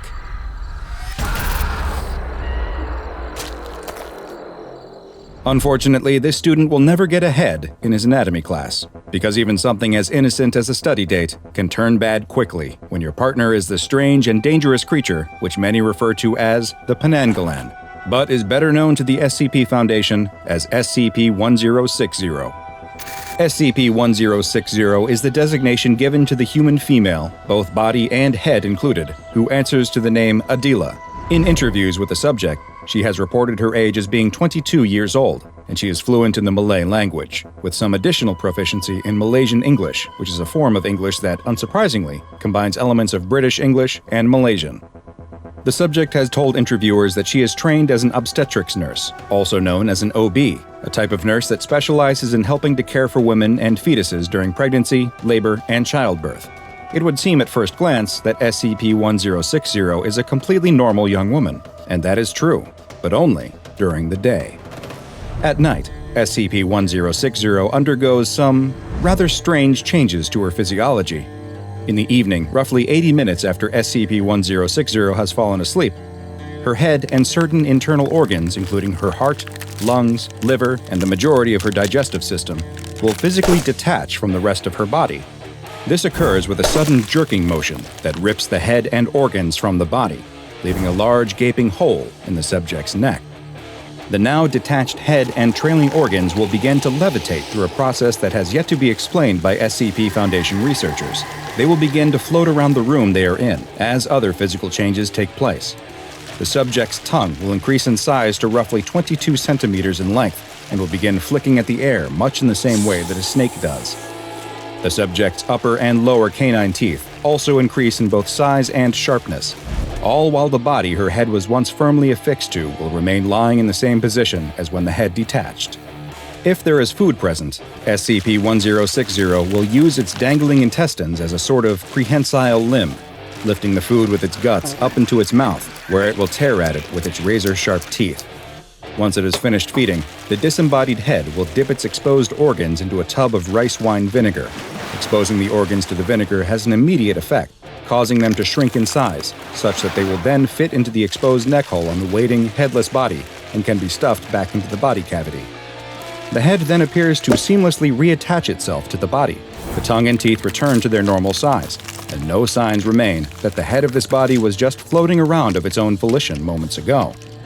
SCP-1060 claims to have no knowledge that any of this takes place, insisting that she sleeps quite normally. Her complete unawareness of her condition has led her to be very insistent that she be released from Foundation containment, and frequently requests that she be allowed to contact her family members. So far, both of these requests have been denied. A head that rips itself from its own body at night and flies around with its exposed organs dangling beneath it is an extremely unsettling image. But this is only the tip of the iceberg when it comes to what makes SCP-1060 truly horrifying. Just as the many Malay legends and myths describe, this creature's favorite foods are children and unborn fetuses carried by pregnant women. The Foundation learned this fact in a particularly unsettling incident, which has been designated SCP-1060.01A. During this incident, a researcher who was in her second trimester of pregnancy entered the containment chamber of SCP-1060 while it was engaged in its nighttime cycle behavior in order to refill the basin of vinegar that would allow it to return to its complete human form. Despite not having previously shown aggressive behavior towards staff, as soon as the researcher entered the chamber, SCP-1060 immediately flew at her. It used its dangling intestines to restrain the researcher, and results were not pretty. Sadly, neither the researcher nor the fetus that she was carrying survived. Following this incident, the containment procedures for SCP-1060 were updated to specify that members of staff who are pregnant or suspect that they may be pregnant are not allowed into the containment chamber during its nighttime cycle. While the origins of SCP-1060 and just how this young woman came to possess these anomalous properties are unknown, there are numerous tales, most originating from Malaysian folklore, that describe a creature that is quite similar. Known as the Penanggalan, it is a creature akin to a vampire, though with one key difference. This monster chose to become what it is. Malaysian myths tell of a method some women use to become Penanggalan, where they will meditate while taking a ritual bath in vinegar. Their entire body must be submerged except for their head, and through a black magic process, they gain the ability to have their head detach from their body and turn into something that looks quite similar to SCP-1060. Some modern interpretations of the legend describe it not as a choice, but as a curse, or as the result of breaking a demonic pact, but they all have the same result for the woman in question. As SCP researchers continue to look into this bizarre and quite dangerous anomalous entity, she is kept contained in a humanoid observation and detention cell at all times in Site-33. While she is in her complete human form during the day, she is given food from the on-site cafeteria, but during her nighttime phase, she is provided with 0.8 kilograms of human placental material, and she is to have access to a basin that contains at least 4 liters of rice wine vinegar. The lack of knowledge about just what this anomaly is and the threat it poses to certain populations has led to it being classified as Euclid. And though progress has been slow, it is hoped that one day it will be better understood, and perhaps once it is, Adila can finally go home. Who are you talking to? The young boy spins around, surprised to find his father standing behind him. The boy seems nervous and hesitant to answer, but after being asked again, he admits to his father that he was talking to the lady in the fountain. The boy's father is confused. The lady in the fountain? That's right. The boy explains that she is nice, just like Mom. He thinks the woman in the fountain may even be his mom. The father sighs. He takes the boy's hand and leads him back inside the house, where the father is hosting a small get-together. One of the father's guests asks if things are okay, and he tells her that everything is fine. He's just worried about his son. It has been a very difficult year following the death of his wife. He tells her that he's afraid he might be developing behavioral issues as he watches the boy staring out the window at the fountain in their backyard. Later that week in school, the children are supposed to be drawing pictures of their families. The teacher moves from child to child, checking on their progress, and stops at the boy. She wants to know what he's working on. The boy explains that it is a drawing of him, his dad, and his mom who lives in the fountain. The teacher doesn't understand. His mom lives in the fountain? That's right, the boy tells her. The fountain in their backyard was her favorite place in the whole world. His mother had told him that it was a magical place and was the reason they bought the house. After she died, he heard a voice coming from the fountain. It doesn't sound like his mom, but he knows it's her. She lives in the fountain now. The father thanks the teacher for calling and promises that he'll talk to his son. He's very sorry that the other children are frightened by the stories about a woman in their fountain, and he's going to make sure this whole business comes to an end for good. That night, as he is putting the boy to bed, he tells him that he knows he misses his mom, but he needs to stop with all of these claims about a woman in the fountain. And as much as he misses her and wishes that his mother would come back, he needs to realize that she's gone and not coming back. The father kisses the boy on the forehead and tells him one more time that there will be no more stories about the woman before tucking him in for the night. As soon as his father is gone, though, the boy gets out of bed, creeps to his bedroom window that looks down on their backyard, and stares at the fountain. He watches as reflections dance on the rippling water. The water goes oddly still, until a hand that appears to be made out of water seems to emerge out of the surface of the fountain and waves at him. The father leaves the bathroom and glances in to check on his son before heading back to his bedroom. He bolts upright when it dawns on him that his son wasn't in bed. He runs into the son's room and pulls the blankets off the bed, but no one is there. He frantically calls for his son and looks around the room when he sees something. He hurries to the window where he watches as his son walks towards the fountain. But what really has his attention is the woman, translucent and shining under the moonlight, beckoning for the boy to approach her. The father rushes downstairs and out into the backyard, where his son is in an embrace with the watery woman. He is terrified, but his fatherly instincts take over and he sprints to the fountain and rips the boy away from the creature. As he pulls the boy back from the fountain, he watches as the solid, watery figure of the woman appears to turn back into a liquid and collapse into the fountain. The father brings the boy inside the house. He doesn't understand what's going on, but the father just keeps repeating that he's okay. He's safe now. The next day, the father is on the phone with their local priest. He knows how crazy this sounds, but the police didn't believe him, and he didn't know where else to turn. The priest tells him not to worry, that he will be there soon to take care of it. The priest arrives at the house with 2 assistants and tells the father that it would be best if he and his son leave. The boy is crying, pleading with him not to hurt the nice woman in the fountain. The father has to struggle to restrain his son, but eventually is able to get him out of the house. Once they're gone, the priest turns to his assistants. He takes off his shirt to reveal a tactical vest underneath emblazoned with the SCP logo as his assistants do the same. "Time for containment," he says, as they head out into the backyard towards the fountain and the anomalous creature that lives there. Hi, I'm Dr. Bob, and this is SCP-054, also known as the Water Nymph. SCP-054 is the designation that the SCP Foundation has given to an anomalous entity with some very strange properties. Made up of 9 liters of what appears to be completely normal spring water, SCP-054 most often appears in the form of a female humanoid, but it is capable of a variety of forms, such as other humanoids and simple geometric shapes. It is unknown just how it is capable of taking and holding these shapes, or how it moves around once it does so, since all tests performed so far have failed to show any thermal, electromagnetic, biological, or other phenomenon present in its body that could explain its abilities.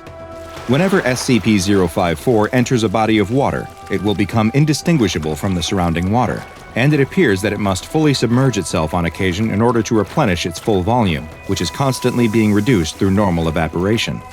Water that has evaporated off of the anomaly has also been collected by the Foundation, and it too is indiscernible from regular water and exhibits no special properties.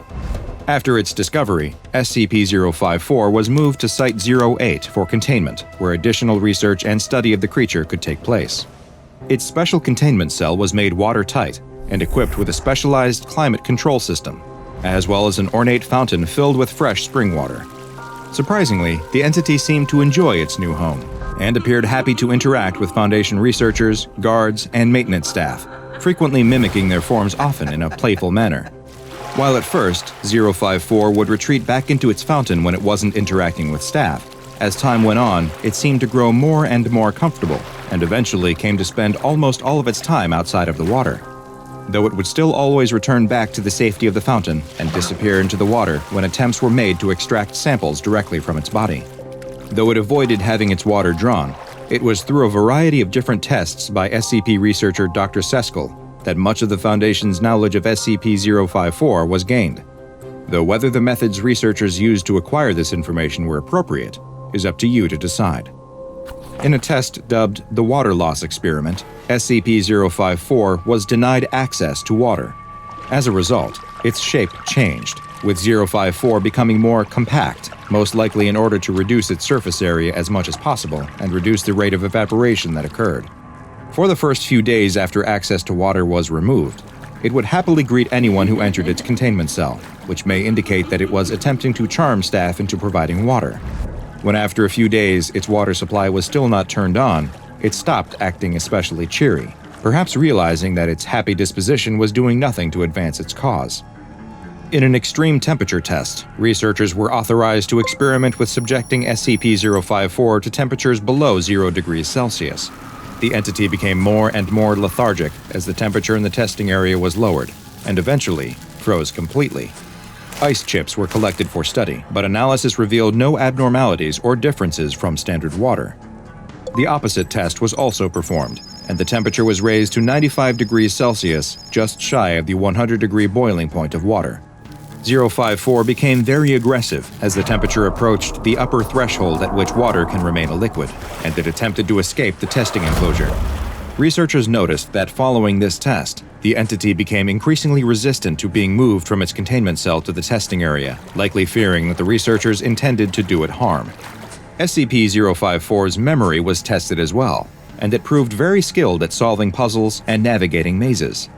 Researchers initially had an issue with motivating 054 to participate, but Dr. Seskel discovered that the anomaly was quite responsive to the use of electrical shocks. The researchers would often push 054 too hard in these tests, though, and soon found that they would need to give it a 48-hour rest period between any strenuous experiments. The final test performed was meant to gain some insight into how SCP-054 maintains its form, by seeing how it reacted to a hydrochloric acid solution. It unsurprisingly resisted this test, and the temperature in the testing area was lowered to just above freezing in order to try and control its behavior. This did not prove to be enough, though. SCP-054 fought back against Dr. Seskel and his research assistant, seriously injuring both of them and necessitating a halt to the test. In fact, all testing on SCP-054 was stopped following this incident, as it appeared to develop an extreme mistrust of males, who made up the majority of the staff who had been performing the tests. Following this attack on the Foundation staff, SCP-054 was classified as Euclid. However, once the tests ceased and 054 no longer had to come in contact with the research staff who were in charge of the experiments, there was a span of over 5 years without any further incidents. Following this period, SCP-054's rating was downgraded to safe, and now seems willing to begin participating in experiments once again, though now all tests fall under the purview of Biology Unit E7, and the use of only female personnel is recommended. Though classified as safe, caution must still be maintained when working with SCP-054. Maintenance personnel are required to wear chemical suits when working inside the containment area, and must spend 10 minutes in a special drying room once they exit, to ensure that 054 has not somehow managed to cling to any part of them. In the event of a containment breach, the entire enclosure is to be flushed with liquid nitrogen to freeze the entity. Is the water nymph an example of the SCP Foundation going too far? containing a harmless anomaly who appears happy and benign until harm is done to it? Or is this simply the price we must pay in order to further our knowledge of anomalies and potentially stop a dangerous threat to humanity? The answer to that question is up to you. The girl sighs and slumps in her seat, kicking at the back of the bucket seat in front of her. Her mother, sitting in the car's front passenger side seat, doesn't even notice. She's too busy taking photographs out the window and chattering with her husband, who's driving the car. That's all they've been doing all day, and the girl is sick to death of it. Her parents dragged her on this stupid vacation trip, and now she's got to waste her whole summer away from her friends. She stares out the window and watches the pastoral countryside slide past. The quaint little villages and rolling hillsides really excite her parents, but she could not care less. Mom and Dad planned this family vacation across Europe for months, but she would much rather have gone someplace interesting instead. There are only so many boring old castles and stupid cathedrals that you can look at before you just lose your mind. The girl sighs and crosses her arms across her chest in silent resignation. "Guess we're just gonna look at more dumb buildings," she mutters. "Honey, can you stop that? Your father worked really hard to put this trip together, and the least you could do is pretend to have a good time," says her mother, momentarily lowering her camera to berate her ungrateful daughter. Huh? It's the first time that her mother has acknowledged her all day. "I think you're really gonna like today's itinerary," says her father, grinning as if he's got a delicious secret that he can't wait to share. "We know it's been hard for you spending your whole summer away from home, so today we're gonna do something just for you." "Uh-huh," says the girl. "Sure, Dad." She rolls her eyes and pulls out a cell phone. At least she can still get internet access out here. Desperate for something to distract her from the monotony of this car trip, she quickly scrolls through her feed and reads all the notes that her friends back home are posting. She frowns. Her classmates are all posting about the latest blockbuster film in the girl's favorite media franchise, Vampire Boyfriend. She grits her teeth. She likes to consider herself a Vampire Boyfriend superfan. She's a well-known poster in the Vampire Boyfriend online community, famous for her fanfiction, as well as her own original character, Vampire Girlfriend. In fact, her writing is somewhat controversial. A lot of Vampire Boyfriend purists have accused her character Vampire Girlfriend of being a Mary Sue, and they object to her stories where a Vampire Boyfriend meets and falls madly in love with her, to the point that he forgets his canon lover from the film series, Vampire Wife. She's annoyed to see that her friends got to see the new Vampire Boyfriend movie on opening night, while she's stuck out here on this stupid family vacation. The movie won't premiere in Europe for another few months, and there's no way she's going to be able to avoid spoilers for that long. Everything about this situation seems tailor-made to irritate her, and the excited giggles of her parents in the front of the car as they exchange knowing glances are only annoying her more. "Trust me, you're gonna love this," says her father again. He peers at an unfolded road map in his lap, mutters something under his breath, and turns the car off the main highway and onto a narrow gravel road. The girl grits her teeth as the car rattles over the uneven ground so hard that it nearly jostles her cell phone from her grasp. She tries to distract herself by typing some notes to herself, plot points for the latest Vampire Boyfriend fanfiction that she's working on. In her new story, Vampire Girlfriend is going to be kidnapped by werewolves, leading Vampire Boyfriend to have an existential crisis as he struggles to find meaning in a world without his beloved. She makes a note that Vampire Girlfriend should look, dress, and talk just like her. After all, she imagines, wouldn't she be the perfect match for Vampire Boyfriend?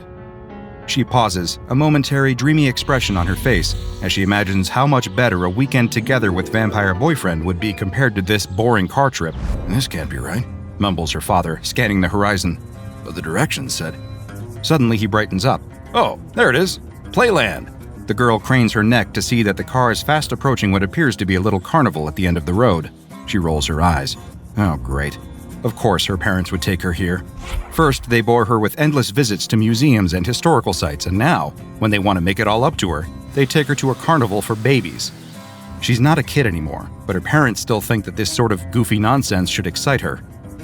"I know you've been bored going to all the historical sites with us, Honey Pumpkin," says her father as he pulls the car into a parking spot and applies the brake. "That's why I asked the hotel concierge if there was anything good around here for kids. And wouldn't you know it, the next morning, what did I find shoved under our door? 3 free tickets." He holds up the tickets as if they were a trophy he'd won.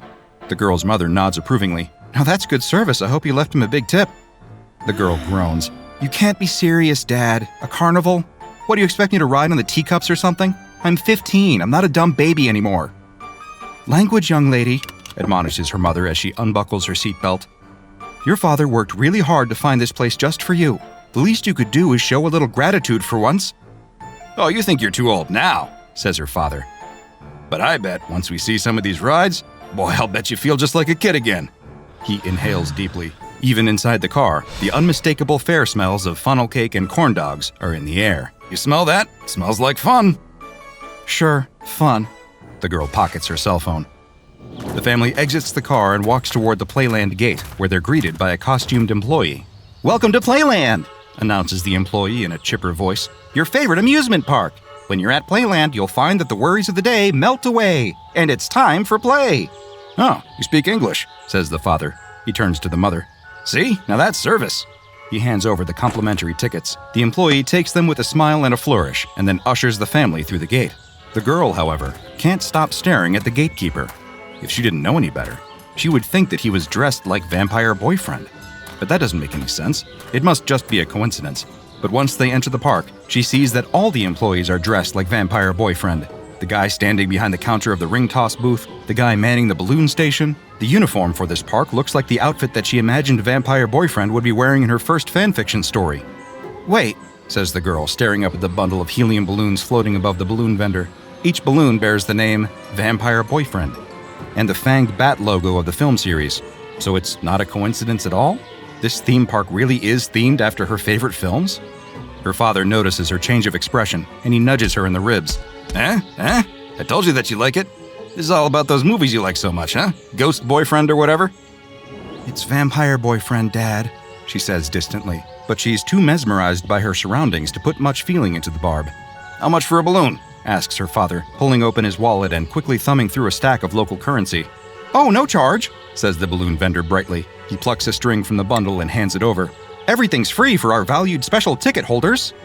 "Well, would you listen to that?" says her father. He replaces his wallet in his back pocket. "Now, this is the kind of carnival that I wish we had back in the States."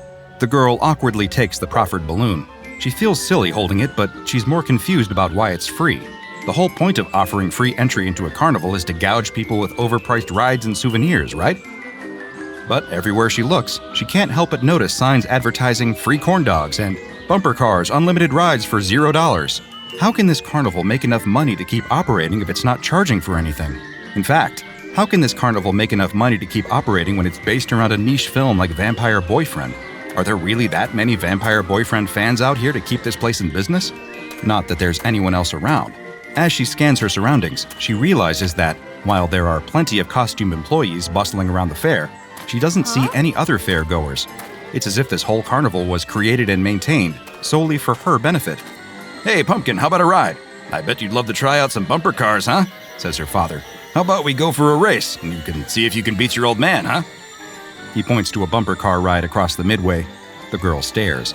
Like all the other rides, it's covered in Vampire Boyfriend murals.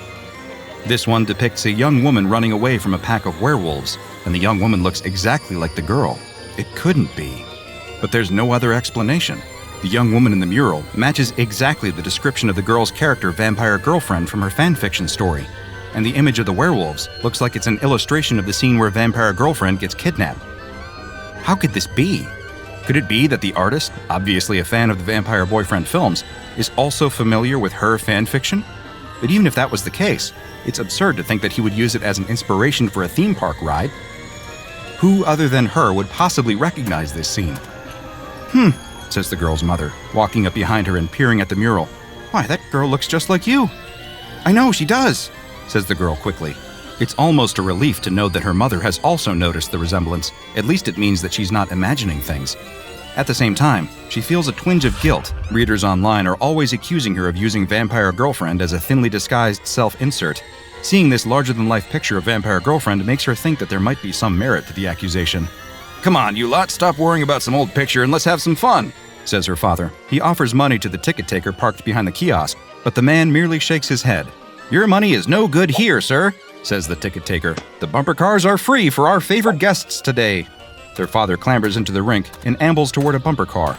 Her mother tugs at the girl's arm as if to encourage her to join in, but the girl resists. "Come on, what's gotten into you?" says her mother. "This place is just weird," says the girl. "Like, half the stuff here isn't even from the official Vampire Boyfriend lore. It's all stuff that I made up for my stories." Her mother rolls her eyes in annoyance. Really, we go to all this trouble to find something that you would like to do, and all you want to do is complain? I'm sorry, ma'am, is there some problem here? The family is startled as another employee walks up to them. He's also dressed like Vampire Boyfriend, and a wide smile is plastered across his face. You folks look like you're upset about something. You're damn right I'm upset about something, yells the girl. In her rage, she throws her drink at the employee. He barely reacts as the cup explodes against his chest, dousing him with sticky soda. What's going on here? Where did you hear about Vampire Girlfriend? Ma'am, Playland is designed to give every visitor the perfect experience, says the employee blandly. That's not good enough. Tell me what's going on here.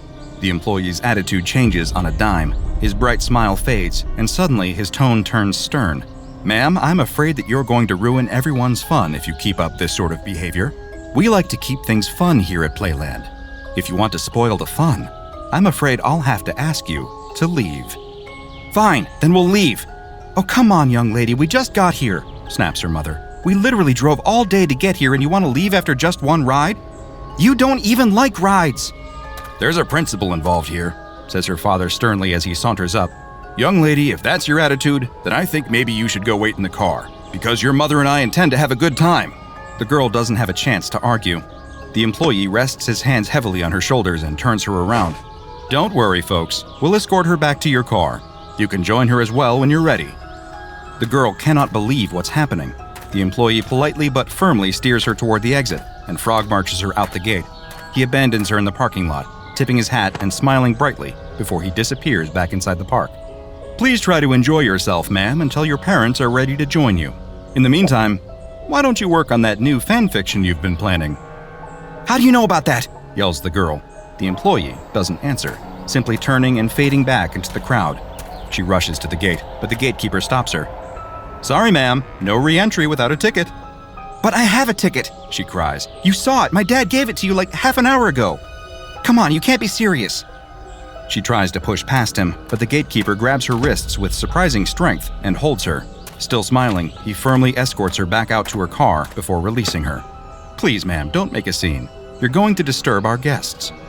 Who's in charge here? I need to talk to the manager. I want my parents back right now. The gatekeeper doesn't even respond. He simply returns to his station. There's nothing that the girl can do now but wait.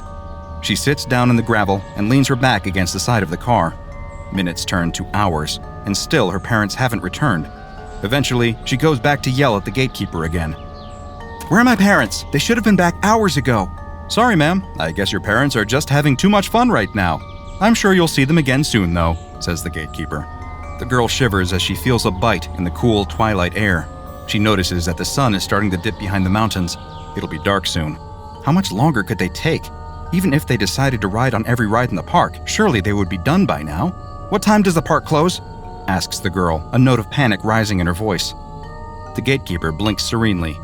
Playland is open 24/7, ma'am. We're always here when you want to play. The girl feels the color drain from her face as she ponders the possibilities. Her father has the car keys, so she can't take the car to go for help. She pulls out her cell phone, but she doesn't know the number she would need to alert any local authorities. And it's not like she speaks the language anyway. Other than the employees here at Playland, she hasn't met a single person in this whole trip who speaks English. She's completely helpless, trapped, and there's nothing that she can do except wait and hope. As the night settles in, she realizes that her wait might have just started. It might not be the happiest place on Earth, but it definitely tries to be. And while the world is full of sketchy amusement parks, most of them just want your money. The amusement park known as SCP-1357, however, genuinely wants you to have a good time. Sometimes it wants you to have a good time, whether you want to or not. SCP-1357 is a theme park with an area of approximately 4 square kilometers, located somewhere in Poland. The park has 4 entrances, at each of the cardinal directions. SCP-1357 is highly selective about who it allows to enter the park, restricting access to parties that meet the following criteria. The group must contain at least 2 adults in a romantic relationship. It must contain at least 1 member who is under the age of 18 and who thinks of the aforementioned romantic couple as their guardians. And every member of the party must possess a free ticket, hereafter referred to as SCP-1357-B. The park does not charge for admission, and the only way to gain access is to have possession of an instance of SCP-1357-B. Once inside, SCP-1357 looks like any other carnival, with thrill rides, amusement arcades, midway games, and concession booths. Highly unusual for a carnival, though, is that SCP-1357 does not accept any money. All rides, food, and souvenirs are free. The layout and theme of the park are different for different visitors and appear to be highly contingent on the desires of the youngest member of any visiting party. Often, the park will appear themed after various popular media properties, such as Batman, Winnie the Pooh, or Barney the Dinosaur. However, visiting parties accompanied by more imaginative kids may encounter substantially weirder things in the park, including talking animals, sentient foodstuffs, temporal displacements, and even extra-dimensional portals. Although the park normally sits empty, when a group meeting entry requirements arrive at the gate, SCP-1357 will spontaneously manifest a full working staff, people designated as SCP-1357-A. Instances of SCP-1357-A appear to be ordinary humans of various ages, ethnicities, sexes, and genders, all clothed in matching uniforms, suggesting that they are employees of the park. Instances of SCP-1357-A are exceptionally friendly and helpful, and are extremely dedicated to making sure that visitors to SCP-1357 have a good time. In fact, there's nothing that they care about more. There is, however, a darker side to SCP-1357, and one incident suggests the frightening lengths to which the park will go to make sure that its younger visitors truly enjoy their stay. As part of an experiment, a Foundation agent visited the park with his own family, each member equipped with audio recording devices that continuously transmitted to Foundation consoles. During his stay, he attempted to interrogate an instance of SCP-1357-A. The instance of SCP-1357-A refused to answer the agent's questions about the purpose or origin of the park, instead lamenting that the agent's attitude was going to spoil the fun for his family. Eventually, instances of SCP-1357-A escorted the agent to an exit and forcibly removed him from the park. When his wife attempted to follow him, the couple's daughter refused to leave. Instances of SCP-1357-A separated the daughter from her family, removing the wife from the park and keeping the daughter inside, leaving the parents with only vague assurances that their daughter would be returned when she was ready to leave the park. Attempts to forcibly recover the daughter proved futile, and even a well-armed rescue team was unable to overcome the seemingly infinite numbers of SCP-1357-A that SCP-1357 manifested to protect itself. Hopes that SCP-1357 might indeed allow the daughter to leave when she became bored with the park attractions also proved to be futile. Audio captured from the daughter's recording device seems to indicate that when she eventually demanded that SCP-1357-A's release her, she was instead placed into some sort of machine that altered or brainwashed her into becoming an SCP-1357-A herself. Subsequent park visits by Foundation researchers have revealed a new SCP-1357-A that matches the daughter's physical description but does not display any memories of her past life. Interactions with the SCP-1357-A that resembles the missing daughter reveal that, like other instances of SCP-1357-A, her only thoughts are on how to please park visitors and help them enjoy a pleasant visiting experience. In the end, Playland may offer the ultimate amusement park experience for free, but it might still exact a price that's way too high. If you want to support our important mission while also getting influence over the anomalies we cover and an exclusive look behind the scenes, check out the DrBob Patreon and become a junior researcher today. Now go and watch another entry from the files of DrBob, like SCP-1550, for another tale of a product determined to please every customer. And make sure you subscribe and turn on notifications so you don't miss a single anomaly as we delve further and further into the SCP Foundation's classified archives.